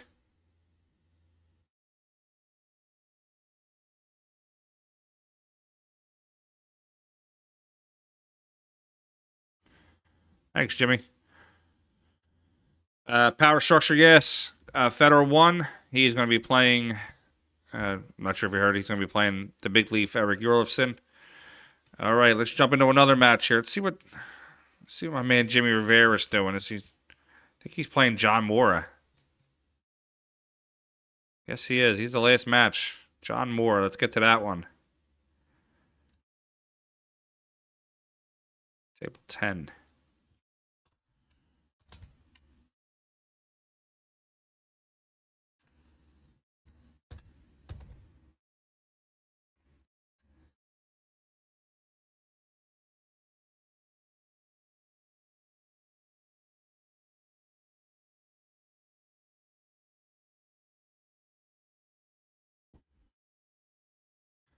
I don't believe there are any more matches scheduled for tonight. I could be wrong. Let me pull the schedule up.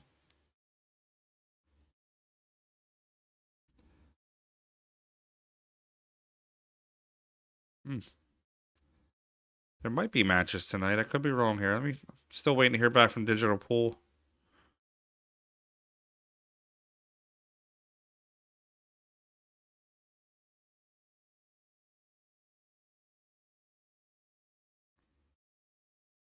On the winners bracket, Jimmy? No, you're down to Final Four.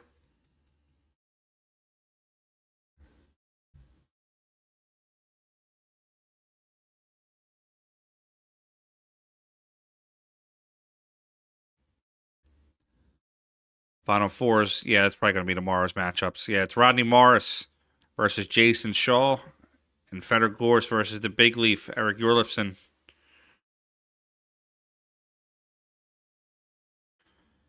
And you got Donnie Mills going to match up with Casper Matakainen tomorrow.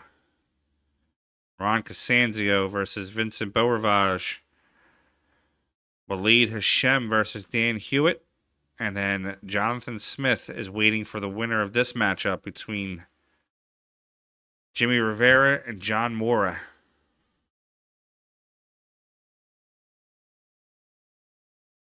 I'm a fan of John Mora, but I know Jimmy personally. I like Jimmy. He's a good guy. I'm rooting for him in this one.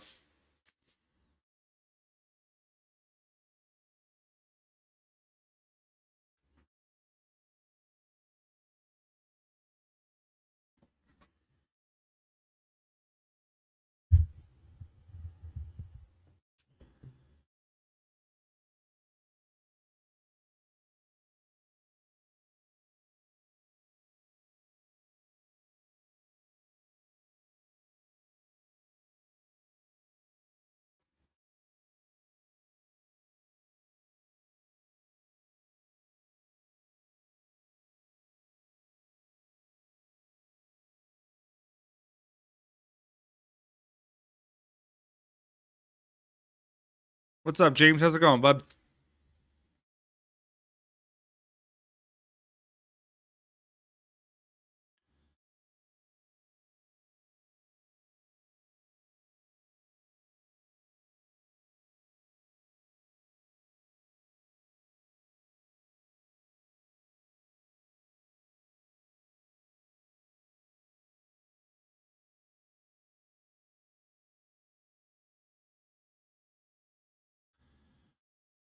Jimmy Rivera's looking at that 7.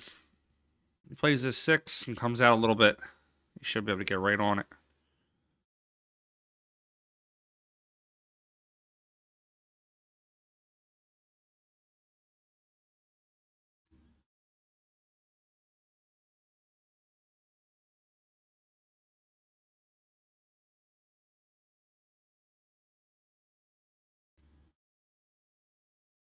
Jimmy actually was second place in my first ever open tournament that I ever ran. It was him and Bean Hung. We played an old school 10-ball style. It was call pocket, call shot 10-ball.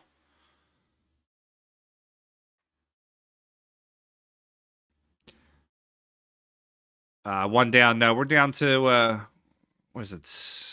Final 16? Top 12. We're at top 12 right now. Well, actually, this is the last match of the top 16, and then going into tomorrow will be a top 12.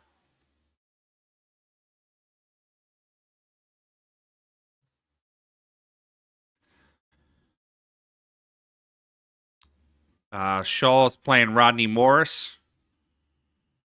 tomorrow, and Gorst versus Big Leaf. All right, Jimmy's going to get himself on the hill against John Mora.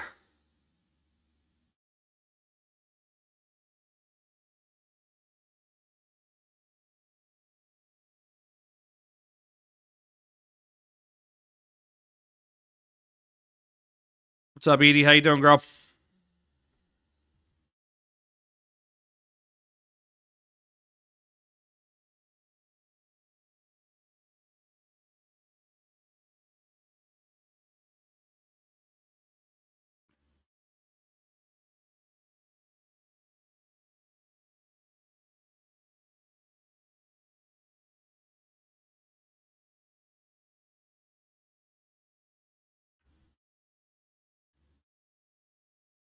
Thank you. Appreciate it. Yeah, that's pretty cool by Rodney. All right, Jimmy Rivera on the hill, busting him up.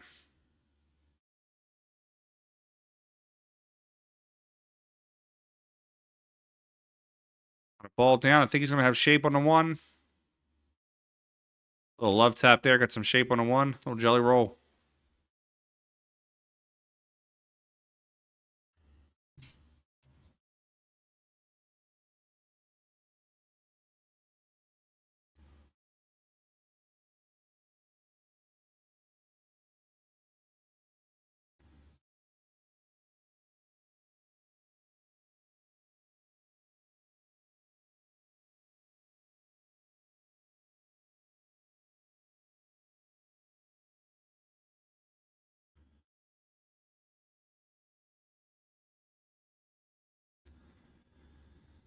All right, Jimmy's got a long shot on the two.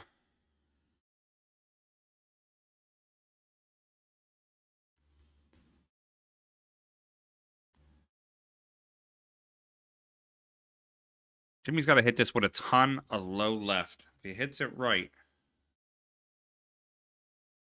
see him drawing this ball right through there. Could be wrong now.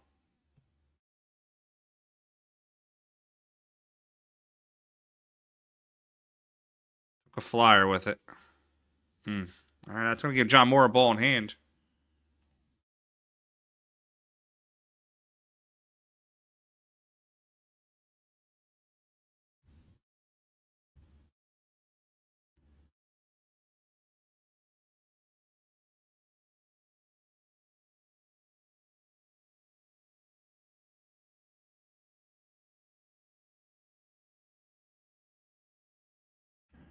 Guys, I've actually just been informed by Digital Pool that we will have a 10 o'clock round playing tonight.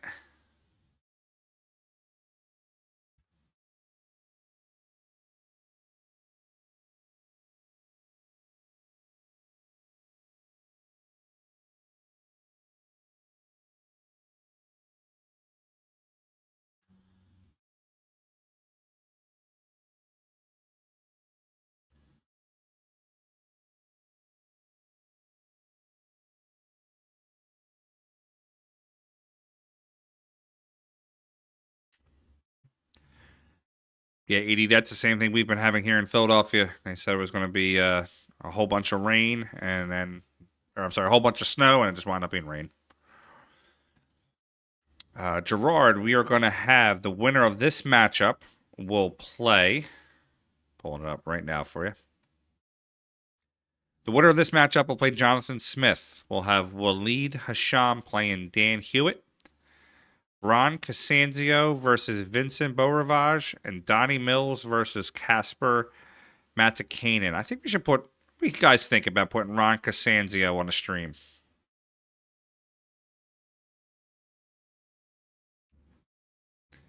Have a good night, Dan.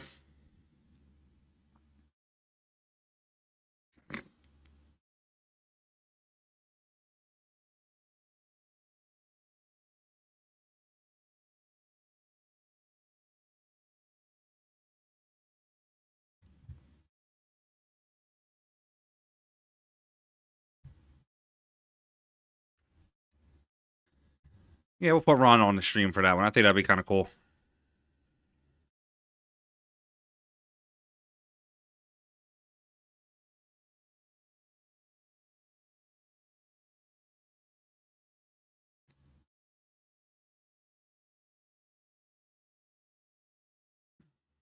All right, John Moore is going to make this 8-7. Jimmy Rivera's on the hill. Let me see if I can... I might even be friends with Ron. I'm not sure.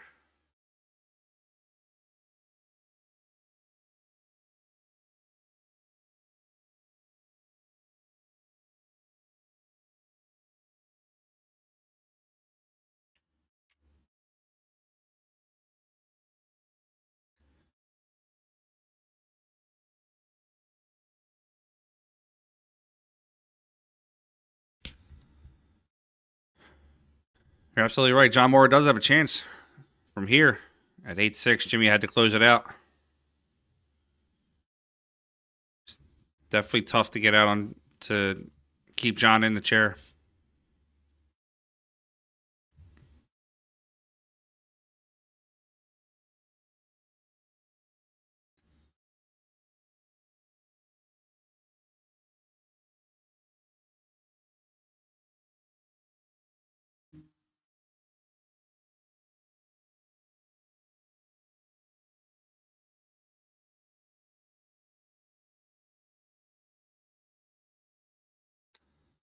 Yeah, Edie, we definitely are. I'm in Philadelphia. So that weather's coming straight from me, getting to you. Jimmy Bluffett, I will not be in person at the Derby. So I'm in Philadelphia. This match is in Verona, New York. I will not be in person at the Derby, but I will be streaming the Derby.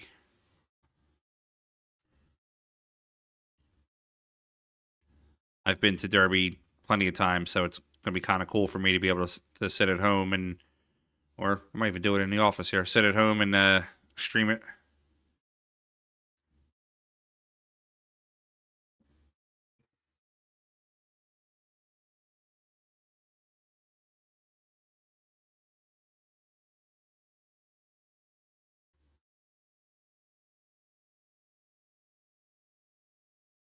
That's good. That's a good save there by Jimmy. Yes, they do, Teresa.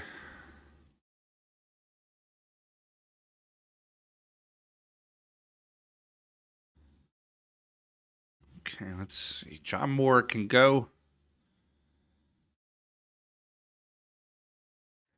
John Moore is going to kick one rail in between the 5-9.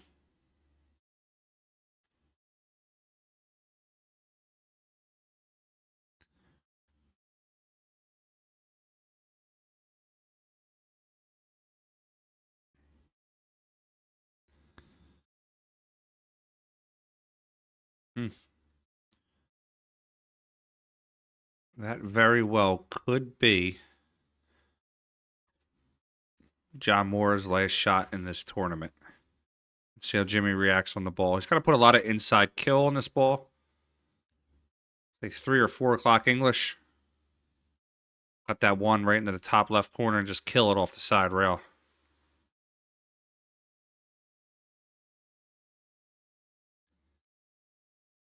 Jimmy Bluffett, so me and a couple of other streamers, the Shark Stream, Collins Nui from Post Up, and Melina Mike, and a whole bunch of us have come together and created what we've been calling the Syndicate, which is through Digital Pool.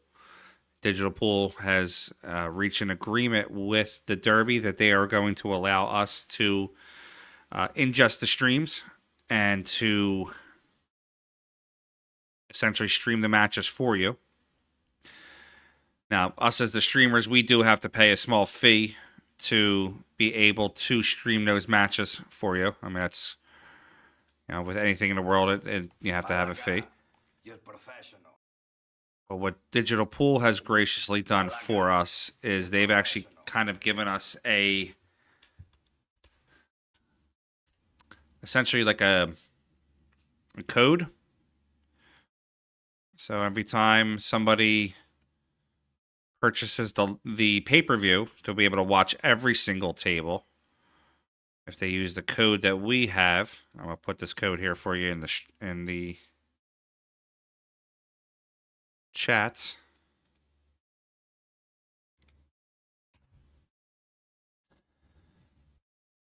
Essentially, by purchasing the pay-per-view and using my code, you get me more credit to be able to continue to stream for you.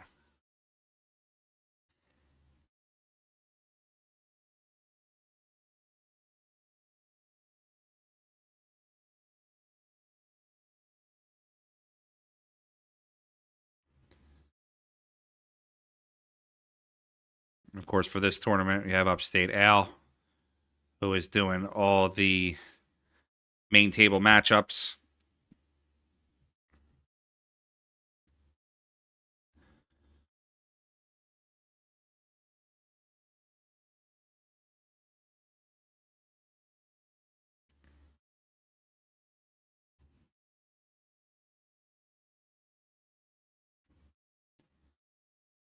All right, let's see if Jimmy Rivera can get out here. He's going to shoot the 7. A ton of low left. Come out for that 8 in the side pocket.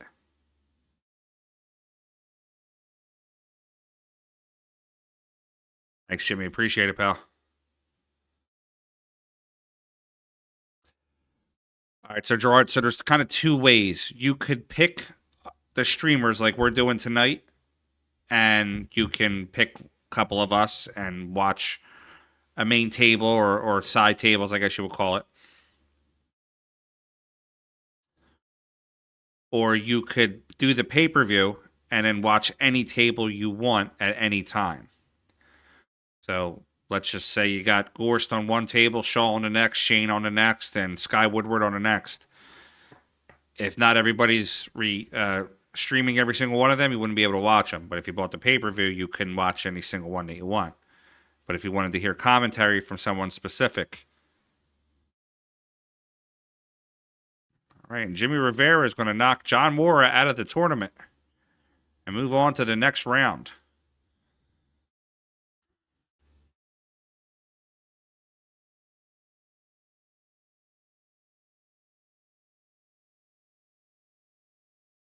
Send Jimmy Rivera a message real quick.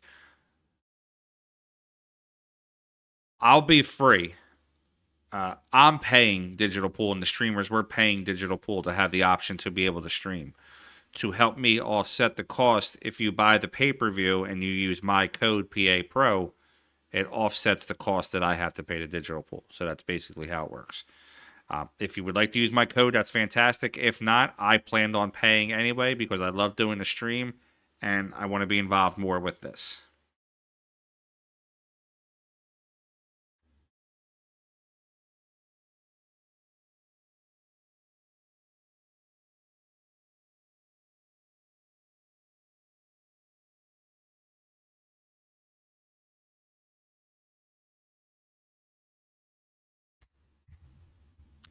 All right, so let's see if they called the next matches yet.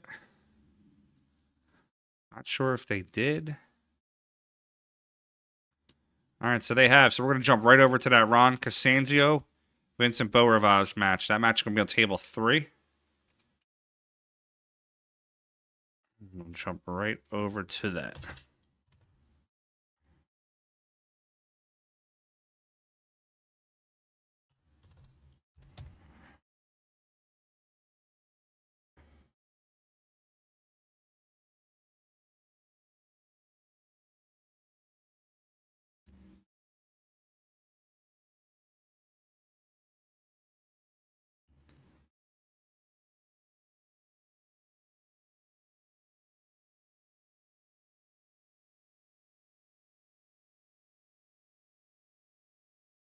That's a great way to look at it, Teresa. You can watch it on your big TV, watch the side matches on your side devices.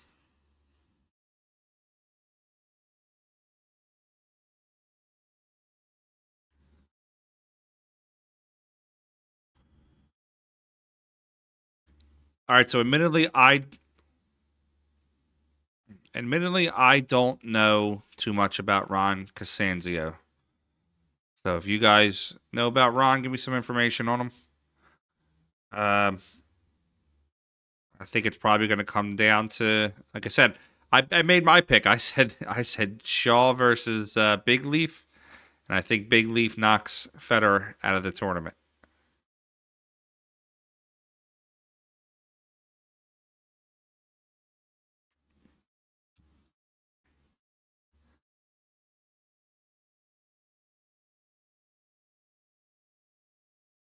All right. Vincent Borage got a little bad on that too. He's going to have to kick off the side rail at it.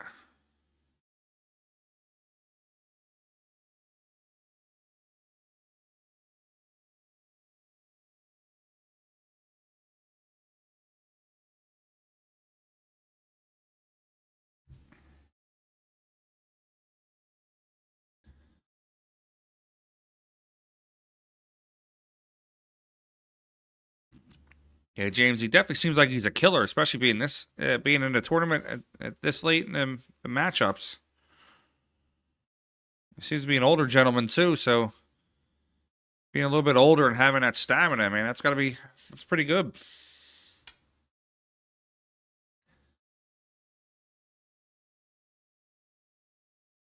All right, looking for the 9-ball here. Take a quick 1-0 lead, and he's got it.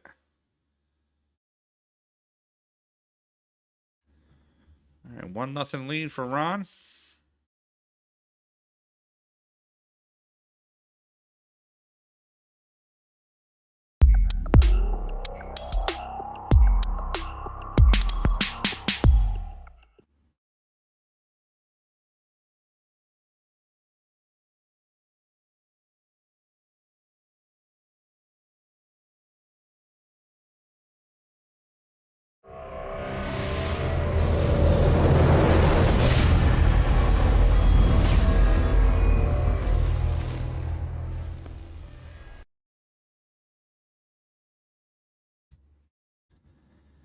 Yeah, I'm pulling him up on Facebook real quick here.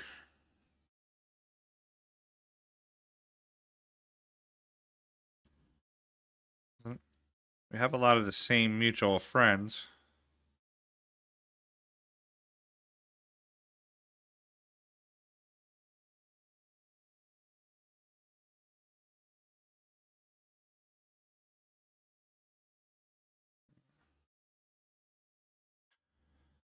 I like it.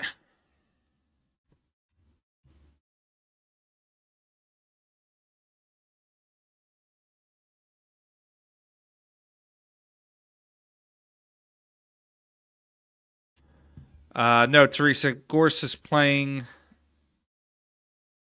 tomorrow. This is the B-side matchups. So tomorrow's matchups are Eric the Big Leaf versus Gorst and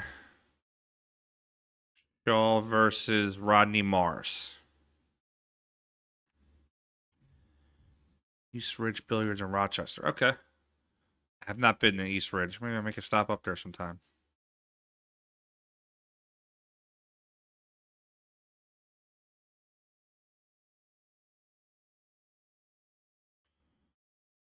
Okay, Ron's got that 9-ball moving a little bit. Side pocket, Ron? Trying to body English it in. I like it.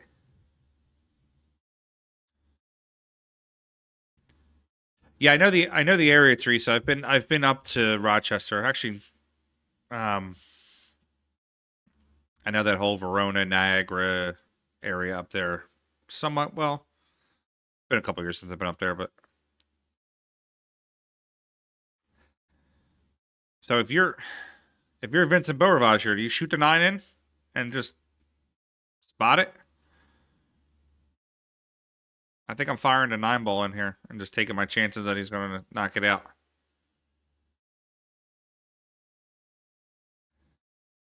He could also spin the ball, making the 8. Oh, shot. He could.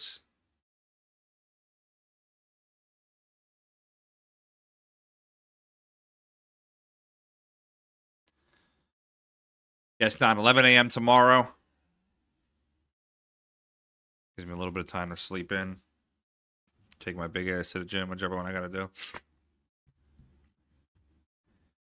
There will only be a couple of matches that we'll be able to stream tomorrow, and then the exclusivity for Big Al.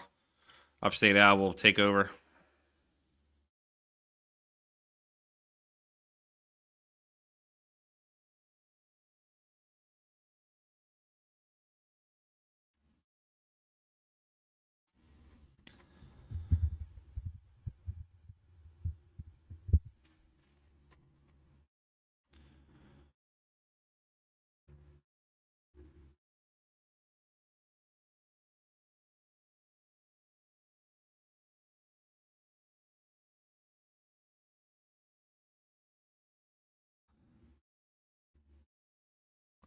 Rock Estancia. Look at that. I like that one.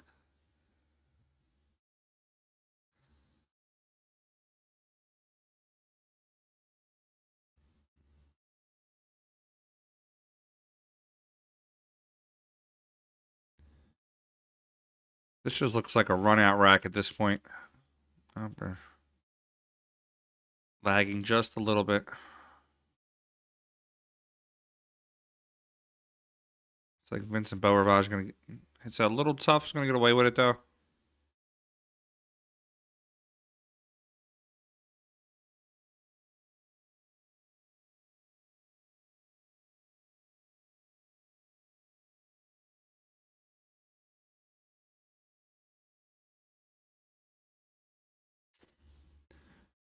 He's going for the 9. It's a tight shot to shoot past that 8 ball.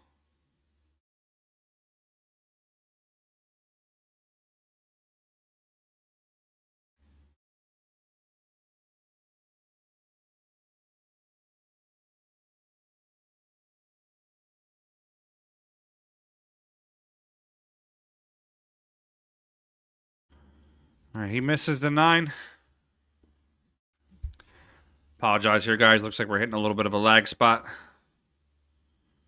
Bear with us for a few seconds. We're going to push through it here. Let me check my streaming. Digital pool says that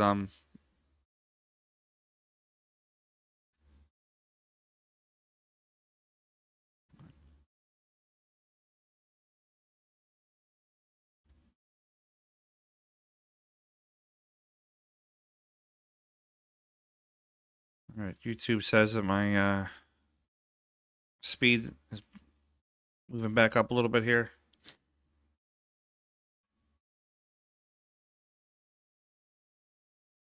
You got to force foul this one. Good shot. All right. Vincent's going to tie it up, make the score 1-1.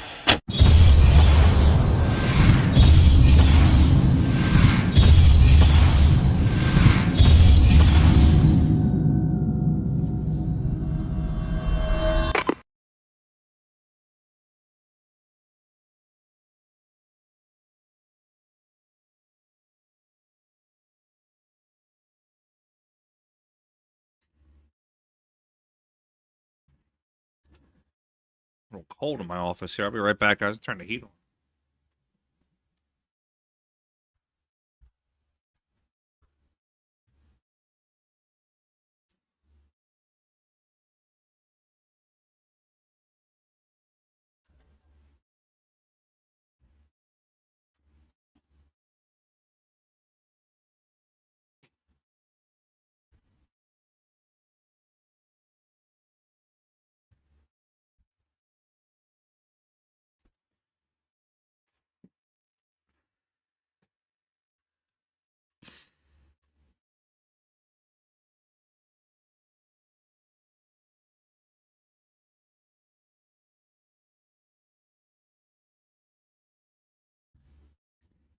All right, let's update with some scores.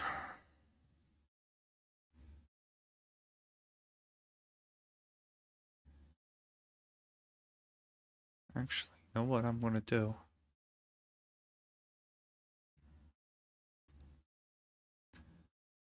I'm going to do a little stream maintenance real quick. I'm going to get you some scores.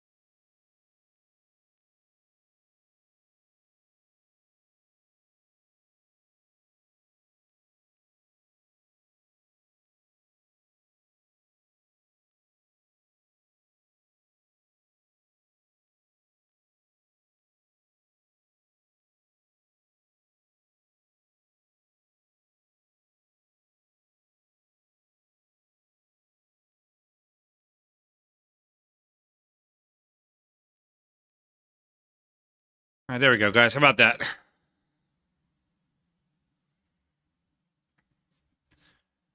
So we can keep all the scores of the matchups while we're watching this one here.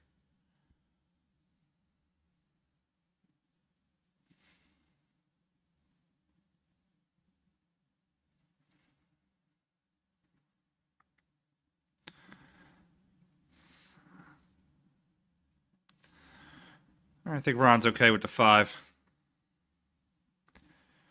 Just gotta make sure he uses the 4 to get himself over to that right side of the table.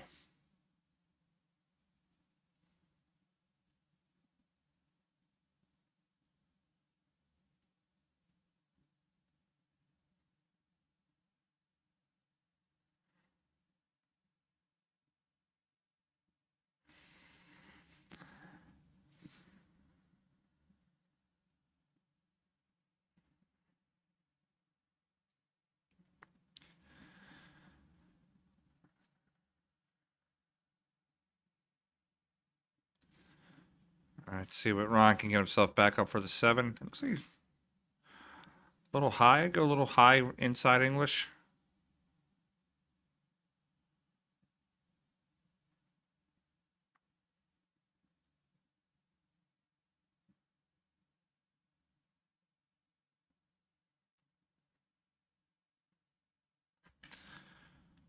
Let me see on my end here, guys. Let's see. So YouTube is telling me that the stream health is excellent. Facebook is telling me that the same thing, that the stream health is good. So maybe check your settings on YouTube and see if your settings can switch over to 1080. They might be on 720. It happens sometimes. Digital pool. There's a lot of people that are probably in this background here watching in digital pool that are slowing down it just a little bit.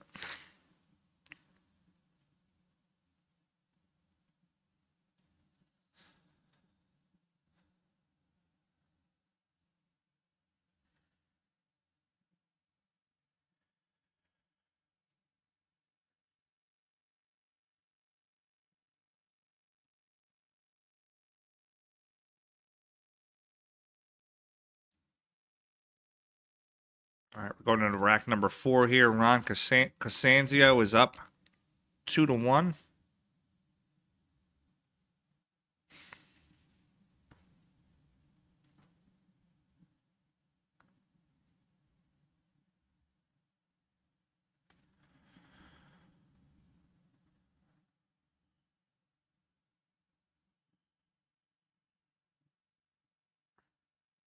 All right, he's got a ball down. He's got the 1 in the top right corner.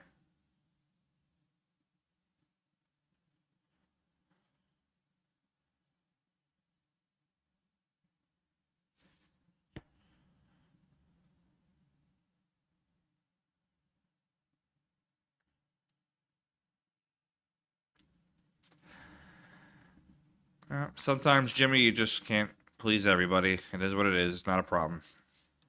Do my best to give you the best stream that I can give you. There are some better streamers out there, and I know that there are some ones that I look up to and try to get myself to their level. But I've only actually been doing streaming for 1 year, if you can believe that or not. Literally 1 year ago, my friend Alyssa Solt and I streamed a match at the pool hall, and I literally knew nothing about streaming. And then I just decided to put it together and just did a shit ton of research. And I know a little bit about computers, so I got involved, and here's where we're at today.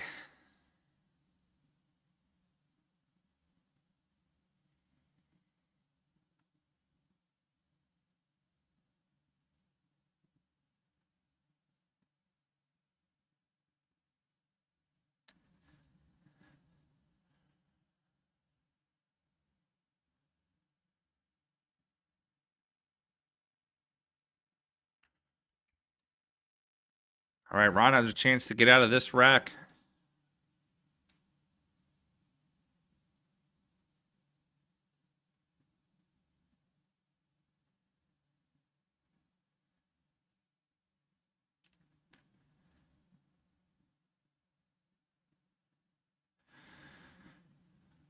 He's got the 6 in the corner. He's got to avoid that 9. He doesn't want to run into the 9. Nice, guys. I appreciate it. He doesn't want to run into the 9. He's got to be careful. He's either got to draw it or he's got to just play a whole ton of follow inside and miss the 9. That's a good stroke.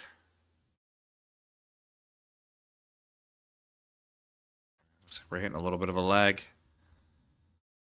Not sure if it's on my end. Let me send Digital Pool a message here just to see if it's on me or on them. Yeah, I'm showing that my stream health is good.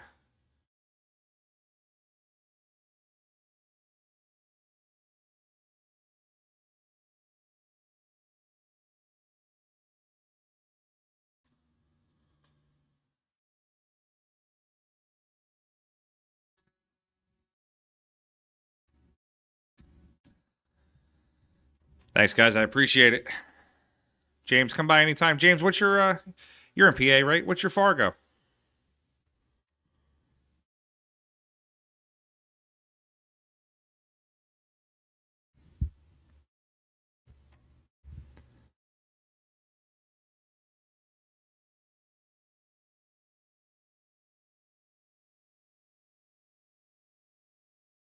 Oh, he's gonna get it.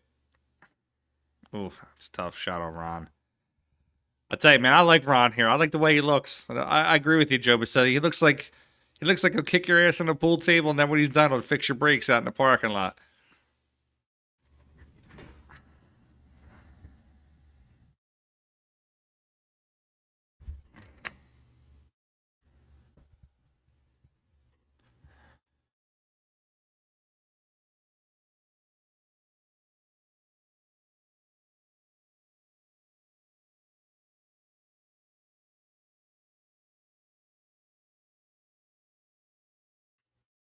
Ah, 6-11, James. You got to come out to our matchroom qualifier in March. It's actually a tiered entry, and then the winner of that gets a free entry into the matchroom event in Virginia.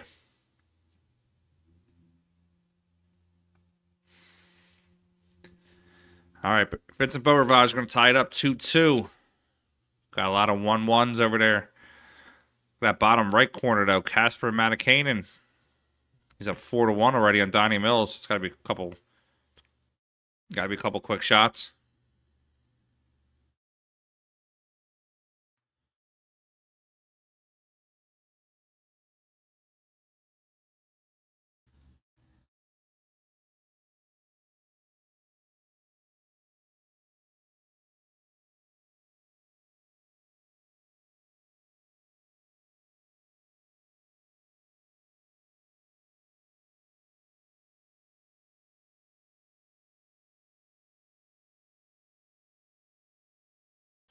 We had that 9-ball moving.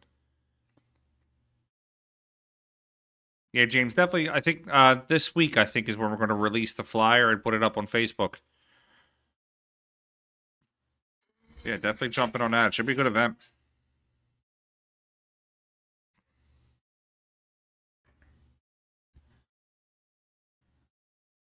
Ron's going to kick this ball down the table.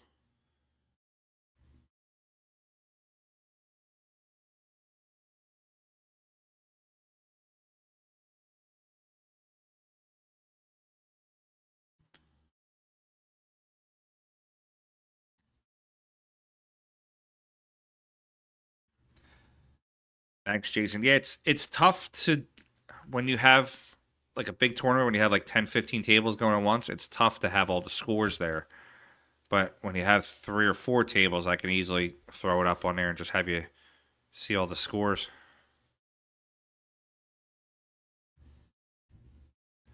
Thanks, Jason.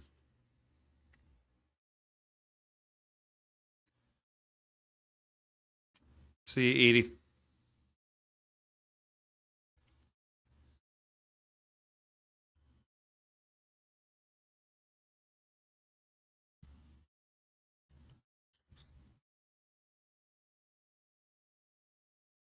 I think he's going to get away with that shot and get stuck behind the 3. No, I think Ron has a hit on it. I don't know if he has anything good to be able to make it.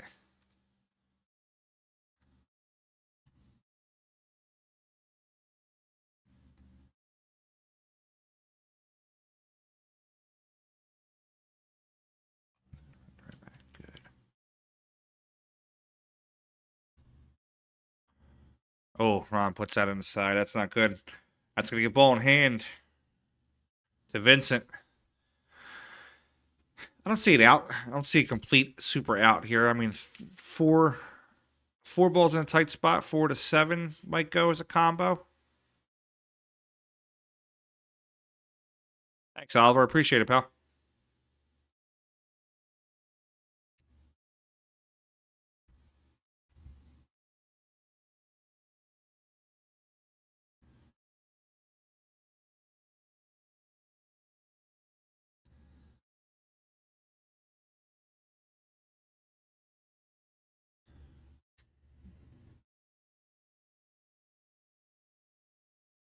He's got to be careful here. I see what he's trying to do. He's trying to come across for the 4 in the opposite corner, but I don't think he can make the ball and catch the speed at the same time. He's got to watch that 6.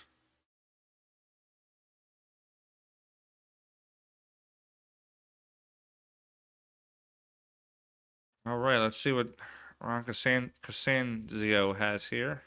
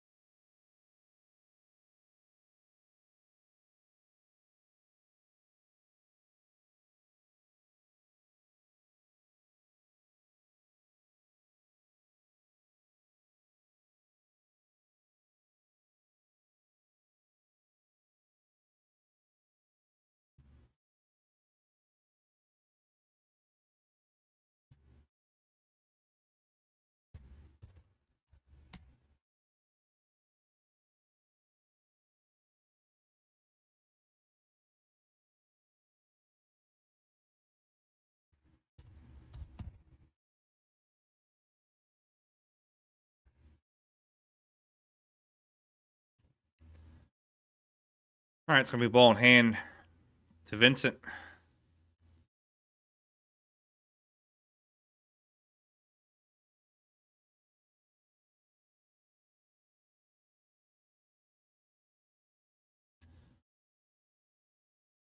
Check in on that Donnie Mills match.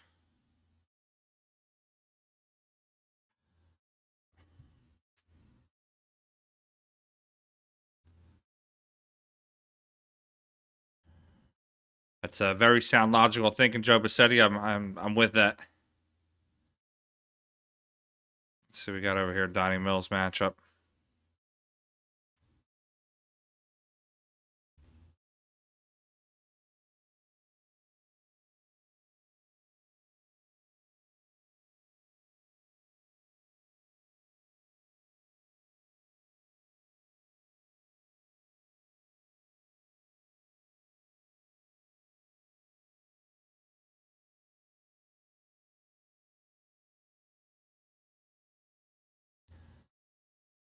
It's a good 9-ball on that shot.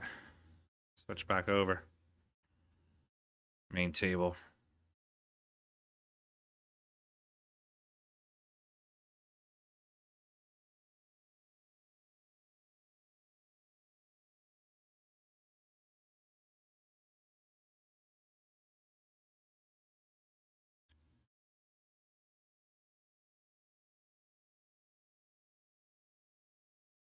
Teresa, I can do anything, girl. I'm a wizard at this. The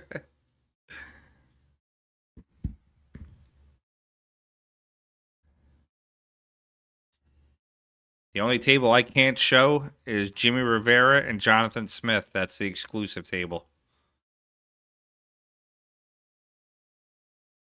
All right, Vincent's going to take a 3-2 lead. That match that we were just on, the Casper Matakainen match, he's up 5-2.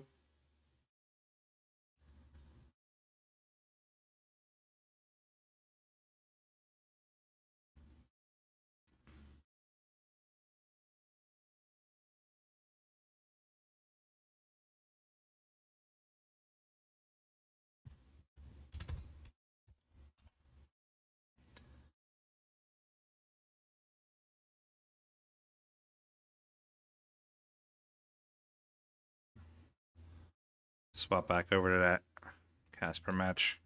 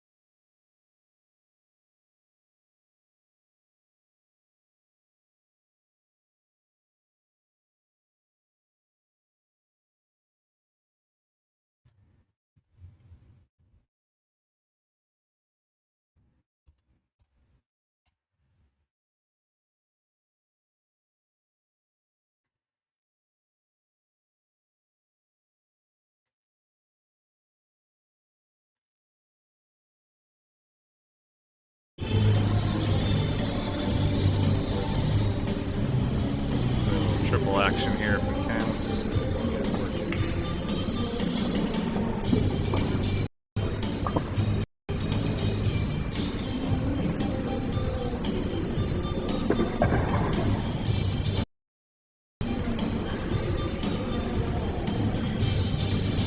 There we go. Share a little triple table action.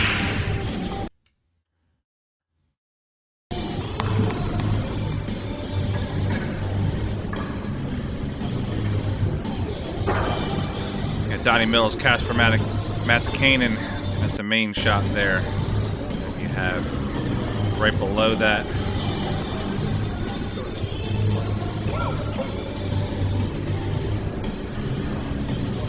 it's the Ron match to the left. The Dan Hewitt match. This does eat up a lot of bandwidth, so we will just jump back and forth on this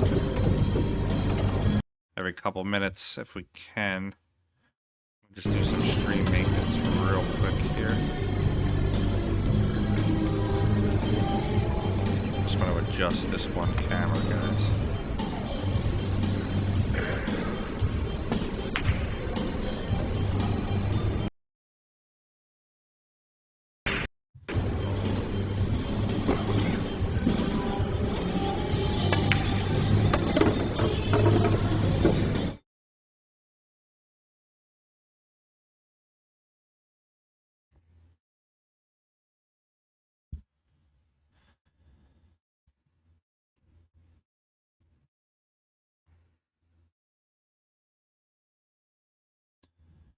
All right, Ron's going to tuck that ball right in there to get to that 3. It's not the easiest shot on the 3, but it definitely is makeable.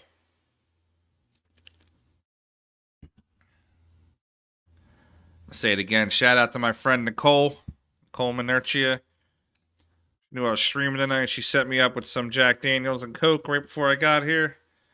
0 sugar. Definitely not 0 Jack Daniels, though. I can tell you that.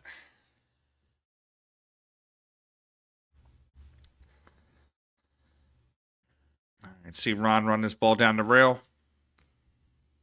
Look for him to go 4 rails.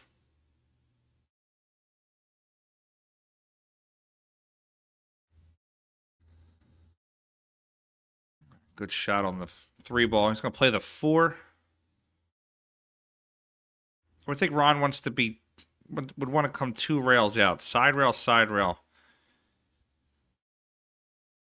Get maybe in the middle of the table. He wants to be able to play the 6, come 1 rail down for the 7 in the same pocket.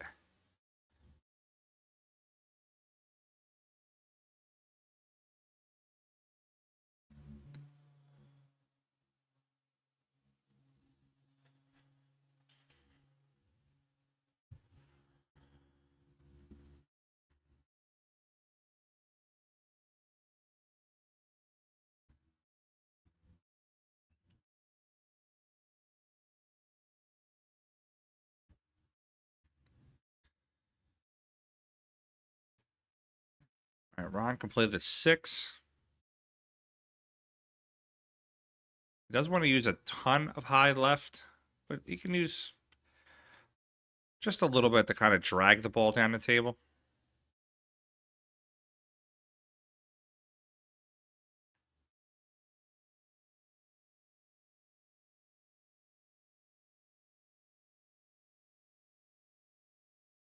This one's going to be a tough one. It's going to be a gut buster shot, but I think he can make it.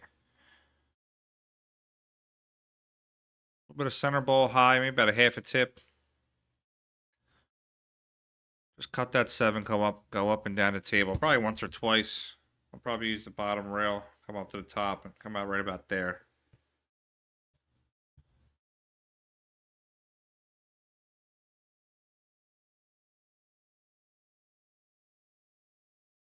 Experiencing just a little bit of a lag.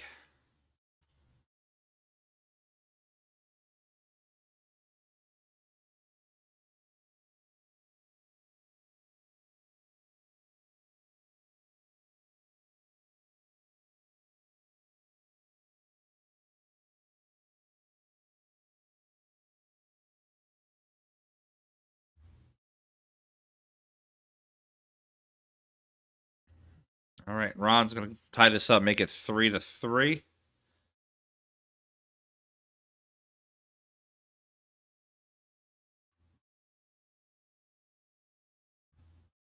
Check our triple tables here. Pass from out of Canaan is up to 6-3 over Don Mills.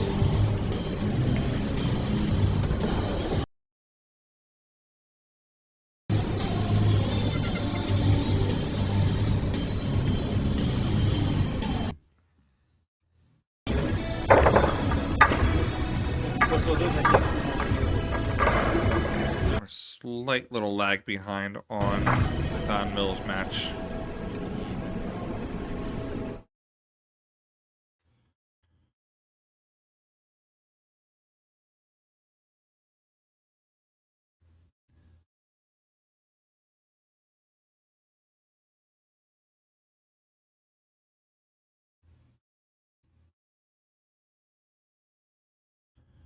So 1 down for Ron.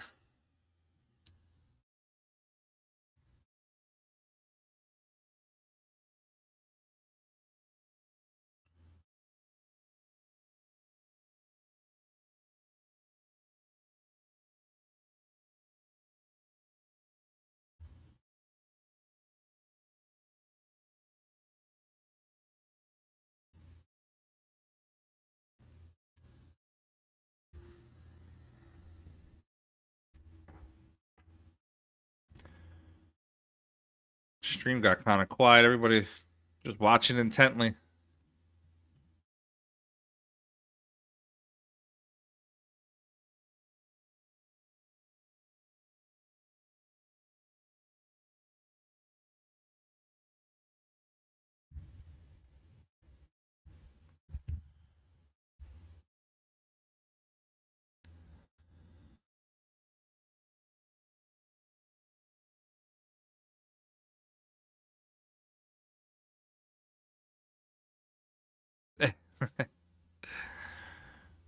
Oliver, what streams you got on?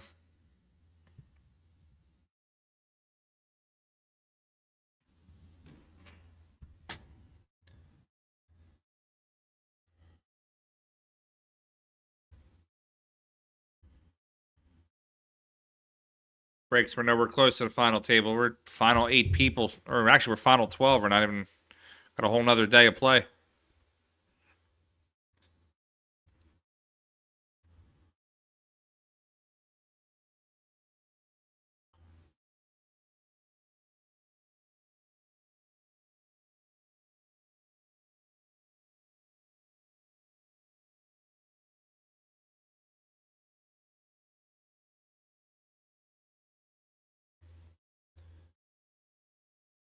Oh, nice.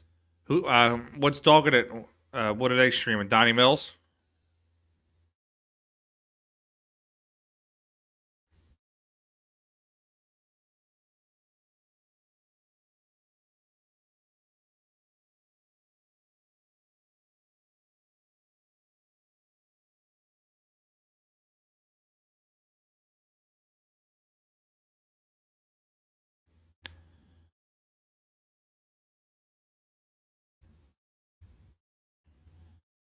Nice.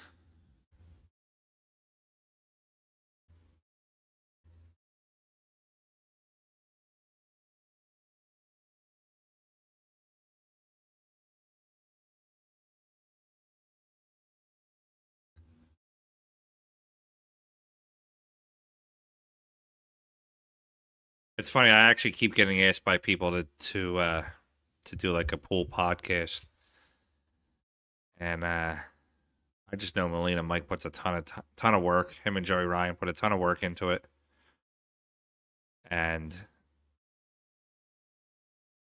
like I think I'd be okay with a podcast. Like I'd be cool with it, but I just don't know if I'd be able to put enough work into it as they do. They got a whole huge fan base already.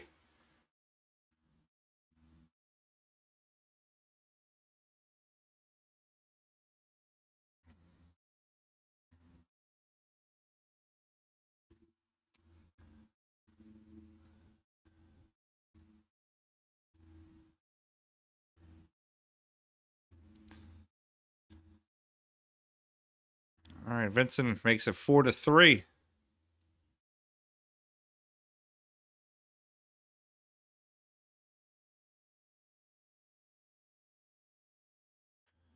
We got 6-4 in that Casper Matakanen match. Dan Hewitt 3-1 over Waleed.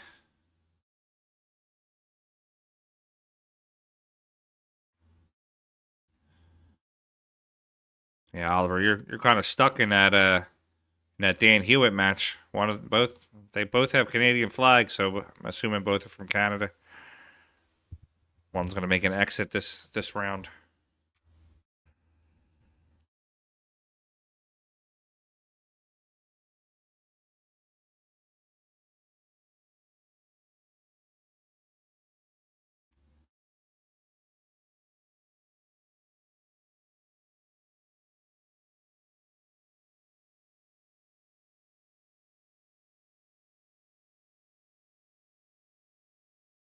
The hell of a break right there.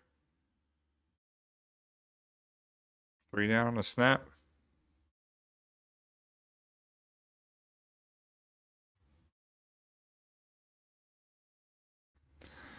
All right, I think we just lost our feed. Give me 1 second here, guys. We can get this. There we go. Get it back up.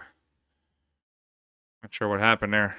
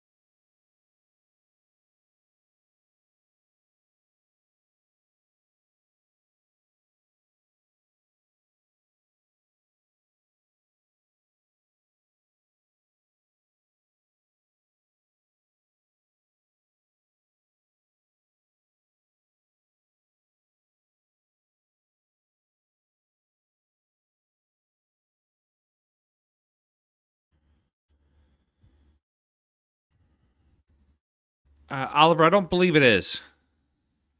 It could be wrong.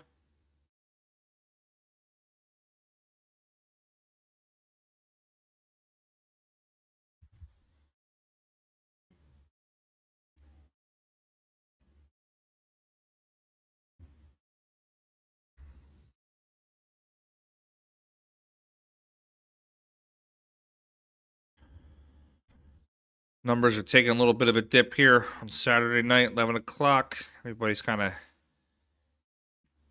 probably heading out to the bar, hanging out. Appreciate everybody watching.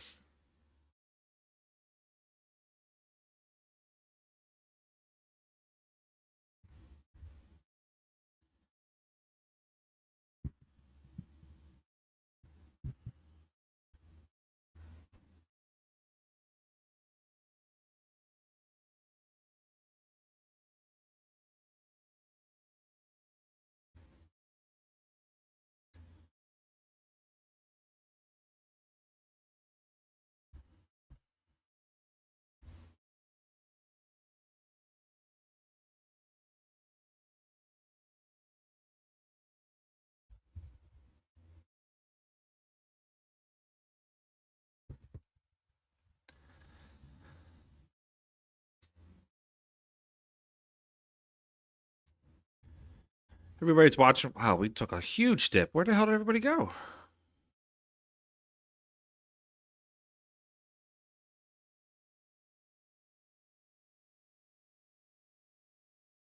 Wow.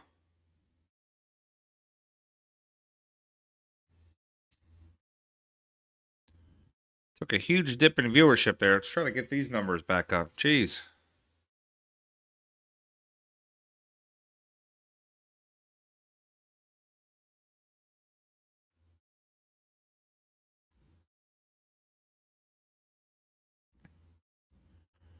Really? That's fine. I'm actually a Kamui sponsored person. I'm surprised I didn't know that. See you, Gerard. Thanks a lot, bud. Next Saturday, $5.99. We'll have a stream for 2 days. Make sure you jump on.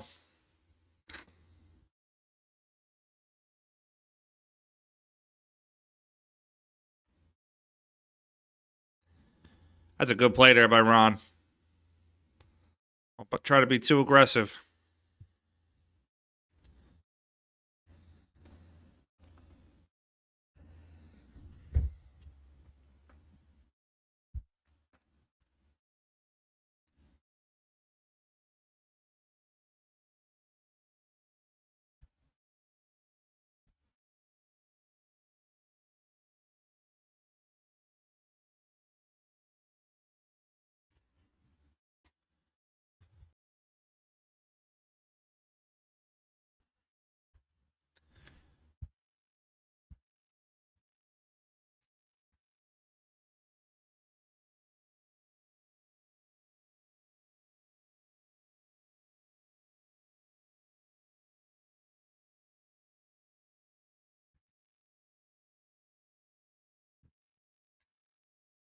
All right, so looks like Vincent Bowerod's. Not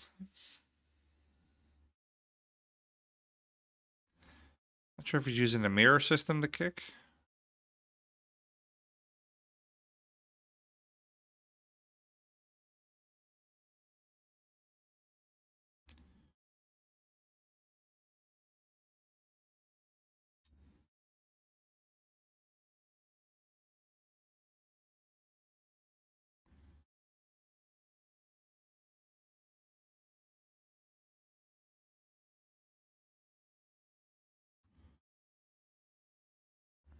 All right, he's going to hit that. It's going to give Ron a shot at the 8.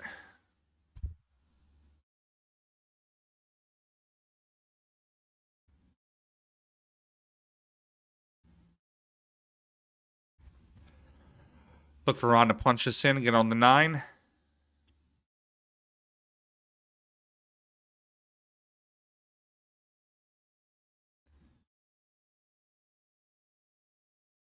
All right, Ron's going to tie it up, make it 4-4. Guys, again, thanks for watching with us past couple nights and being involved. talking some trash, showing some insight. This is actually our new unveiling of the stream, so it's sort of like a beta test, I guess you would say. We're looking for respective feedback. If there's something you don't like, you do like, let me know. There's always things I can fix. I'm always looking to improve. Some of the things we're just doing on the fly here, like this 4-table scoreboard, that's just something that's on the fly. That's not always going to be a staple or 100% that's always going to be there.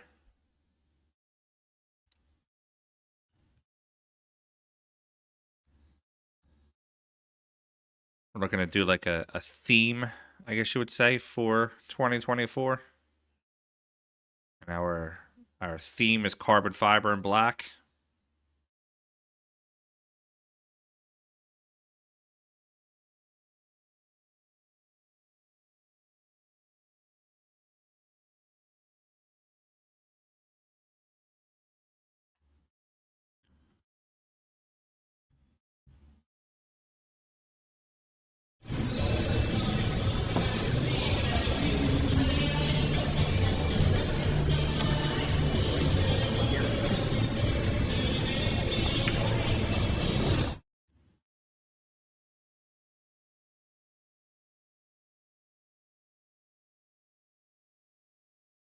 Next weekend, we're going to have our $5.99 tournament. That'll be actually at where I normally stream at, Bluegrass Billiards.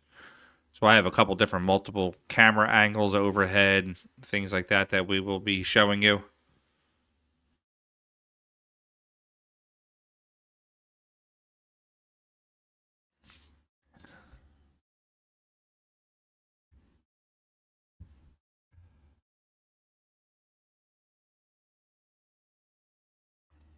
Thanks for letting me know that, Oliver. That's good. Turn that off. There you go. No more sound on that one. Yeah, I actually got a couple strikes against me last night. They were playing music in the background. Teresa, any way to put a border or highlight the score of the match we're watching when showing multiple match scores? Sure, I can do that. I can do it right now, actually.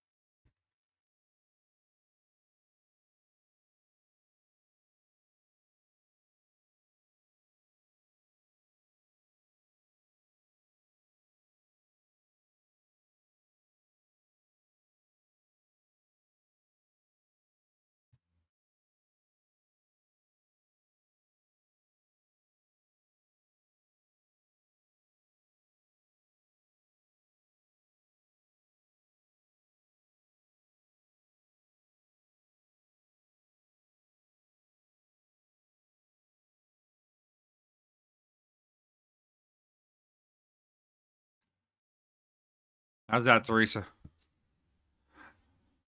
Obviously, it needs some refining, but just for right now, at least.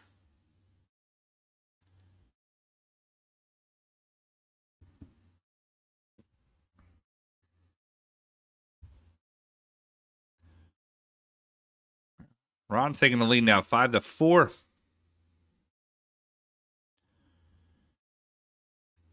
Donnie Mills trying to make a comeback here in Casper Matakainen. Looks like Dan Hewitt is up pretty big right now, 6-1 now, and will lead. Jonathan Smith is up 5-1 on Jimmy Rivera.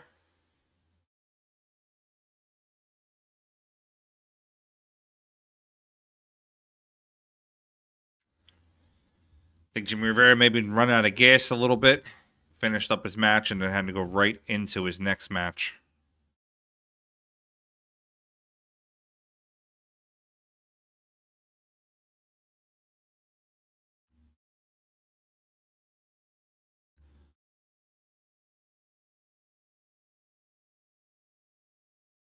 Oh, tough shot there for Ron.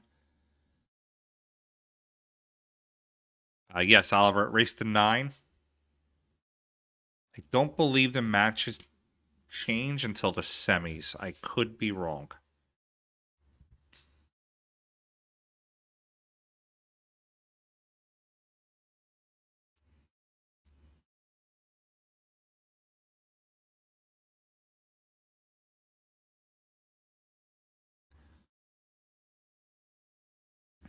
I like that safe.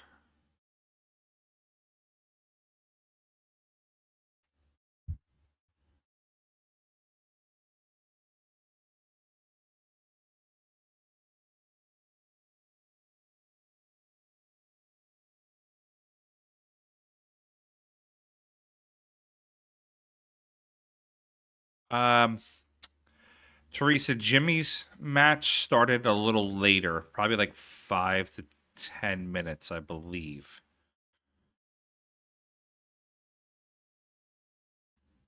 Oh, changes in the finals, James?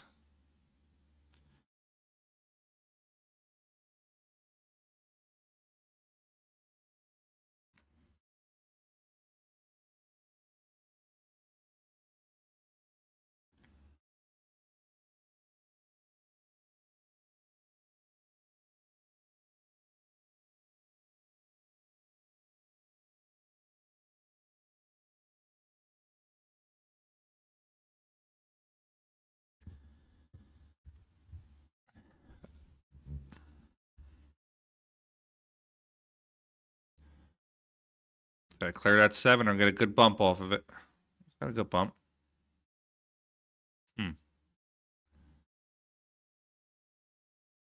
All right, look for Ron. I mean, I would shoot it this way. Look for Ron to cut this 3 ball into the side pocket, come 3 rails around.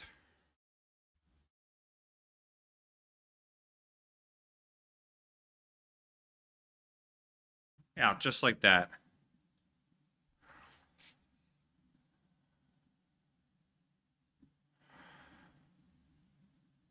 Oh, he just hit the 8.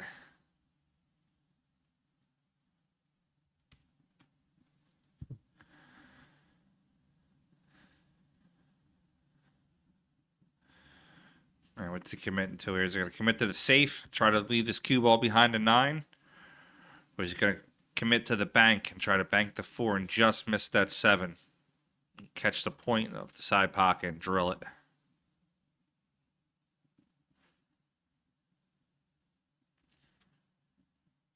No easy shot either way by any means. Ron's got balls, though, man. I think he's going to go for it.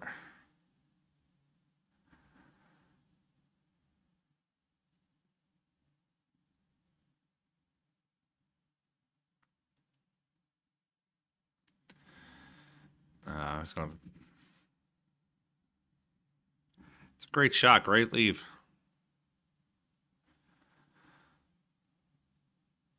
I do think that Vince can catch the edge and basically return the same safe.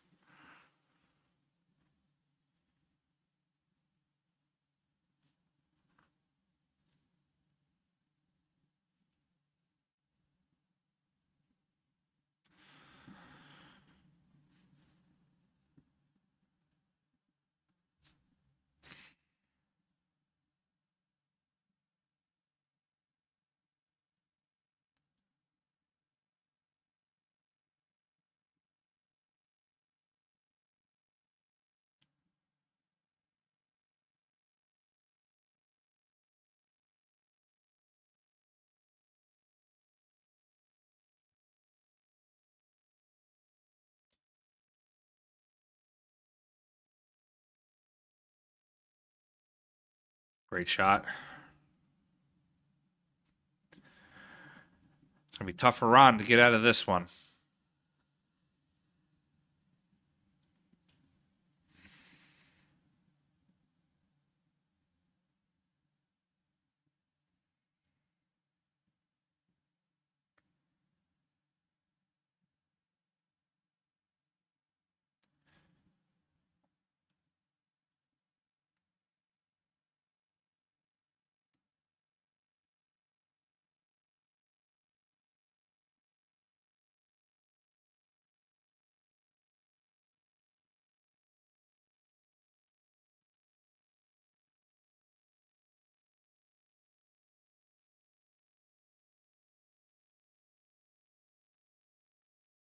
Not a bad leave at all. Not a bad leave.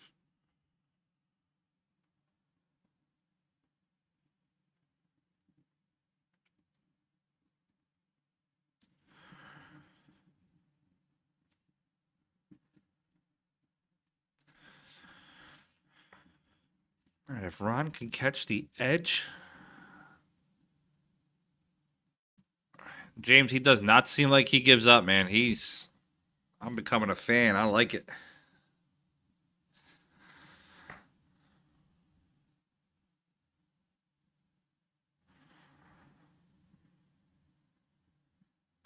Great shot. It's going to roll. I think, unfortunately, though, I think where he hits the ball, I think he can make the combo, and I think it's just going to, yeah, I think it goes. Tied up over there 7-7 in that Donnie Mills-Casper Matakainen match. 5-3, Jonathan Smith over Jimmy Rivera. Jimmy's not going away lightly.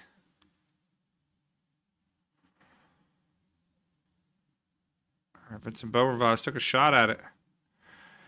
He opens it up there for Ron. Ron can do it here. Shoot that 4 into the corner. Just let it coast up. Just make the shot. Let it roll. You want to be on the other side of the 5.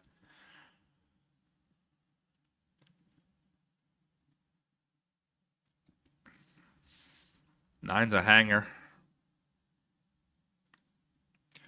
So you don't have to get any kind of position.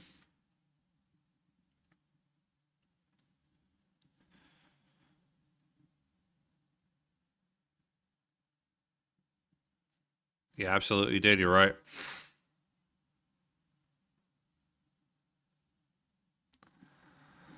That's a great shot. Just roll the 5 down to the corner now. I don't know if I like the 5 in the side. I don't think I would mess with that. I think I would just roll it down to the corner. Play high. You're going to probably bump the 7 a little bit. Just bump the 7 over. You'll be fine.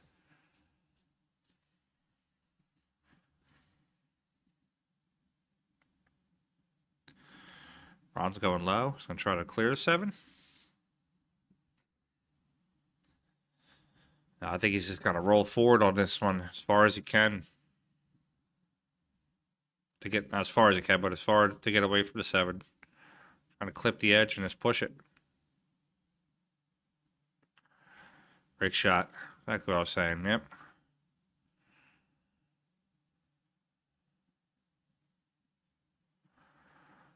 Now let's just make the 7. You'll have a shot on the 8.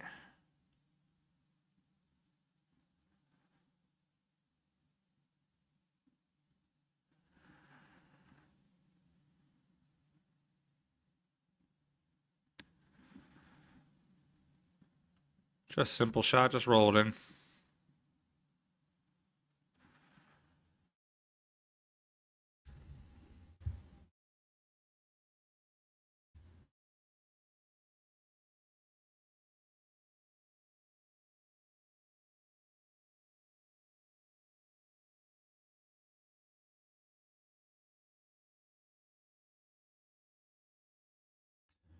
Ron came to play today, man.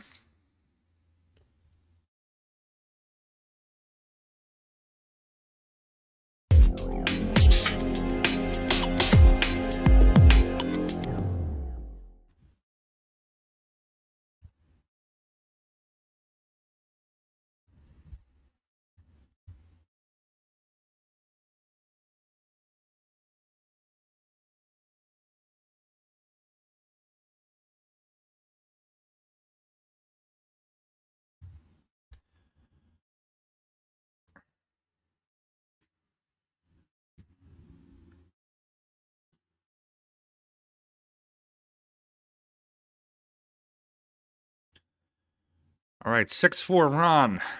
3-6. Dry break there. Gonna put Vincent Borage back up to the table. 7-2, Dan Hewitt over Waleed. Yeah, I just saw that. I just had to push it back to the bottom. Consider them like layers, Teresa. So I had to move those layers over the other layer. Think of it like pages of a book. I'm putting a new page on top. I forgot to put those pages under the current page.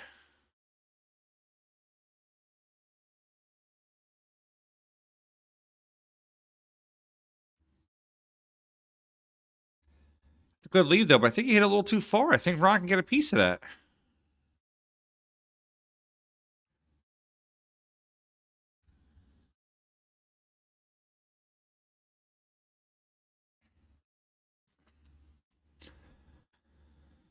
I think I'm about to get the wife to walk on my back when I get home. Neck is killing me.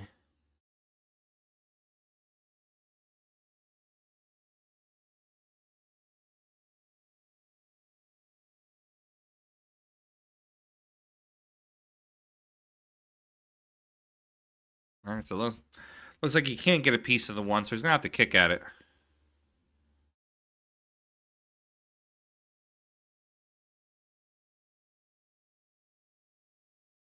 So he's going to have to put a little bit of spin. Oh, just missed the edge of it.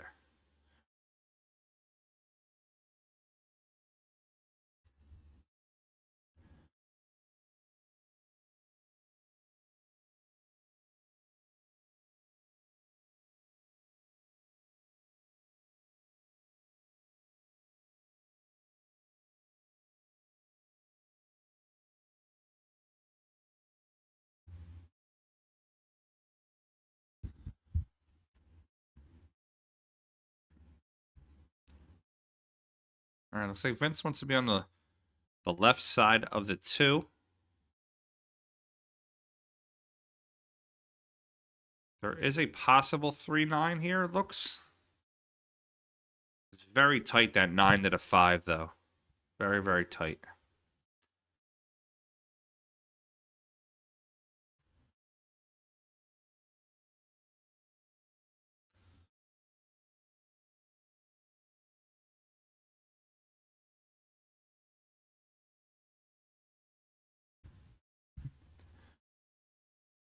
He's looking at the 3-9. He's looking at it pretty intently. It looks like the 9 could pass.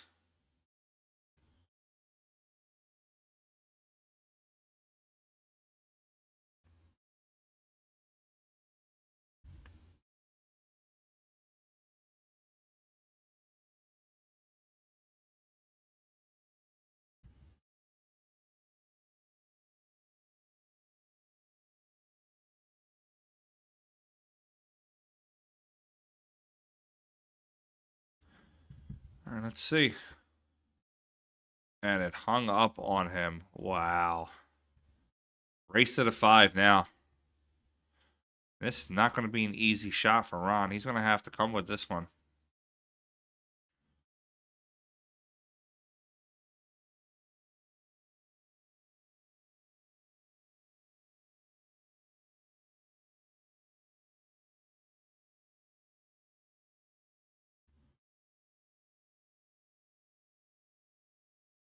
Just has to get to the other side of the table.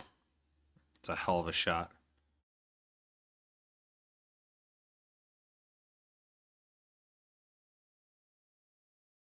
Just make this. No kind of special English or anything.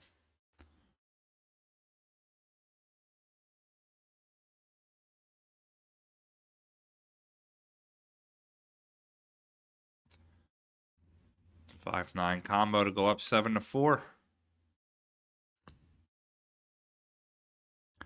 Ron needs 2. Vincent Borage needs 5.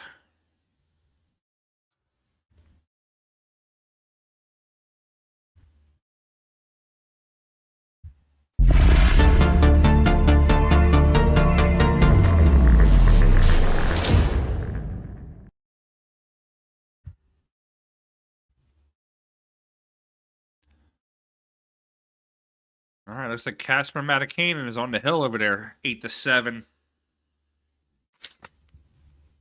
So is Dan Hewitt. So if those matches finish before this matchup, guys, then the Jimmy Rivera match is on the main table. I will not be able to stream that. So if they finish before this matchup, this will be the last matchup of the night.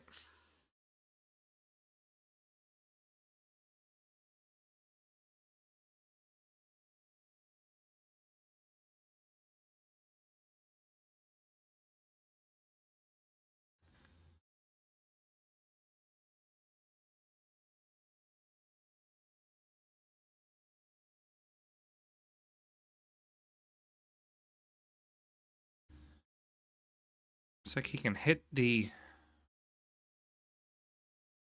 He can hit the 1.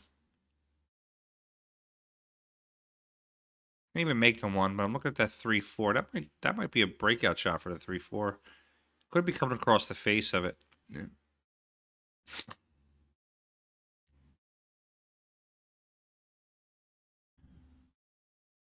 It comes across the face, leaves the 1 down table.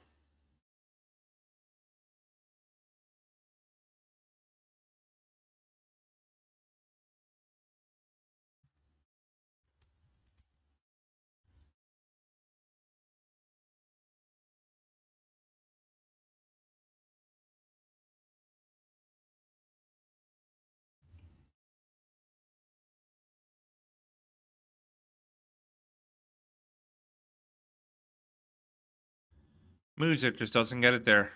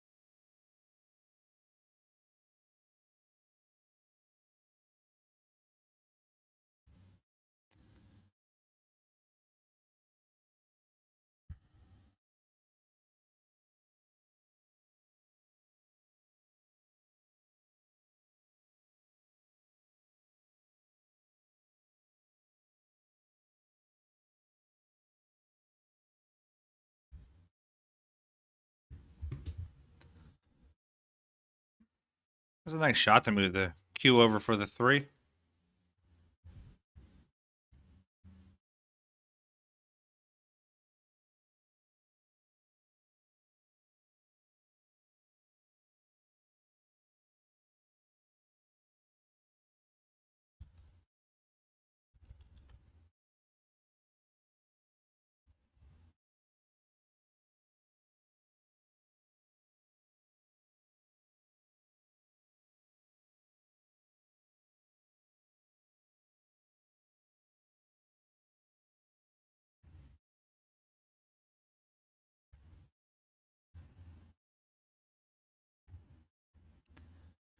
Four to five is going to be tough.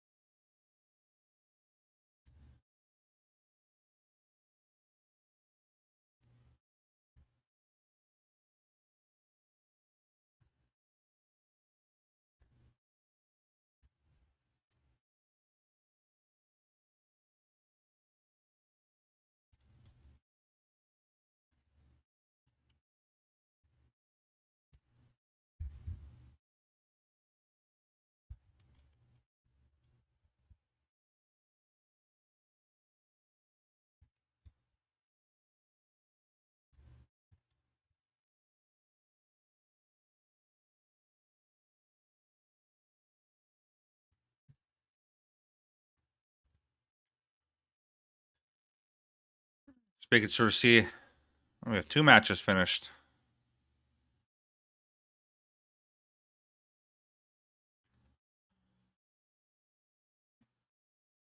All right, so we're going to take this score off, this current scoreboard off the screen. We'll put the digital pool scoreboard back up there. And we will get rid of that. Get rid of current match text.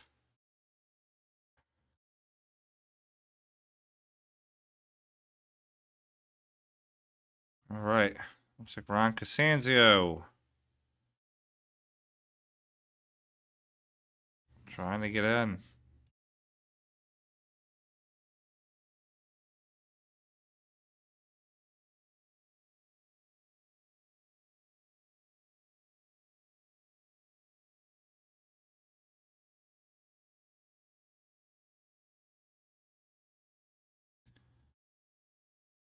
Good shot by Ron. It's not the easiest shot to get down though on this 9 ball.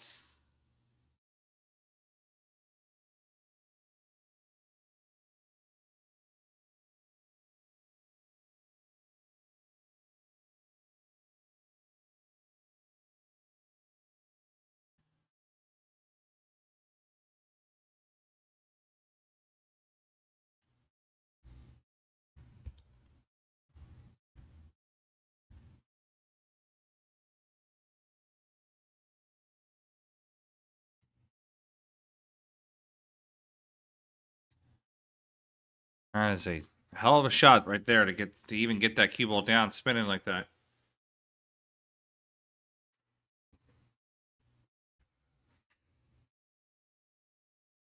All right, looks like digital pool spoiled it for us.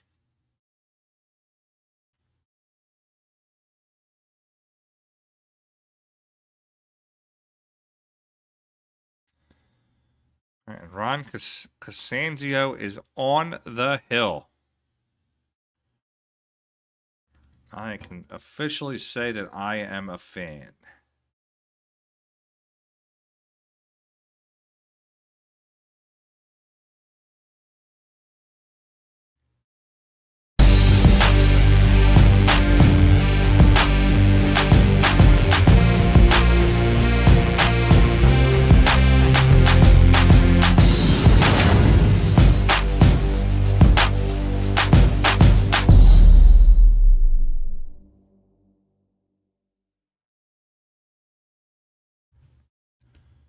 Guys, big shout out to Digital Pool. Thanks, Digital Pool, for allowing us to stream, do what we do here.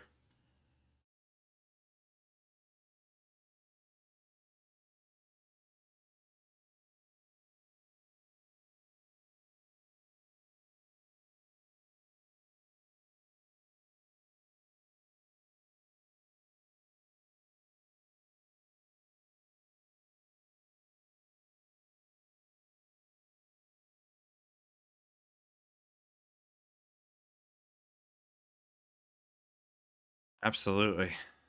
All right. Two down on the break. 1, 2, 3, 4, 7. We have 2 down on the break.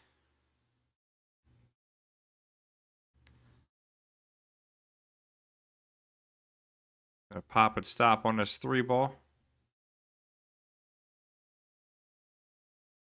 I think he wanted to hit the 5. It's gonna go right into that lane. He's up 8-4, so he can mess around with it a little bit and be okay.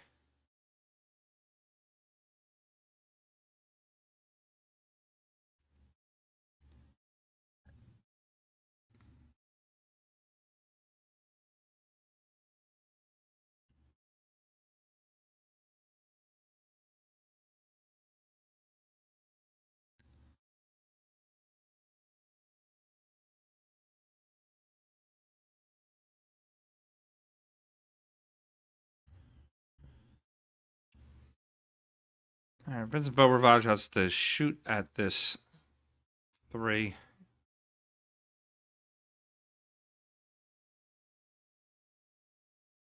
3 comes out. Gonna get a lucky safe there. Gonna make Ron Cassano have to kick or swerve down at it.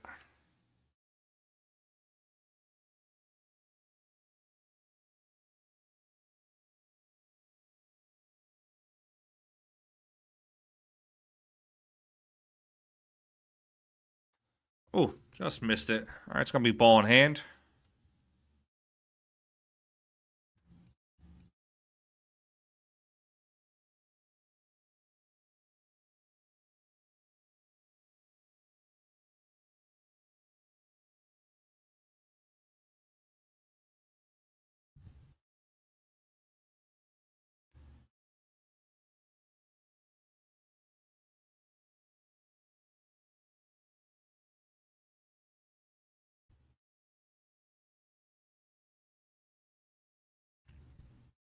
All right, he's up onto the 4. Come at 1, rail 5 in the side.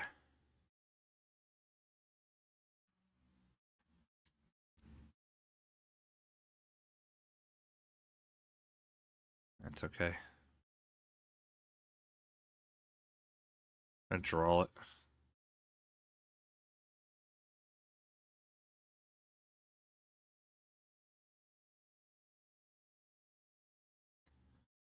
All right, he can hit this low left. Catch cue ball right around the first diamond. Actually, more middle diamond.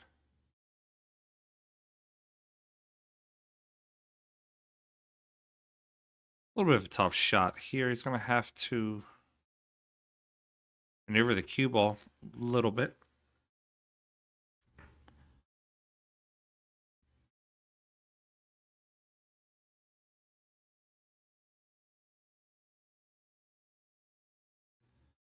It's a great shot. He pushes it to the side.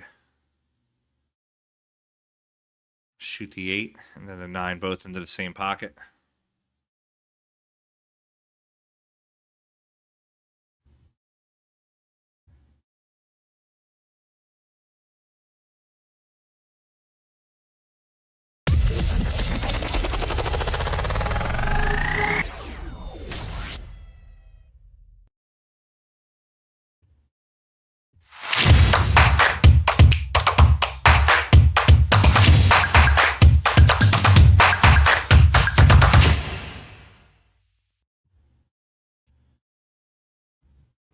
Okay, rack number 14. Ron Cassano up 8-5. A race to 9. He's on the hill. Borage has to keep him off that hill for 4 more racks.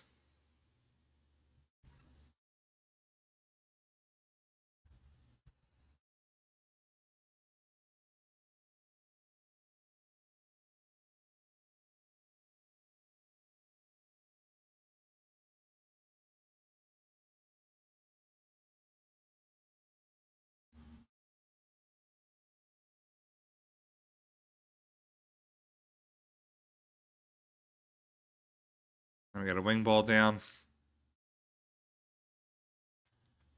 We got shape on the 1.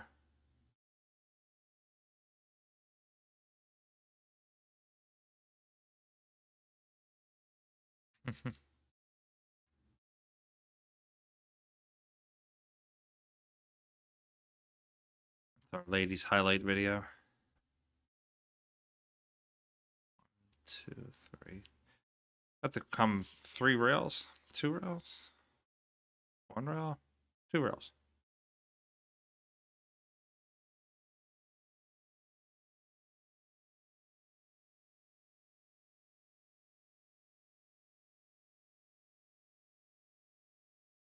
All right, so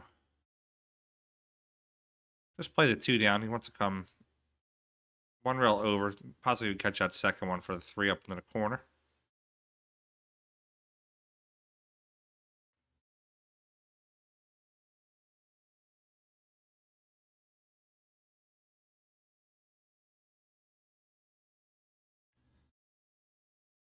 Okay, 3 up.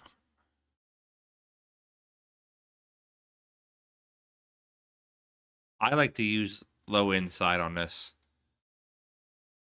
Also has a tough time reaching a shot. If I can reach it clear, I like to use low inside.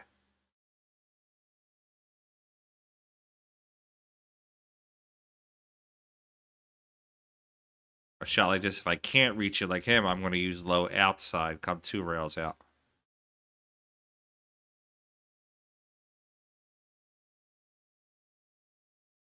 Good shot from there.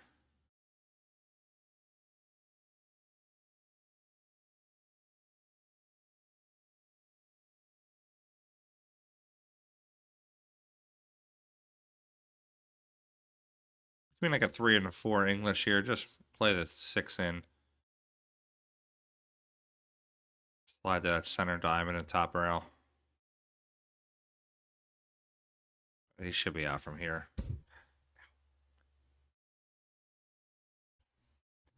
7 in the corner. Just stop it for the 8.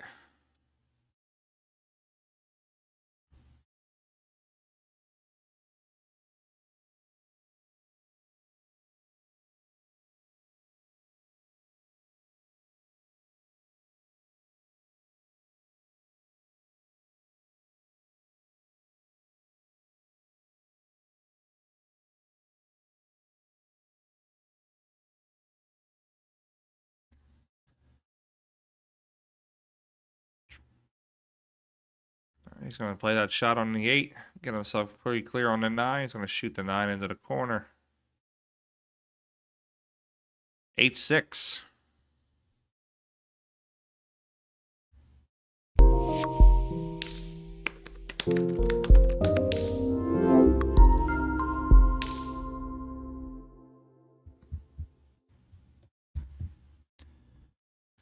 All right, 8-6. Moving on to the next rack. Rack number 15.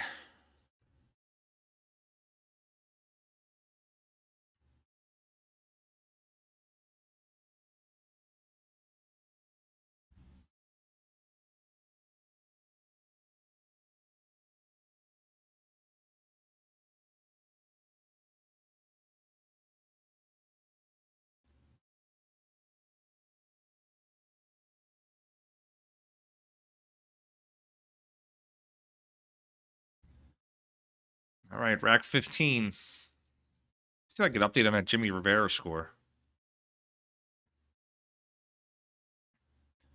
All right, Jonathan Smith is up 7-5 on Jimmy Rivera. And we'll jump over. Let's see the bracket. I think we're down to final 16, right? Top 16. All right, so Casper Matikainen has defeated Donnie Mills. That's going to eliminate Donnie in the 9-12 position. He gets 1,200 for that. Walid Hashem was eliminated. He gets 1,200 also. And Jimmy Rivera, Jonathan Smith are battling it out.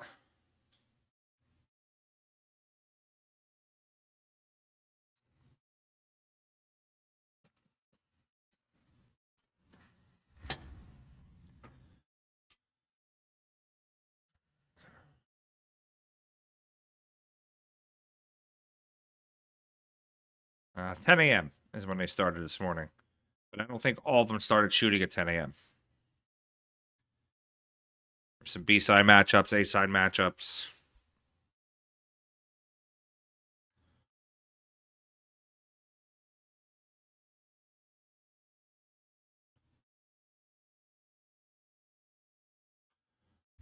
Awesome. Thanks, Isaac. Appreciate it, bud.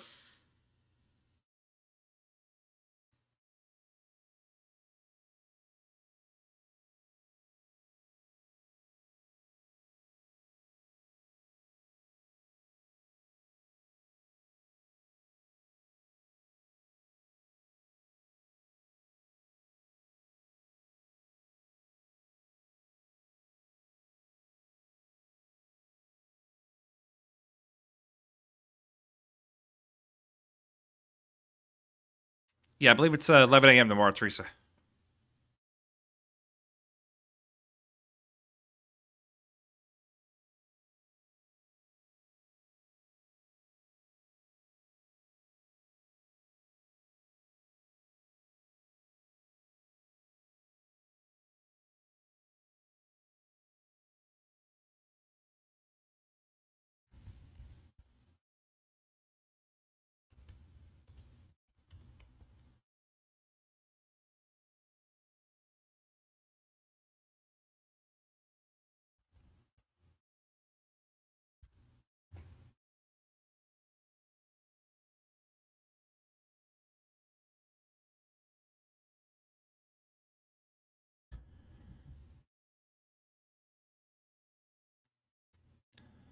All right, Ron's got some clear shots here. 2 to 3, 3 to 4. 7 to 8 is going to be the tough shot. Take a look at that one, Joe Bassetti. See how that 8 could go in the side. He's got to get perfect Poe on it.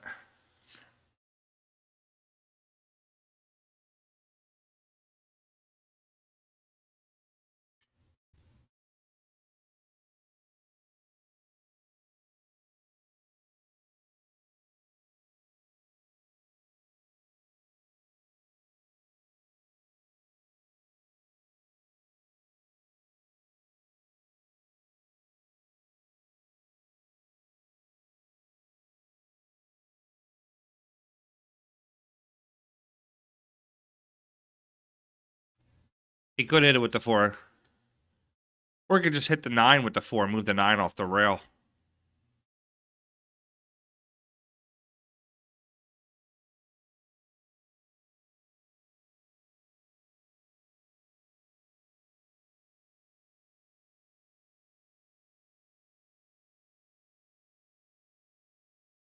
Ooh, a little tight on that one. Let's see. 1, 2, 3 rails, I'm thinking. Obviously has to cut it in here. 1, 2, 3. That's going to be extremely tough, but it's makeable.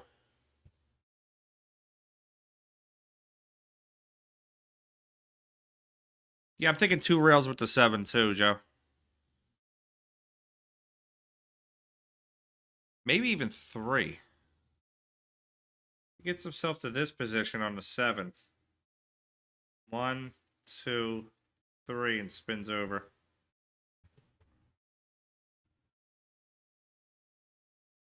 Let's see where he goes with this one.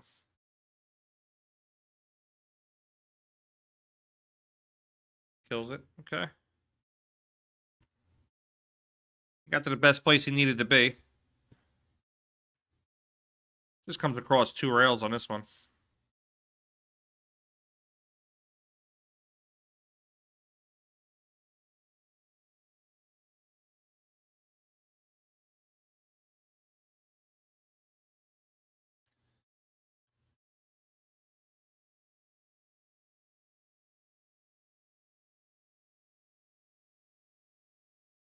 Android, I don't know if there will be a shot clock added.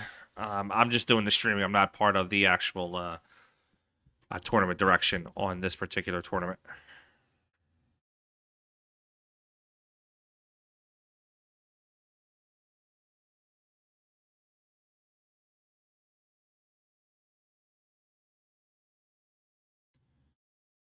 The hell of a shot there by Ron.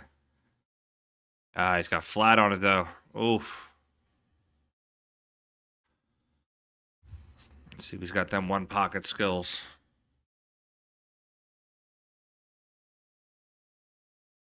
Or do you just say, or do you just shoot the 7 and say hell for it? Go for the 8-9 combo. There's your answer there, Android. No shot clock. James Kearney was in the event.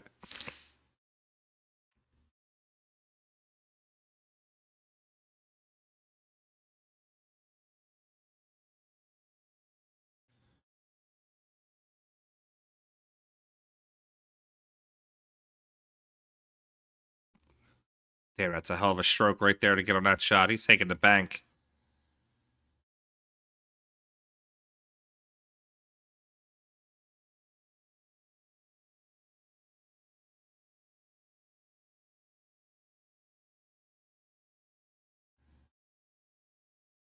I want to see him banking out the win.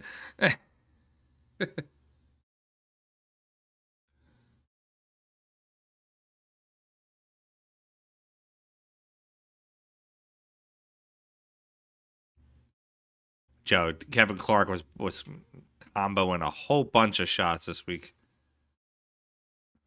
Let's see, he's playing the one pocket.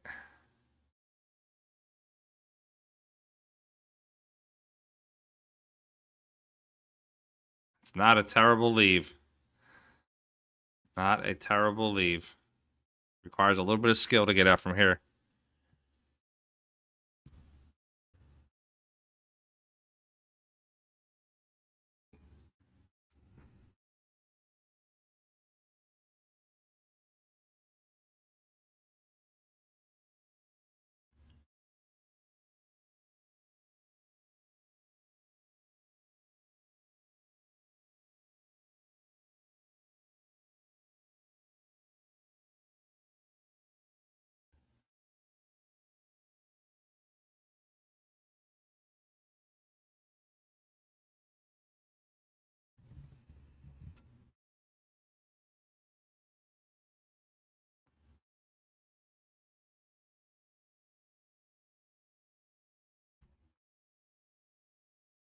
All right, let's see.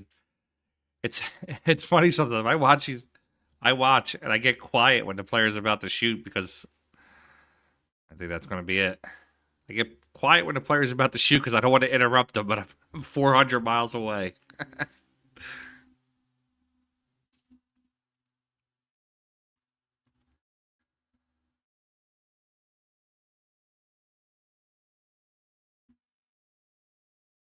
He's straight though. He just wants just come off the rail. Should be okay.